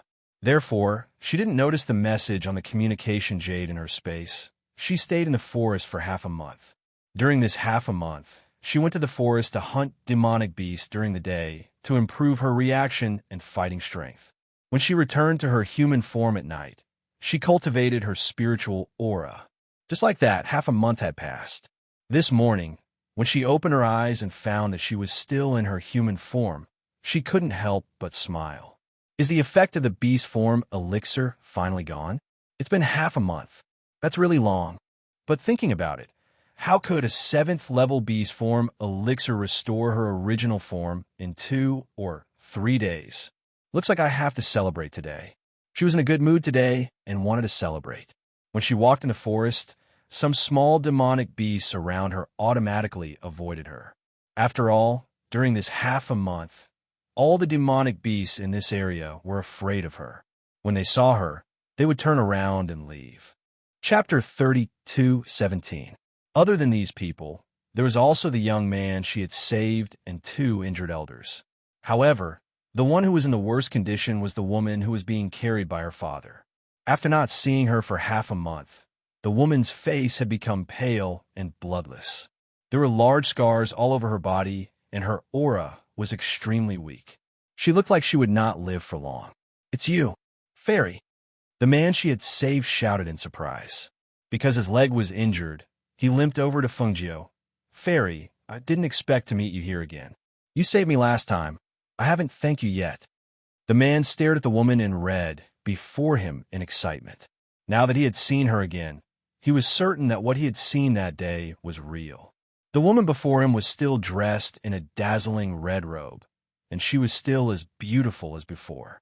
Although her eyes were cold, he felt a sense of familiarity and excitement when he met his savior again. "Fairy, thank you for saving my life last time." The man bowed solemnly to Fengjiu to express his gratitude. Fengjiu nodded. "It was nothing. This is..." The middle-aged man carrying his daughter came to the front and looked at Fengjiu and read. Although the woman was alone, she was extremely beautiful and had an extraordinary temperament. He could not help but be surprised. This woman was very brave. She actually dared to come here alone and was in such a dangerous place. Yet, she was still calm and collected. She was definitely not someone ordinary women could compare to. "Father, we got lost some time ago. I was chased by a demon wolf in the forest. It was this fairy who saved me." The man turned around and said excitedly, "When I came back to my senses, the fairy had already left. I didn't expect to meet you here again. It's really fate." Hearing this, the corner of Fengjiu's mouth twitched. However, she only smiled and did not say anything else. "I see." The middle-aged man came to a sudden realization. Only then did he place his daughter on his back under a tree to rest. Then, he cupped his hands and bowed to Fengjiu. "Thank you, fairy, for saving my child. I am extremely grateful." Fengjiu nodded. Her gaze fell on the woman and said, "This lady seems to be quite sick." Hearing this, the middle-aged man's expression darkened. "This is my daughter. Her body is not good, and she has been with us for a long time. Her body cannot take it and collapsed. I know a little about medicine. If you don't mind, I could take a look at her," Fengjiu said as her gaze fell on the woman. This woman was somewhat faded with her. Now that the beast form pill's effects had worn off, it would not be a problem to treat her with acupuncture. Hearing these words, the middle-aged man and the others were stunned. There was no surprise, only hesitation and inquiry. Suddenly, a person appeared out of nowhere, claiming that he knew medicine and wanted to treat his daughter. Why did it sound a little unreliable? Although he knew that his daughter's health was not good, especially now, it did not mean that he could let his daughter be treated by a random person who came out and said that he knew medicine. After all, who knew if something more serious would happen? As a doctor and an alchemist, Fengjiu could guess their feelings and understand their distrust. Since he was going to help, then he would help until the end. Chapter 32:18. Can you be at ease now? Fengjiu looked at the middle-aged man and asked. In his heart, he thought that it was rare for her to be so kind as to want to save someone. However, he didn't expect that she would have to show her badge before the other party would believe in her medical skills. If it wasn't for their previous relationship, she probably wouldn't have bothered with him. After all, as the ghost doctor, she had her own pride. Mainly, it was very rare for her to open her mouth to treat someone. When they saw the badge, several people couldn't help but widen their eyes in shock. They looked at the young woman in front of them in disbelief, especially the middle-aged man, who was extremely emotional. His eyes were red. It was this Chung who didn't recognize Mount Tai. I was rude. I was rude. The middle-aged man repeatedly apologized to Fengjiu while bowing deeply to Fengjiu. Thank you for your trouble. Fengjiu nodded slightly and went to the woman to take her pulse. Perhaps because of the touch, the woman woke up from her deep sleep. She looked at the woman and read in a daze. She didn't know why, but the moment she opened her eyes, she actually saw the woman in red in front of her as the beautiful red little beast. Who are you? The woman asked, a pair of listless eyes staring at Fengjiu. Fengjiu smiled slightly. You can call me the ghost doctor. Ghost doctor? You're a doctor? The woman looked at her. Seeing the smile on her lips, it made that beautiful face even more moving. She couldn't help but praise from the bottom of her heart. You're really beautiful. Fengjiu smiled and said, I'll help you with the acupuncture. Try to relax your body as much as possible. Thank you, but my illness is not easy to cure. I'm afraid I'll have to trouble you. The woman said, still looking at the beautiful woman in front of her. She felt that the woman's beauty was so moving and pleasing to the eye. Even her mood couldn't help but improve. Fengjiu didn't say much. He just took out the silver needles and started to treat the woman. It was unknown if the woman was too tired or if her body couldn't take it, but she gradually closed her eyes and fell asleep. The few people at the side watched with their hearts in their mouths. They were nervous and apprehensive, especially when they saw the woman in red take out the silver needles one by one and insert them without thinking. That kind of casual and that kind of technique made their foreheads break out in a cold sweat. However, when they thought of the badge, everyone comforted themselves. It's okay, it's okay. The other party have that kind of badge. Their worries can be said to be superfluous. About an hour later, Fengjiu put away the silver needles. At the same time, he took out a pill and fed it to the woman. Finally, he sent a trace of the life force of the green lotus into her body. Finally, he stood up. It's done. She put everything away and looked at them, especially the middle-aged man. He looked at Fengjiu in a daze. His lips trembled. Ghost doctor, this is okay. What do you mean? Looking at the middle-aged man's nervous expression, Fengjiu smiled. Your daughter is fine now. You don't have to stay here for too long. Take her back and recuperate for a while. Her body will naturally recover. As for the illness on her body, it's fine now. Chapter 32:19. Of course it's true. Fengjiu smiled. Just as she was about to speak, a whirlpool suddenly appeared in the air, and she was sucked into the whirlpool, the ghost doctor. When the middle-aged man and the others saw this, they rushed forward and tried to pull her back, but they were repelled by a force.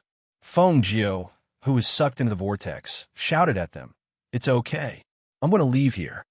As soon as she said that, the whirlpool gradually merged and disappeared into the air.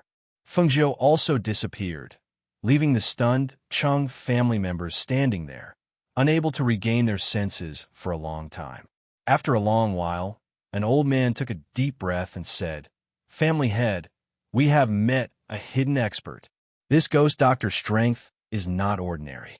Moreover, the whirlpool teleportation array that appeared in the void is not something that can be opened by ordinary people. Young Miss is really fortunate this time to have met the ghost doctor on this trip. Thinking about it, her illness should not be a problem anymore.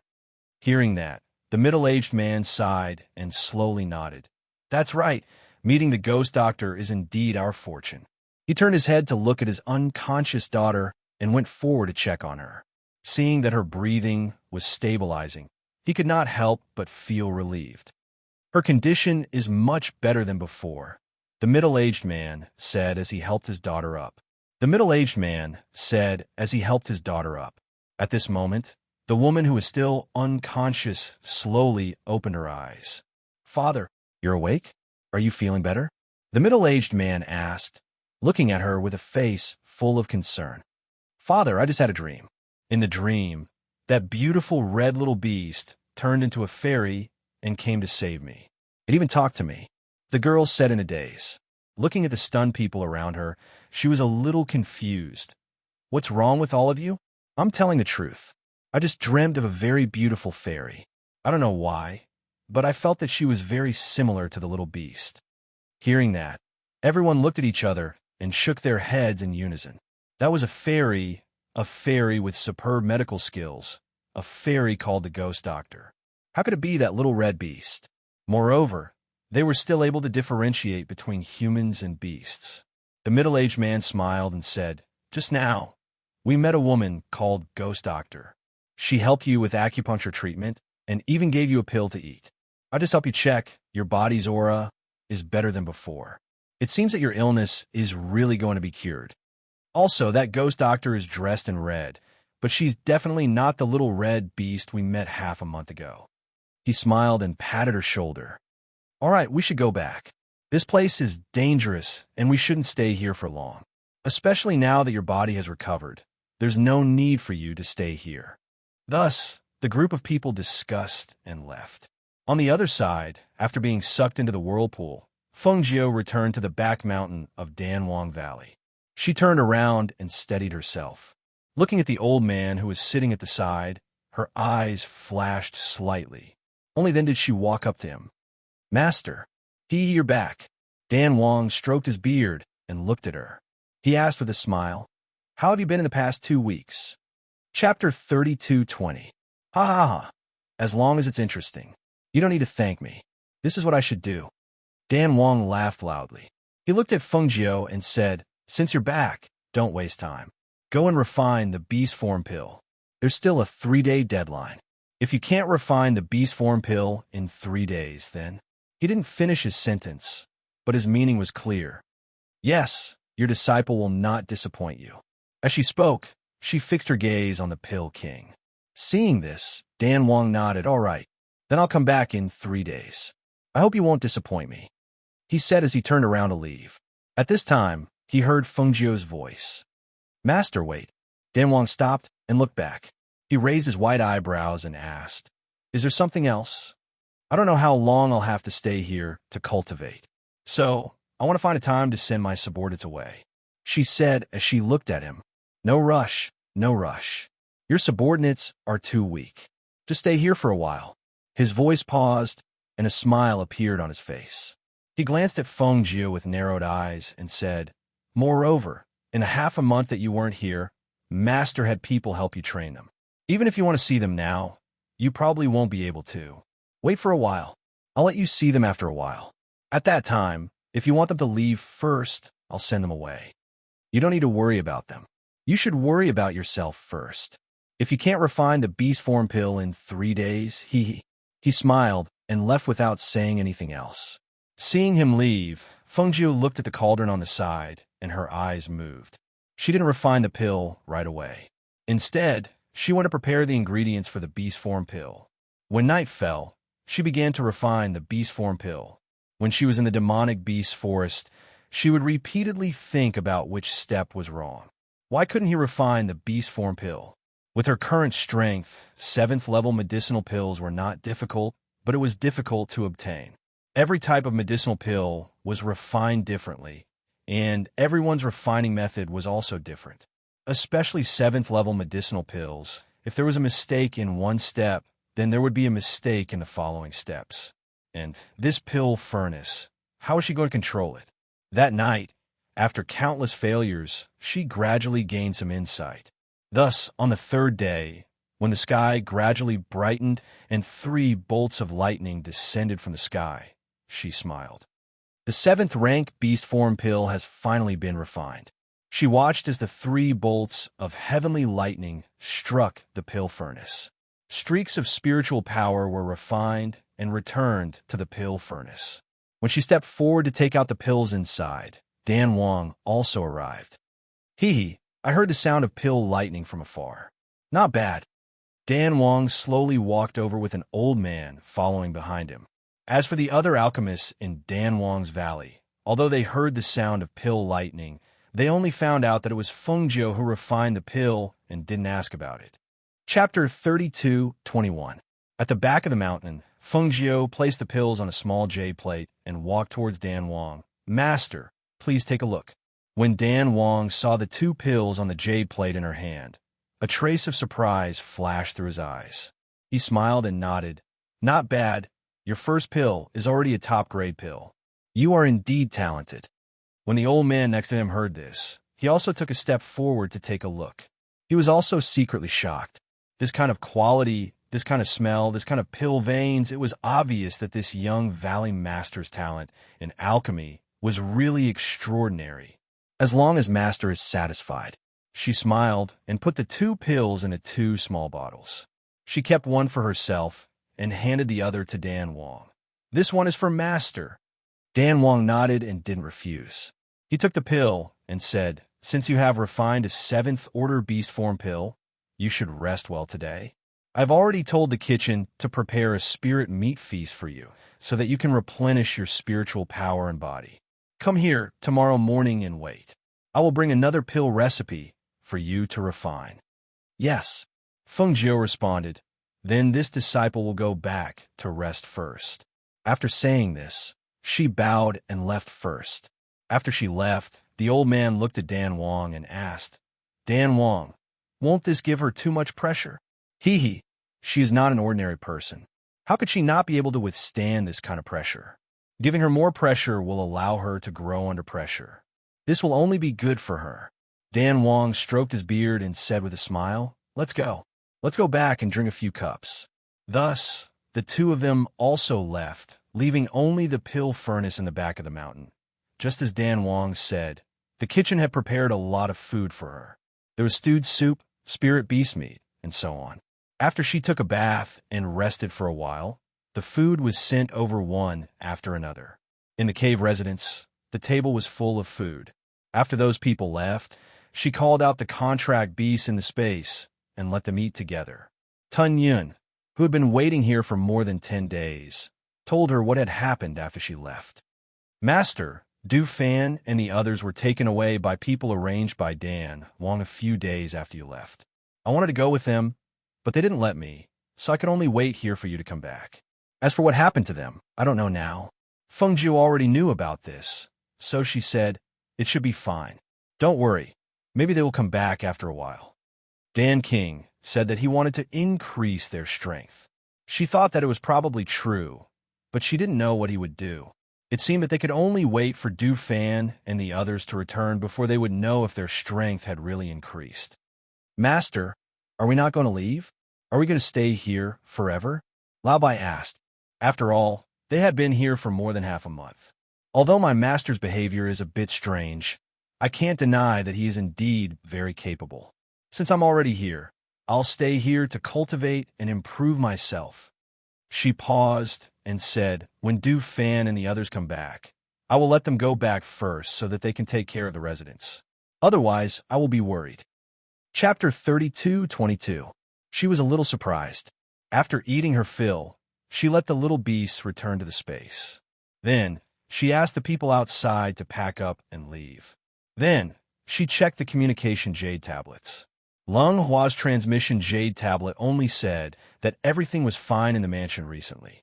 Emoze was also cultivating in seclusion. Howard was also very obedient, and she didn't need to worry. There was also Wan Yin Shursan's communication jade tablet. His voice came from it, saying that he was wandering around and encountered some interesting things.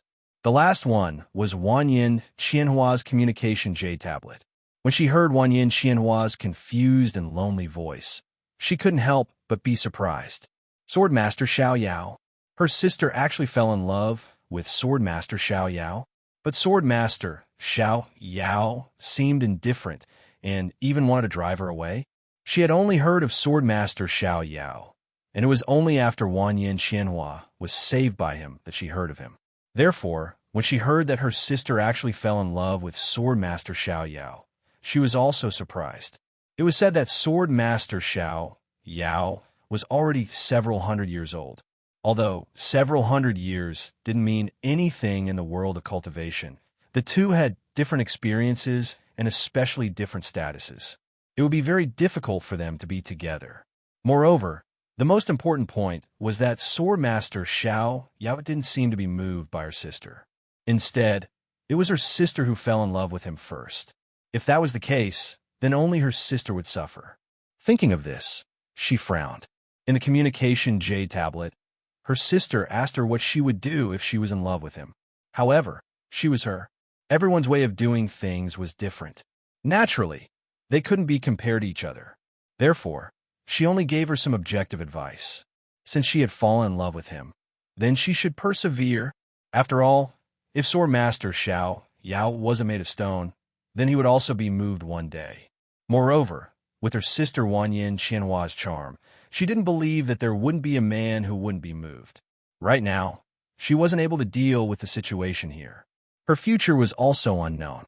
Therefore, she planned to stay here and learn from her master for a while. Then, she would go to the Xiao Yao sect to see her sister. She also wanted to see the master of the Xiao Yao sword, Junju Shang, who made her sister fall in love with him. That day, she tried her best to relax and rest, adjusting her state of mind. The next morning, she went out at dawn. Not long after she arrived at the back of the mountain, she saw her master. "You're early. It looks like you can't wait to know what kind of pill you're refining this time, right?" Dan Wang stroked his beard and smiled, his smiling eyes falling on Fengjiu. Hearing this, Fengjiu only smiled and asked, "Master, what pill are you refining today?" Dan Wang stroked his beard and glanced at her. "This is the pill recipe. Take it and have a look. You still have 3 days. 3 days later, I'll come back to check on the pill."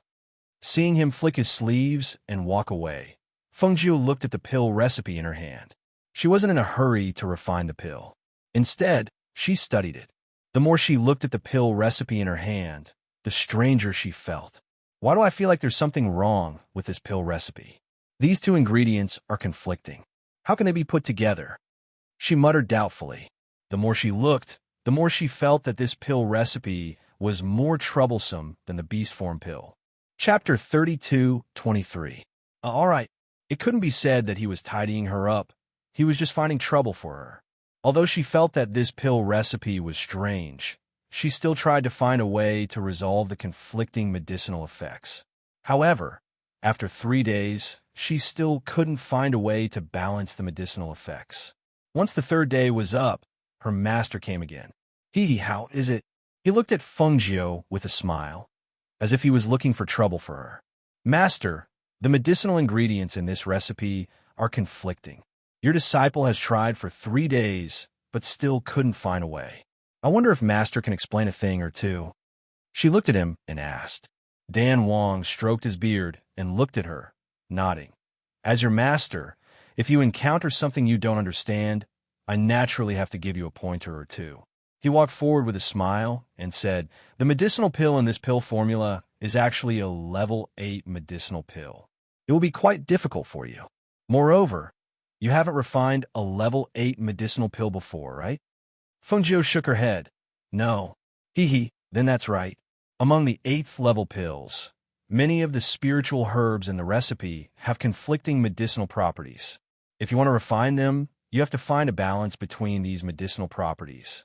Only by resolving the conflicting medicinal properties of the spiritual herbs will you have a 50% chance of refining an 8th level pill. As for the remaining 50%, it will depend on your control of the flame and your familiarity with the spiritual herbs. He came to the table with the spiritual herbs and picked up 2 of the spiritual herbs. Look at these 2 spiritual herbs. They have conflicting properties. If you want to add them into the medicine, you have to start from these 2 spiritual herbs. Or think about whether there are other spiritual herbs that can alleviate the conflicting properties of these 2 spiritual herbs and merge them into one. Hearing this, Fengjiu was slightly stunned. Could something like this happen in an 8th level pill recipe? Thinking of this, her expression couldn't help but become serious. If that was the case, then this was really a difficult problem in refining pills.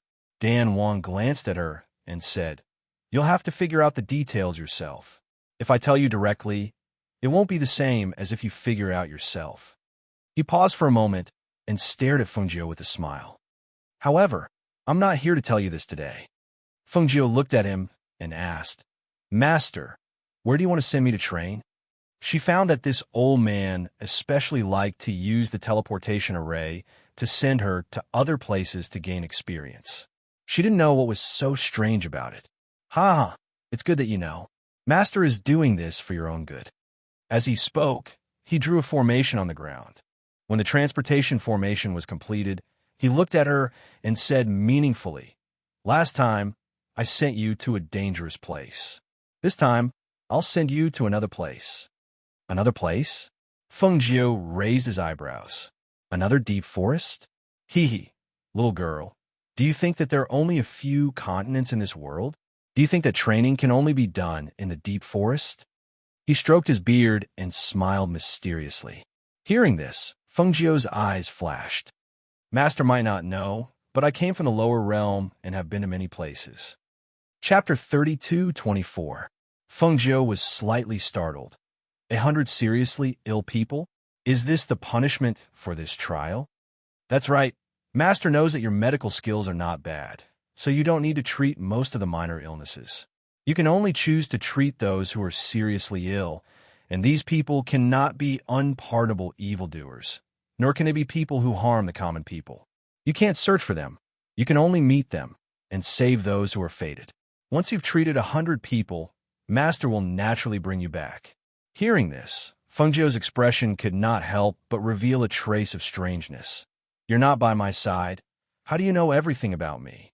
"Hee, you don't need to care about this." With a flick of his sleeve, he pushed her into the array, and at the same time, a talisman formed from spiritual energy was flicked towards her. Following the activation of the array, a light flashed, and Feng Jiu also disappeared from the array. When Feng Jiu fell out of a black hole, she felt that something was wrong. She tried to stabilize her body, but she still could not stand firm and directly fell to the ground.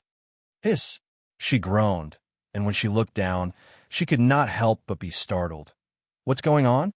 "It's fine if my strength is suppressed to the foundation establishment stage. But why is this?" Looking down on herself, she was wearing a set of tattered clothes, and not only was her original red clothes gone, even her black hair was messy and scattered, and there was a layer of dark green bark-like thing on her hands, as if there was something growing on her skin. It was very disgusting. Looking down, her gaze fell on her left leg, and her left leg was unexpectedly weak and out of control. After being startled, she stabilized her state of mind and stood up with the help of a big tree beside her. She tried to use both of her legs to step on the ground, and sure enough, her left leg was not under any force. "This old man wants to play me to death, right? How did he make me look like this? What did he do something?" She took a deep breath and was somewhat in disbelief. No wonder he said that it was enough for her to treat 100 people. So he made her look like this. With her current appearance, who would believe that she knew medicine? Who would dare to let her treat them? She checked her pulse and found that there was nothing wrong with her body. However, her left leg was weak and she had a limp when she wanted to walk. She tugged at the clothes on her body, wanting to take them off and change. Who knew that the old clothes on her body couldn't be taken off? This made her clench her teeth. This old man, does he want her to wear these clothes and stay here without bathing for 10 days to half a month? She took a deep breath and calmed herself down. Then she walked into the forest and chopped a tree branch to use as a walking stick. She supported herself with it as she limped along the path. The sun above her head wasn't small. Along the way, only the trees on the side of the road could block half of the sunlight. After walking for a while, she took out some water from her space and drank a few mouthfuls before continuing to walk forward, until she came to a town in front of her. Just as she was about to limp into the town, she was stopped by the guards. Where did this beggar come from? Walk, walk, walk? Beggars can't enter the city. Leave quickly. Chapter 32:25. Her left leg was weak, and the other party was a mystic, so the force was not light. Caught off guard, she was pushed to the ground. Her palms scratched the sand on the ground, and a trace of blood seeped out. Go, go, go. Hurry up and leave. The city guard shouted sternly, almost going forward to kick her. Fengjiu stood up with the help of her walking stick. She glanced at the two city guards and said, "I'm not a beggar." The city guard sized up the person in front of him. He was wearing tattered clothes and was using a tree branch as a walking stick. His face was covered in soot, and he couldn't see clearly. Coupled with his messy hair, he looked like a beggar no matter how he looked at him. Hurry up and leave. The city guard waved his hand to chase her away, refusing to let her in. When Fengjiu saw this, she took out a badge from her space. Look carefully. I'm a doctor, not a beggar. Seeing the badge, the two city guards were stunned. You're a doctor? They sized up Fengjiu in disbelief. You didn't steal this badge, did you? The corner of Fengjiu's mouth twitched. She glanced at the two and said, Is a doctor's badge so easy to steal? Why don't you steal one for me to see? Seeing this, the two city guards looked at each other, walked to the side, and muttered a few words. Finally, they gestured. Go in. But with your current state, you probably won't have a place to stay even if you go in. As the two city guards spoke, they ignored Fengjiu and walked back to the city gate to stand guard, watching the people entering and leaving. Fengjiu put away the badge and limped inside. When she looked inside, she saw that most of the people inside were mystic. There were no spirit cultivators. She walked to a small stall. Before she could get close, she saw someone reaching out to push her. This time, she dodged to the side and looked at the person. What are you doing? Fengjiu looked at the man and frowned. You beggar, who allowed you to enter the city? Why are you approaching my stall? Are you trying to hinder my business? Go, go, go. Get out of here. Why don't you take a look at yourself first? Fengjiu glanced at the man indifferently. He didn't waste his breath on him and continued walking forward. However, regardless of whether she approached the stalls or the inns, she was chased away before she could even get close. She had been wandering around here for the whole day. Seeing that the sky was getting dark, she still hadn't found a place to stay. She thought for a moment. Since she couldn't find a place to stay, she would probably have to sleep outside tonight. However, just as she was about to leave, she saw an old woman being chased out of pharmacy. Due to the force of the push, the old woman fell to the ground. The skin on her head was broken and blood seeped out. However, she did not pay attention to the injury on her forehead. Instead, she crawled up and cried as she begged. Dr. Liu, please come with me to see my son. He really can't hold on any longer. I beg you, I beg you. The old woman kowtowed as she cried and begged. However, there were many people around, but they only discussed and watched coldly. The people in the medicine shop didn't even show their faces. Obviously, they didn't want to bother.